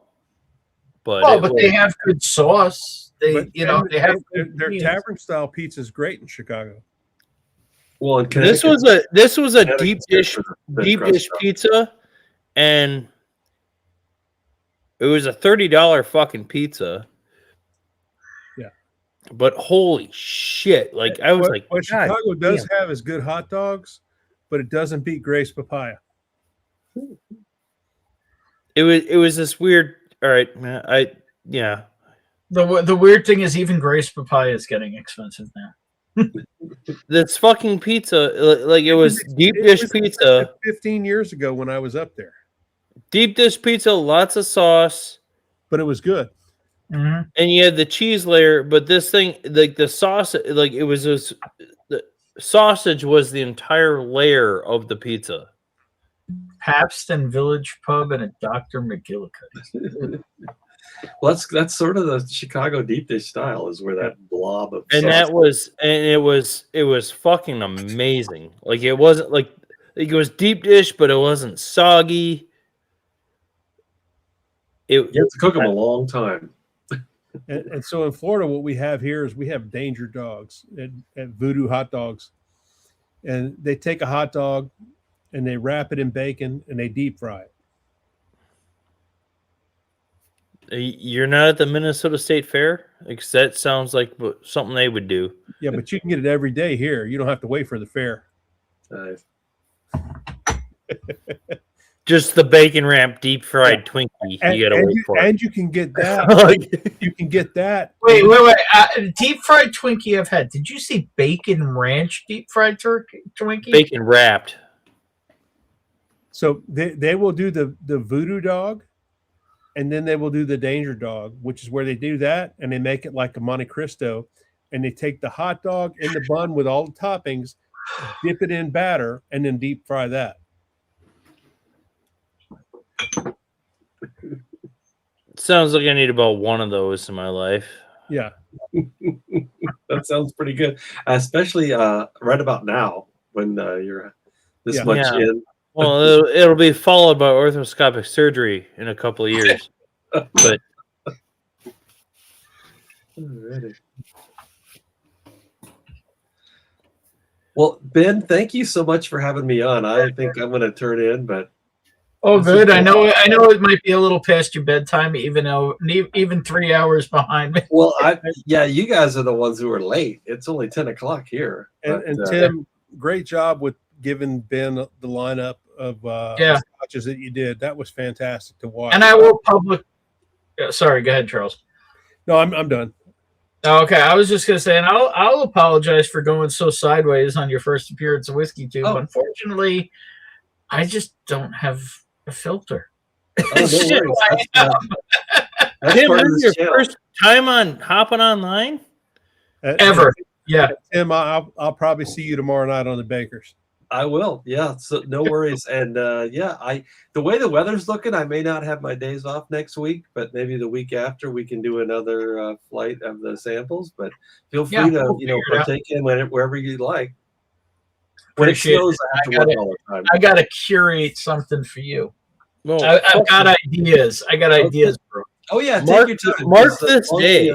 The longer you think about it, the better it'll get. No, I'd have to actually go back and look. But all I know is my first day on Whiskey Tube was fucking Ken. There you go. The quacka motherfucker. Yeah. His 24-hour Oktoberfest stream. I think it was 2020 because Ken is Oktoberfest usually was, I wake up and Ken is on and I have coffee with Ken. Yeah. I didn't wake up and I was still drinking. Oh, and there you go. Was There you drinking with Ken. There you go. I mean, if we were to go, That was Oktoberfest. That's a thing here in La Crosse. So yeah, I will tell you all that the best low price whiskey that I've had in the last 6 months is Sazerac Full Proof. And if you can find it, it's a baby. That's so interesting because Sean got a bottle of it, ironically, even though he's not here. And he was really unimpressed with it. Oh, that's the baby Saz? That's the baby Saz. Yeah. Baby Saz at Full Proof. Like he thought it was boring and rounded. It's interesting, the absolute polar opposite opinion on the same bottle. Yeah, it's so much, personal taste for So sure. I actually, the first bottle that I bought, I sampled out about 10 ounces of it, and I crushed the rest of it. And I've already got the second bottle of it, and I've sampled out about 6 ounces of that. Oh, great. Does it drink really easy? Because that was like his complaint. It drinks really, really easy. So that's the thing. He likes Wee Beastie. He likes balcones.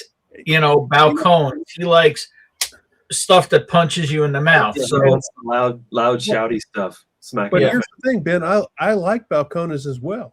yeah, I do too. But it's that's too nuanced for him. But you know what? Everybody's palate is different. Yeah, absolutely. It sounds like 8-year turkey would not be in his wheelhouse. Right. That Wild Turkey 101 8-year, I think that's a phenomenal pour. I fucking love it. I don't think Sean would care for it. Sean would go, why pay the extra $20? I think Sean got it, and I think he even likes it. I'll pay the extra $15 a bottle for that every day here. Yeah. I will. Every day. If that's thanks, J Max. Yeah. I will literally that will just be my 101. The Jefferson's 8-year cask strength is an interesting bottle. It wasn't quite all I was hoping it would be based on some rumors I heard, but it was quite good. I don't know what the hell. You're talking about the cask strength Jeffersons? Yeah, the 8-year that came out this year. Yeah, that was the 131. 115, He was gonna leave, but now he's dripping in pussy.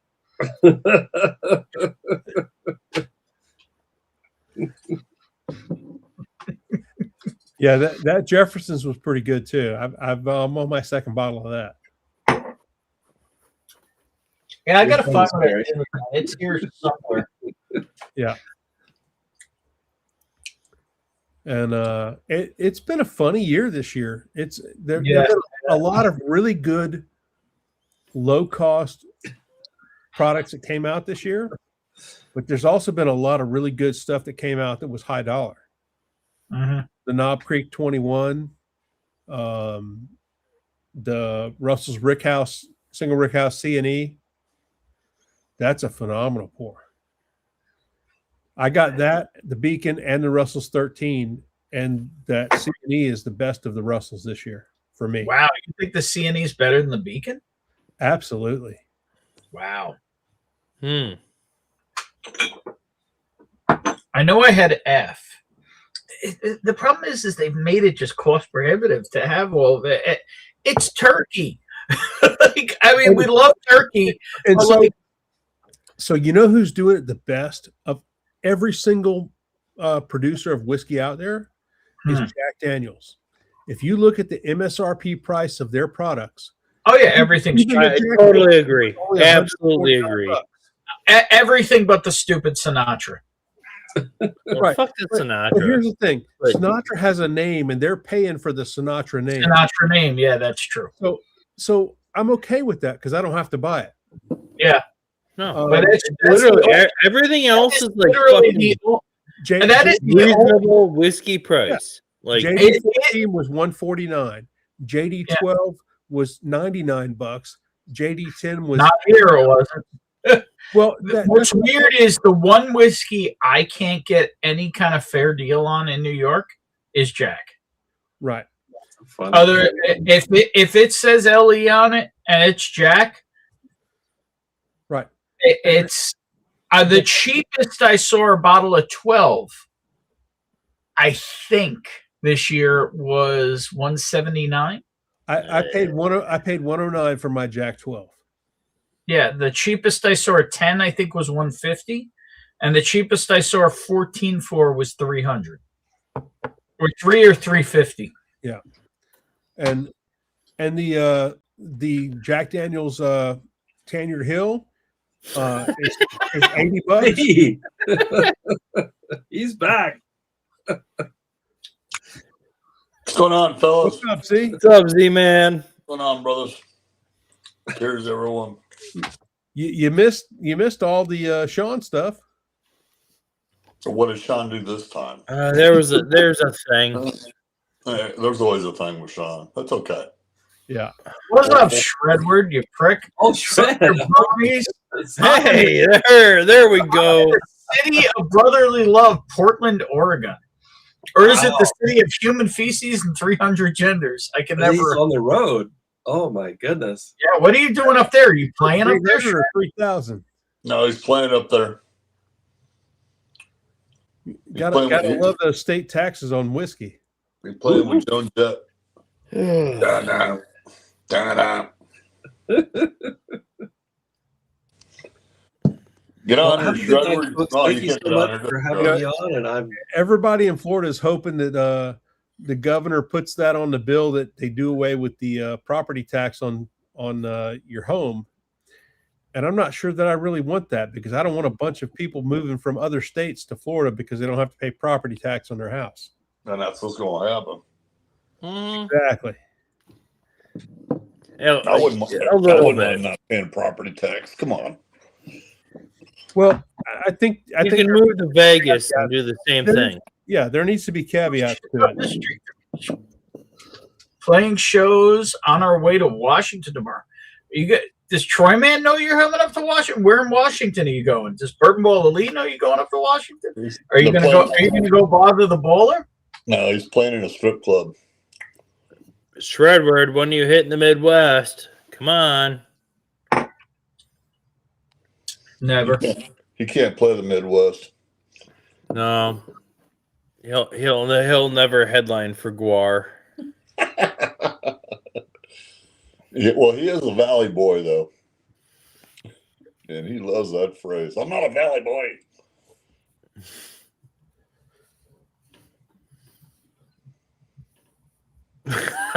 Just waiting. Yeah. Yeah. Good job, John. Shredward. Shred weird.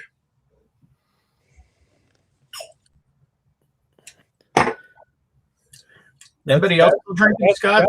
That's the catch-22 of buying whiskey in Washington State.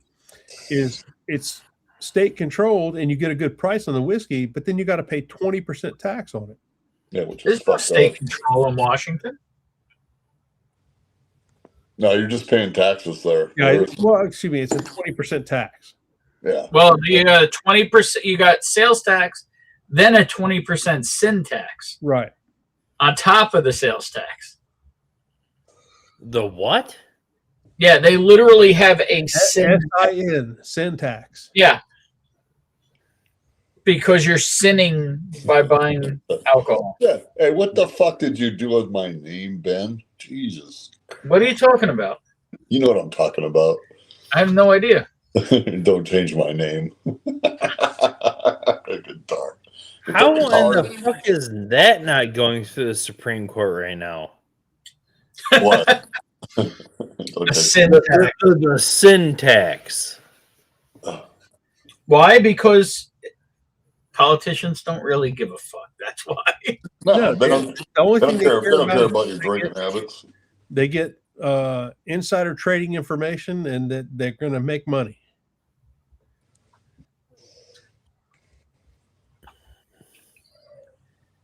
And it doesn't matter what party they're from. Oh. Gave me the goosebumps. Yeah, morals are subjective.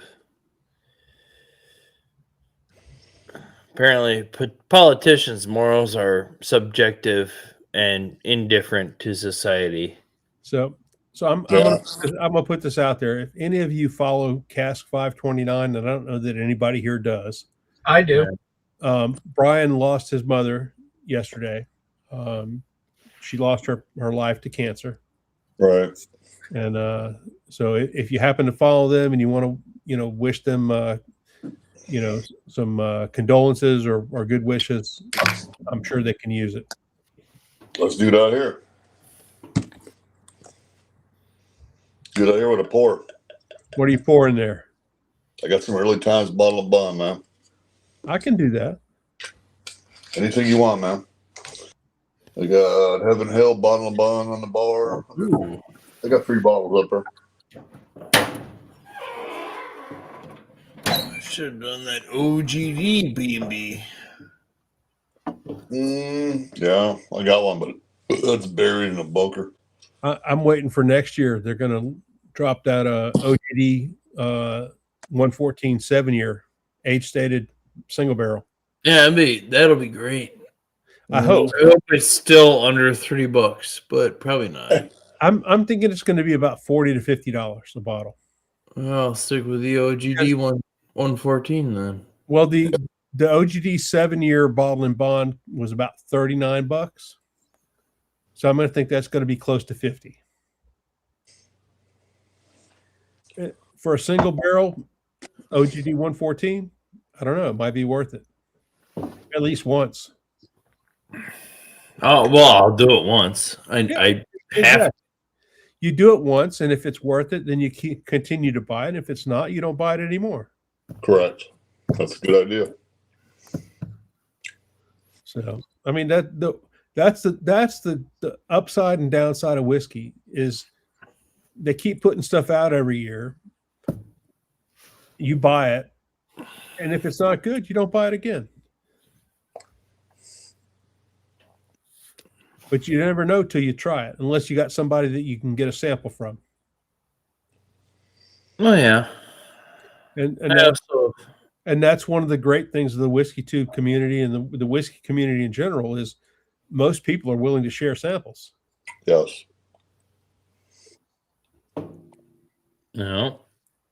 So I've got to try some amazing stuff that I'm not. Don't forget our liter tax. There's a tax, liter tax on top of the syntax. Yep. Jesus, I don't even know. I know there's a website to figure out what your tax will be. Is Baker 7 the same mash bill as what? Which Baker 7? The Baker 7 or the Baker 7 High Rye? Doesn't say. Right, and I'm asking a question from Bourbon Taster. Understand that. Yeah. So the Baker 7 and the Baker's 13 are the same mash bill. What you doing?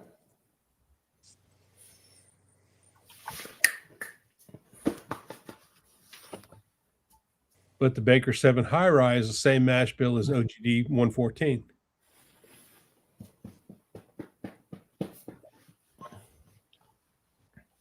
Say hi, bud. Uh-oh. We gotta wait. What's the current weight? He's only 110. Only. Slowly growing. What'd you get, a runt? 110. He was the biggest of the litter, actually.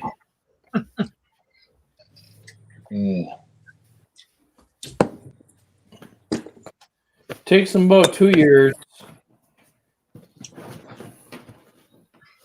He's been a royal asshole.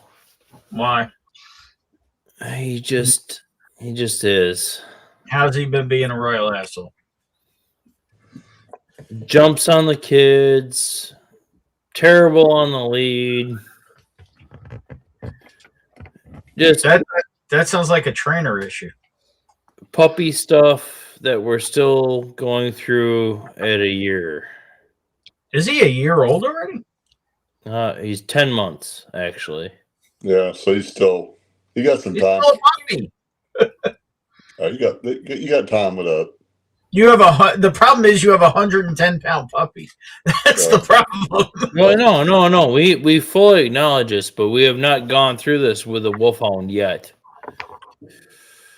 How many have you had? I know he's only my third. He's only the third. Okay. The first one was a female, and she was huge. Like Kiva was 180 pounds, full grown. But she never pulled on the lead, and was like just always like a mama bear. Like never, like always had regard for Keely was my firstborn was the only one she ever interacted with, but it was like always extremely aware of children. Mhm. And then Whiskey was our second wolfhound. And he was actually really small for a male wolfhound.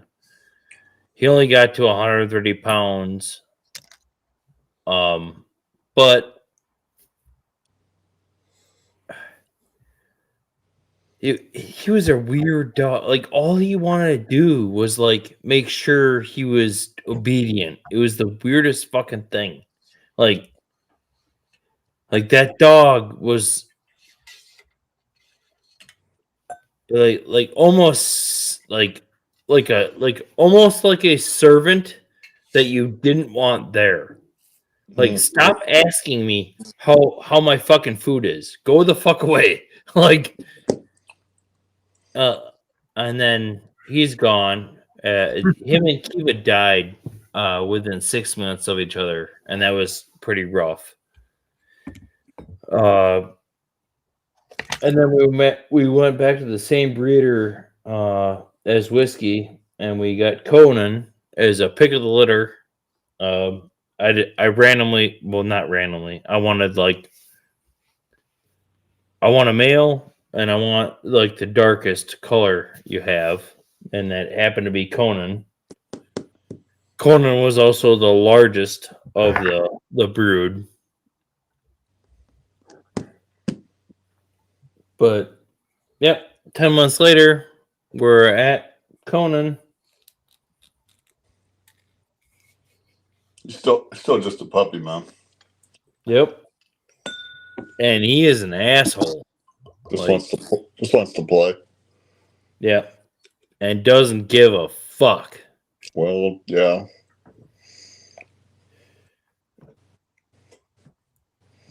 I've had puppies like that too. My girl's pretty good at teaching them how to not do shit. So yeah, and I think that's what happened with Whiskey. Is we had Kiva, and she was like the matriarch, and like knew how everything worked,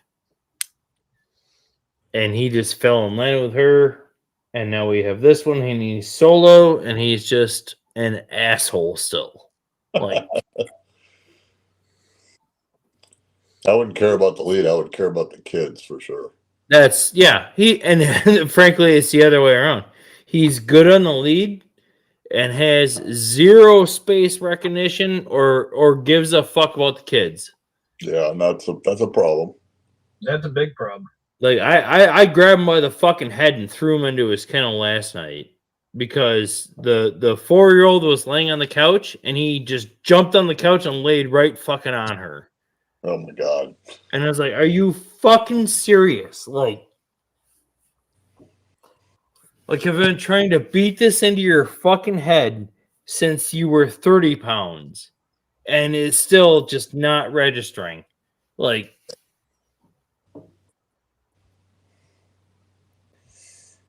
I don't blame. He's an animal. He's just going to do what he fucking does. But I can't have him jumping on my 4-year-old.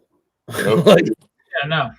I mean, the only positive is, I mean, I don't know, at a certain point, wolfhounds get too big to jump. No, they don't. Really? Don't they get really bad joints pretty early? Well, no, geriatric, yes. Okay. And that's early for the dog world, but because they die, they like they just grow so fast they die like 8-10 years old. But wolfhound breed standard is this fucker should be able to jump a 6-foot fence. Jesus. Like on command. That's breed standard. So he's asking about the Baker 7 high rye. What do you want to know if that's the same mash bill as? The Baker 7 high rise, the same mash bill as the OGD 114. Yes. Oh, well, save yourself fucking $70 and buy OGD 114. Yep, for $30. Yeah. Although I've got a 9-year I've got a 9-year Baker's 7 high rye that's phenomenal.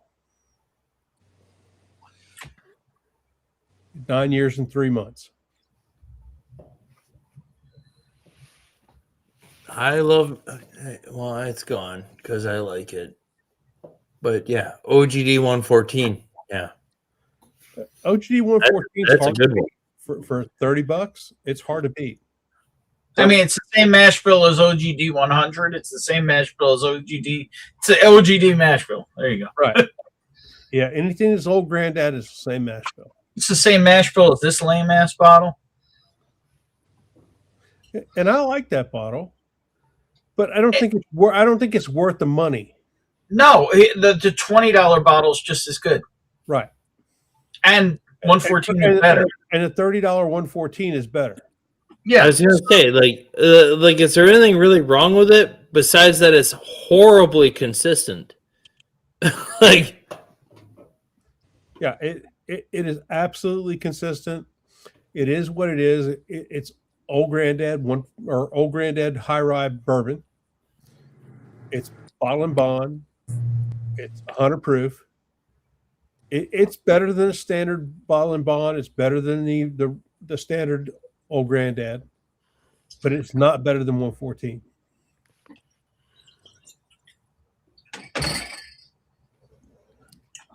yeah. So just pay the $23 and get the 114. Yeah, for $10 less, I'm buying 114.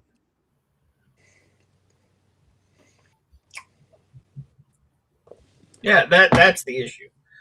This bottle. Honestly, I think the 4-year has more flavor. I don't understand the existence of this bottle. Yes, it literally took the words out of my mouth. Like, why? Well, money, but like it was a marketing technique. It doesn't make any sense because it doesn't taste good. I mean, it tastes fine. It's just how many bottles? But if it was a marketing technique, why wasn't it 60 or 70? Yeah, but the marketing people don't understand the whiskey world. If it's not one of the Russells or Freddie Doe or somebody like that who really understands whiskey, they don't understand about what marketing and what actual whiskey is supposed to be. Well, you can say that about any market, frankly. Yeah, I probably. I mean the one distributor that or brewery that understand or place that understands it is Jack Daniels. Because their prices are dude, it's insane. Like, yeah, they're like. I feel like I need to buy more Jack Daniel products because you only need to buy more barrel-proof Jack Daniel products. Yes, but I mean, the Jack Daniels 14 is not the best Jack Daniels release of the year. I think the Jack Daniels 12-year batch 3 was a better product than the Jack Daniels 14. But none of them have to be the best of the year. They're just always fucking good. And they're not stupid expensive. Right. And for $99 or $110, it's a phenomenal bottle.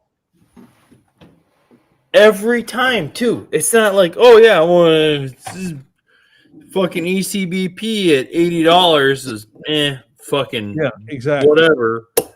Like, it's like, yeah, dude, that was a fucking banger. Or it was hot and I had to deal with it. But it was still pretty good.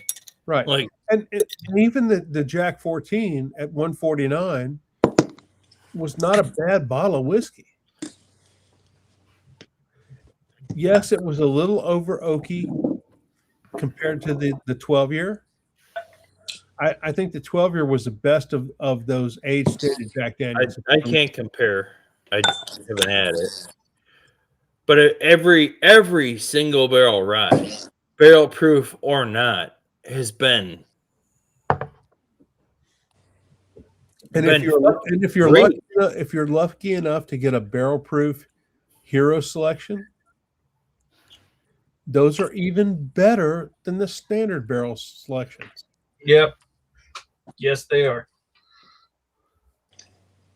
And I've got 5 different barrel proof ryes that are hero selections, all different proofs from different warehouses, and they're all phenomenal in their own right. Cheers, Gerald. Yeah, all the JD higher end bottles are good. Some great, except for the Sinatra. Exactly. And if I could ever get It's not bad. I've drank it. I've got 3 samples of Tanner Hill Rye. I'm waiting to get a bottle for myself. And I've not tried the samples because I'm trying to avoid getting FOMO and overpaying for that bottle. Yeah, I'm not going to get a bottle of that. That I know. FOMO doesn't bother me at all. It doesn't. That whole. I mean. Yeah. I mean, the biggest reason I was like way hyped on R15 was because I actually tried it. Yeah. And it was like, oh, wow, fuck. Yeah. So I got 2 bottles of Russell's 15, and I've got about a third of a bottle left of the first one, and the other one's sitting in the vault.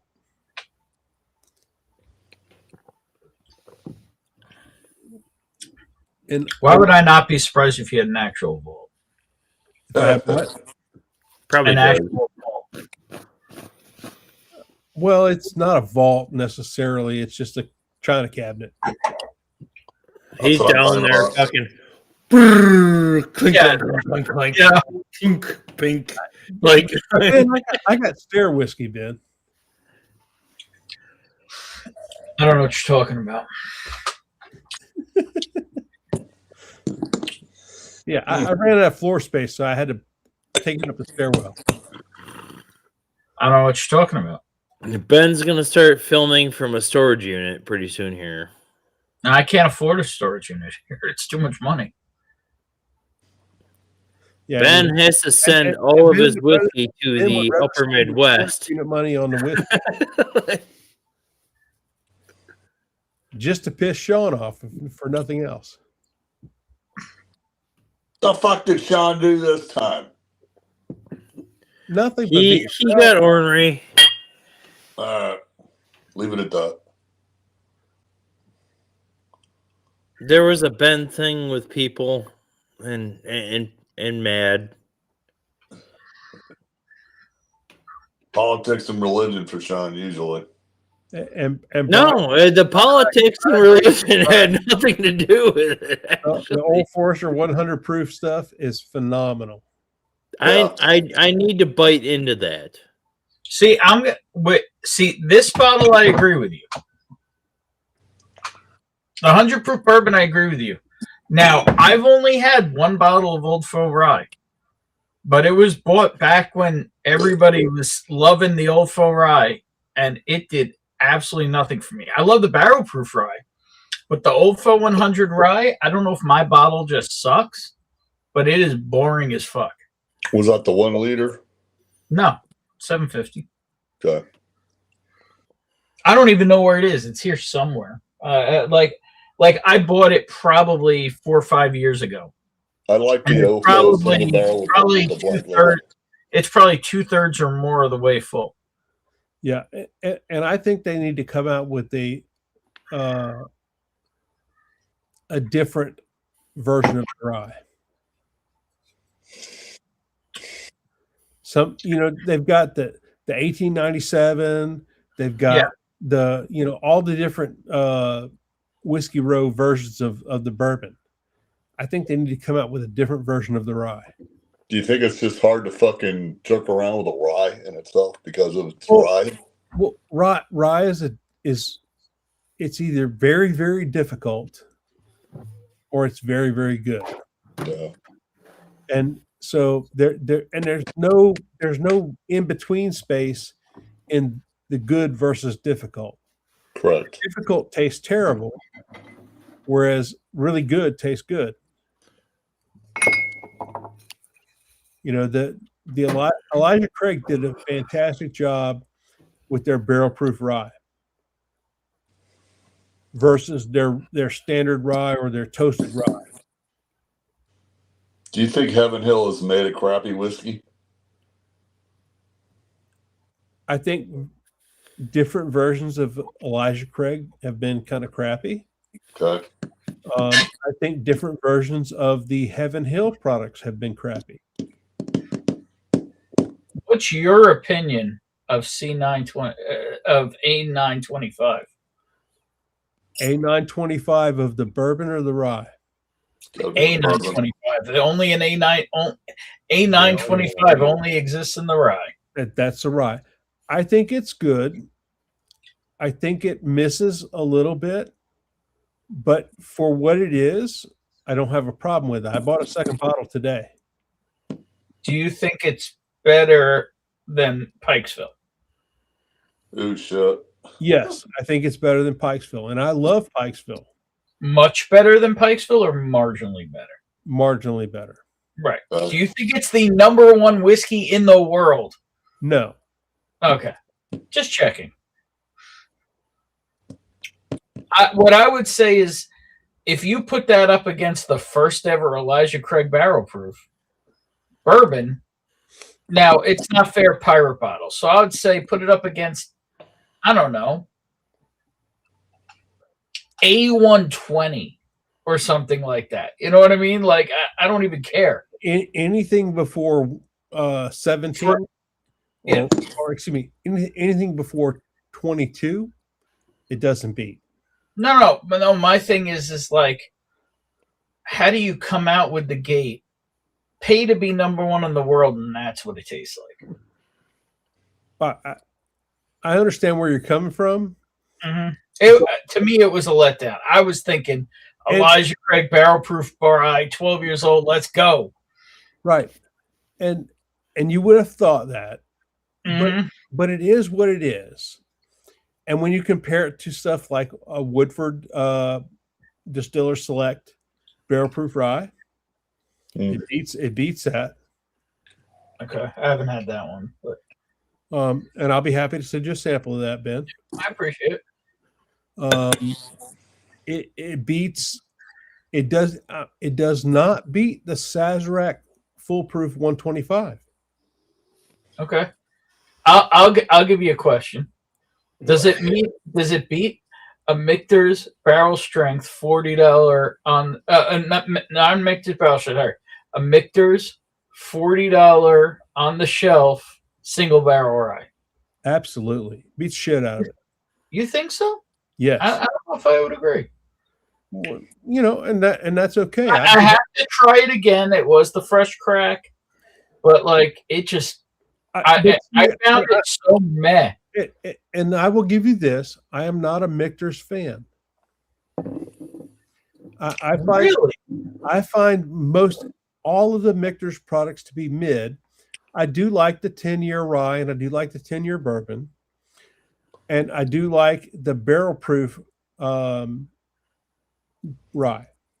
What about the toasted rye? Too sweet? The toasted rye is just, it's mid to me. Interesting. I'm not saying it's bad. I'm just saying that I find other things. I mean, there you go. Put it up against a barrel proof rye, but a barrel proof rye from Michter's is another $30-40 bucks. Right. And I can go buy a $65 bottle of Jack Daniel's barrel proof rye that blows the shit out of it. Yeah, that's a good bottle. Without it being a hero selection, just a regular Jack Daniel's here, or it's just there, and it's always, yeah. You know, now I will say this about that: the Jack Daniel's barrel proof rye is barrel house dependent and proof dependent. I don't buy anything that's not from a Coy Hill warehouse, and I don't buy anything that's not 130 proof plus. If it's a pick of anywhere I care about, I'll break both those rules. I don't break those rules. I'm saying I said me. Yeah. And and you got to leave out. You can't leave out Barrel House 6 now. Well, that's a Tanner Hill. Yeah. Which is a Coy Hill? Coy Hill is barrels or rick houses 8 through 13. Okay. There's no 12 anymore. But here's the thing: next year we're going to hear about, Brian L. Hill, which is rick house 17 through 20, and the year after that, I mean, they're naming every lump on that property to put an LE. But you know what? I don't blame them for that. But they're not pricing it above $80 a bottle. Yeah. Yeah. And for $80 a bottle, I'll buy 3 or 4 different bottles just to try them. Yeah. Sure. Not New York. I can't afford $300 a bottle. Oh, well, that's the problem. In New York, it doesn't make any sense. There are places here that still want $130 a bottle for the Shelfer Rye. And you know what? I'll send you one. I pay like $50 a bottle for a Shelfer Rye. I have plenty of Jack Barrel Proof Rye. I know, I'm sure you do. But if you ever run into a problem getting something at a reasonable price, let me know. I'll be happy to help you out. Appreciate it. And that goes for anybody here in the chat. Right on. So I mean that's what this whole community is about, is helping everybody get the chance to try stuff and enjoy stuff at a reasonable price. You could buy stuff and flip it, but are you helping your community or are you helping your friends? No, you're not. No. The latest. And so I don't do that.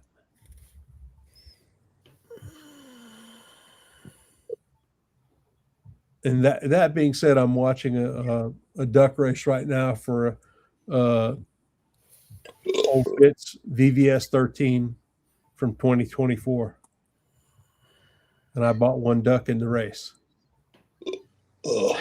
I wish I had the gambling gene when it comes to whiskey. Well, my gambling is limited to 1 duck at a time.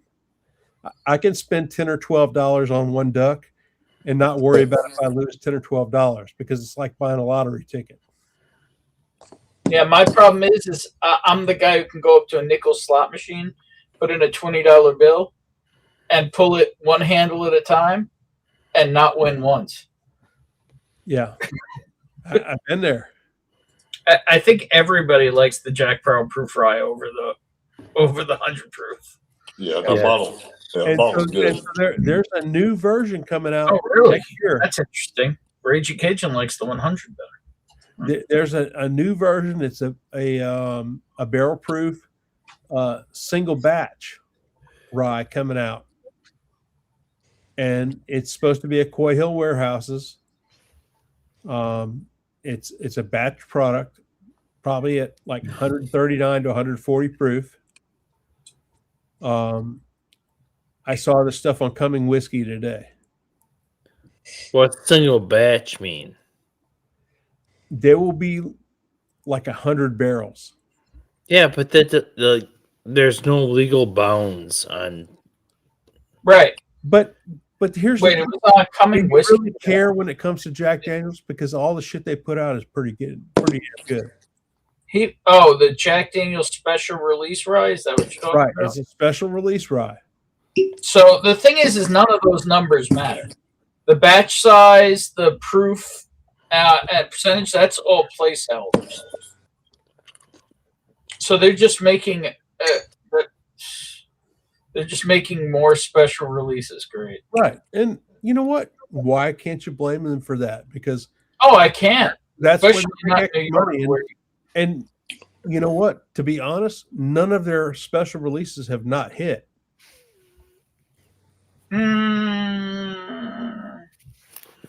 When's the last special release that didn't I hit? feel like there was one that didn't hit.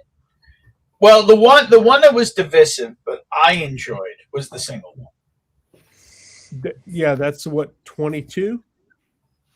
20. The twice barrel single malt.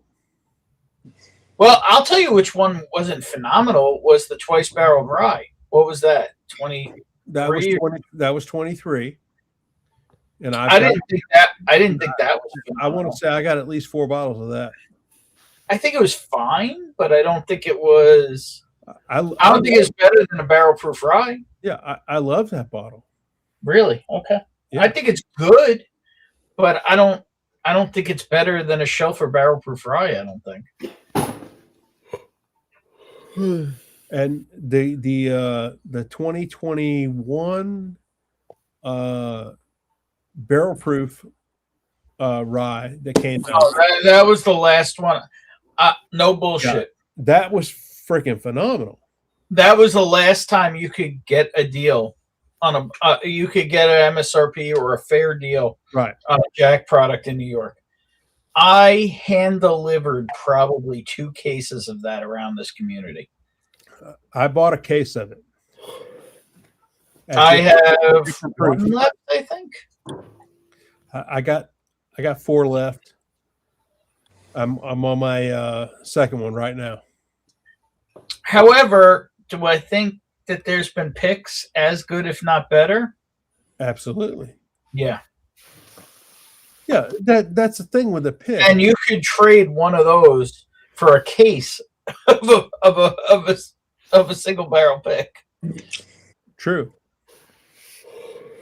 Especially if it's got a different color ink on it. I've been offered. I've got one with red ink, and I've been offered a GTS for it. Yeah, but I already had that year GTS, so I didn't need it. Yeah, I would have done that anyway because you could have retraded that GTS for a couple bottles of that. Yeah, well, and that's the whole, the give and take of this. Yep. What is more valuable to you versus what is more valuable to someone else. Mm-hmm. I mean, I saw people trying to trade Tanager 2 for a GTS. And I saw people offering a GTS for a Tanager 2. Well, yeah, and I didn't see anybody actually make the trade, but that's not to say it didn't happen. But within the first, 10 hours of the release at Still Austin, it was freaking crazy. Yeah. And I know people who live in Austin who can't get a bottle of it. And I love Still Austin Tanager. I've got one bottle that's open and one bottle that's not open, and there's maybe like 4 ounces out of the open bottle because that was my second bottle of it. I'm looking for a Tanager batch 2, but I'm not going to overpay for it.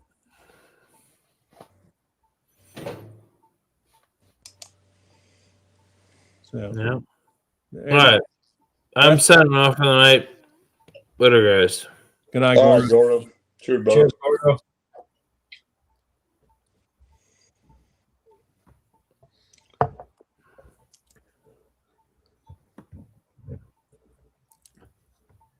So, Z-Man, there's my early times. But cheers, brother. I'm going to pour a little bit more of that, and that'll be my last pour. Do that to all the people we want to say a little prayer for. Who's that? Let's say a prayer for Brian, who lost his mom this week. There you go. Say a prayer for Byron, hoping he recovers from his burns. And let's say a prayer for all those who are serving in our military. There you go. Who provide us the freedoms we have. There you go. Cheers. Cheers, everybody.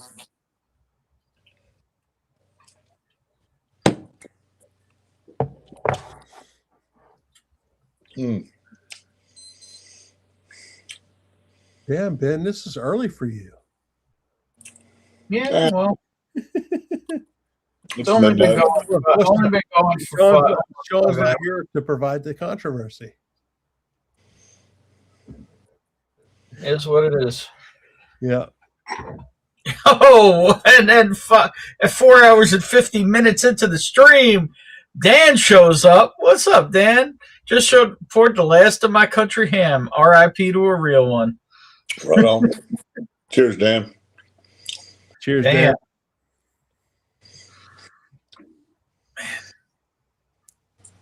I don't know. The one thing I never loved that people love is Bookers. Yeah, I'm not.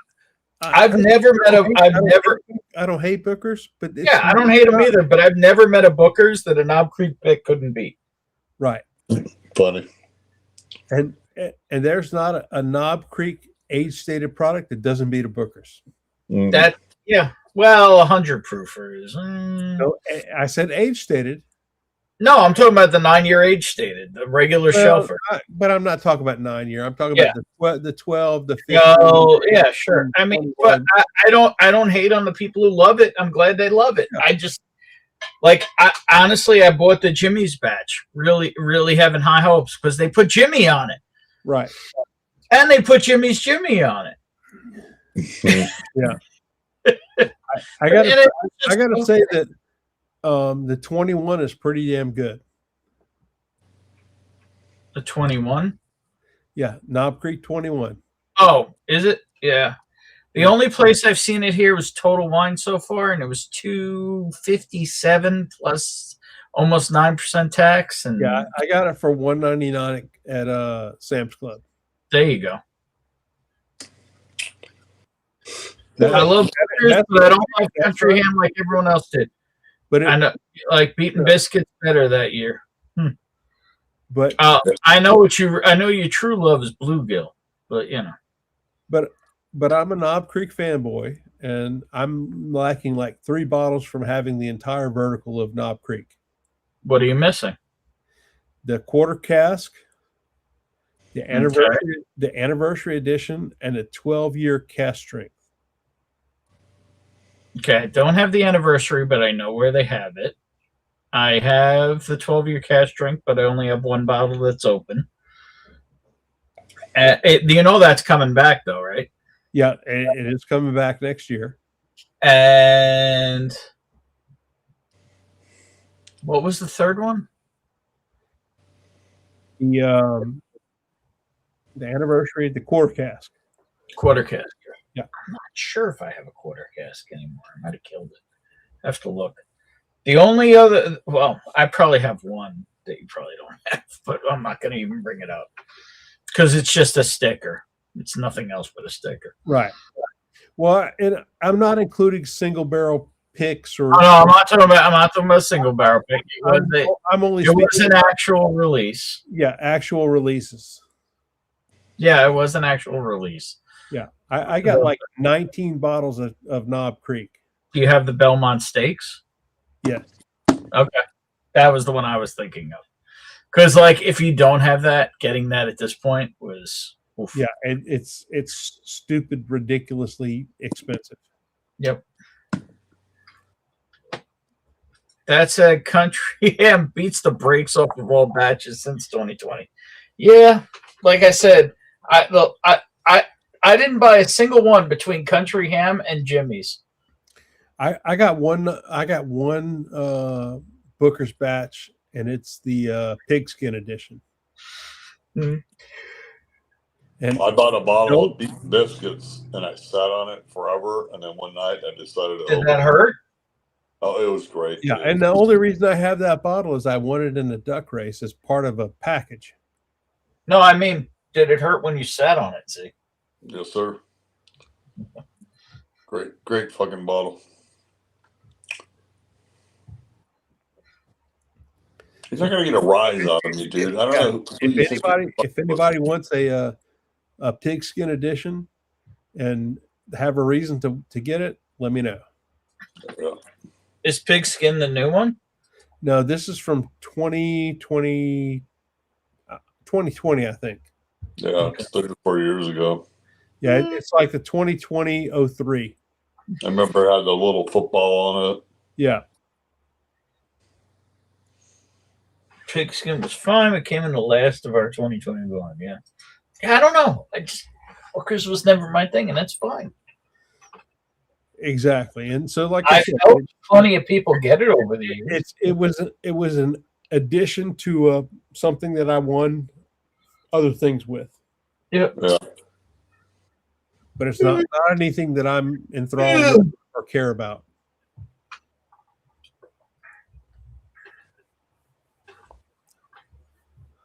So I've never been a Booker's fan. I got a buddy of mine who loves Booker's. It's hard to get into it at $100 a fucking bottle. And you know what? More power to him. I'm happy for him. Uh-oh. Little Elijah Craig there. Yes, sir. Which one is that? Toasted. Nice. My local got a toasted barrel pick, but they want $109 for it, and I'm not willing to pay that. I was paying $55, $60, and I went to my liquor store. It was $40. Right. Duh. You know, I'd be happy to give him about $70 for that, barrel proof pick. Oh, it's just a great sipping. So as long as it's done for that price, I'll keep going to my store and buying it. Yeah, I tried it today. They gave me a sample of it, and it was good, but it's not $109 bottle of whiskey. It's a $70 or $80 bottle of whiskey. No, there's a lot of Elijah Craig that's like that, unfortunately. Right. And I told him, Alex to his face, I'm like, look, I'm sorry. I appreciate it. It's all about the blends, basically. Their CB price one time makes sense for a while. It's coming back down. Is I think they're down to what, like 90 or 80? Oh, excuse me. Oh, I might be getting tired. Here's the funny thing: the Little Book Infinite 2 is $249 at my Publix local grocery store. Yeah, fuck that. I could buy it on secondary for $200. Yeah, I could get that bottle for even less, and I wouldn't. Right, I could get it for less online.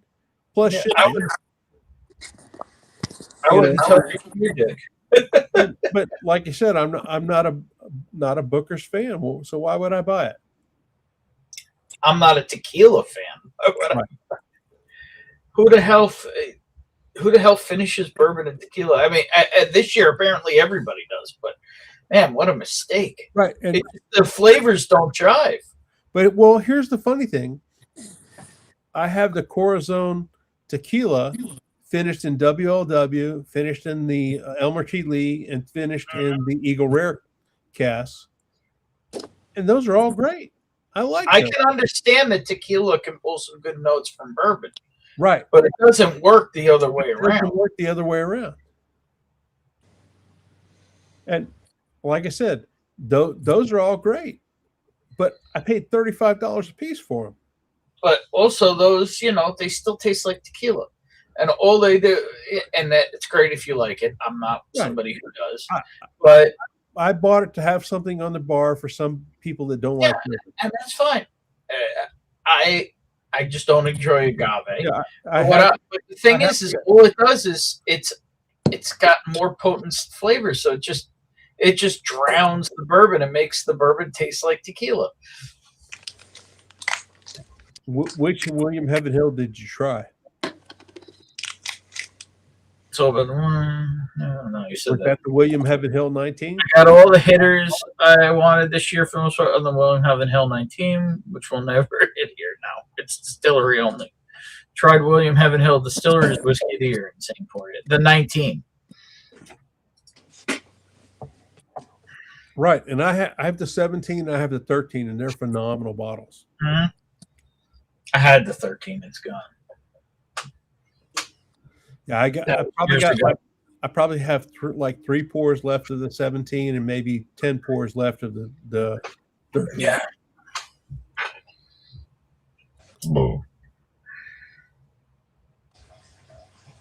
But I'm not paying $2,000 for a William Heaven Hill 19 on secondary for that bottle. And I'm not paying $300 for it at the distillery.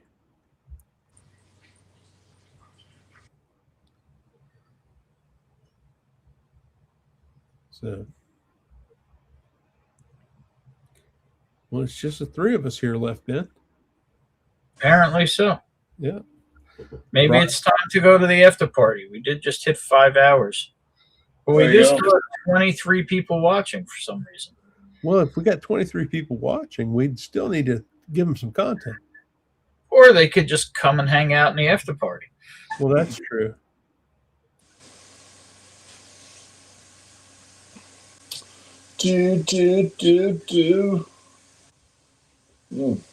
Yeah, I would pay $300 for a William Heaven Hill 19 year. And honestly, I'd probably buy 2 of them at that price if I could get them. But that means you got to take somebody with you to this. It's not. Take them out in the parking lot. It's either you take your wife or your girlfriend, not both at the same time because you're not going to get along. I leave my girl in the seat, and I take the girlfriend out in the fucking lobby. There you go. You got to keep them separate. Yeah, I never have a problem either one of them. What are you doing out there? Chatting. Just a chatting. If I could, I'd buy 2 at $300. There you go. Yeah, I'd buy 2 at $300 a piece. All right. I think I'm going to go to the after party. I'm tired of being live. It's only been 5 hours. If you want to come hang out, click the link. That means you, Dan. That means you, Brian. That means who else is still here? It means you, Rage Cage, if you want to. You don't have to be on screen. Just come hang out. And you can watch, and be part of the conversation if you want to. But I'm tired of being live. So, Cage, cheers, Joe.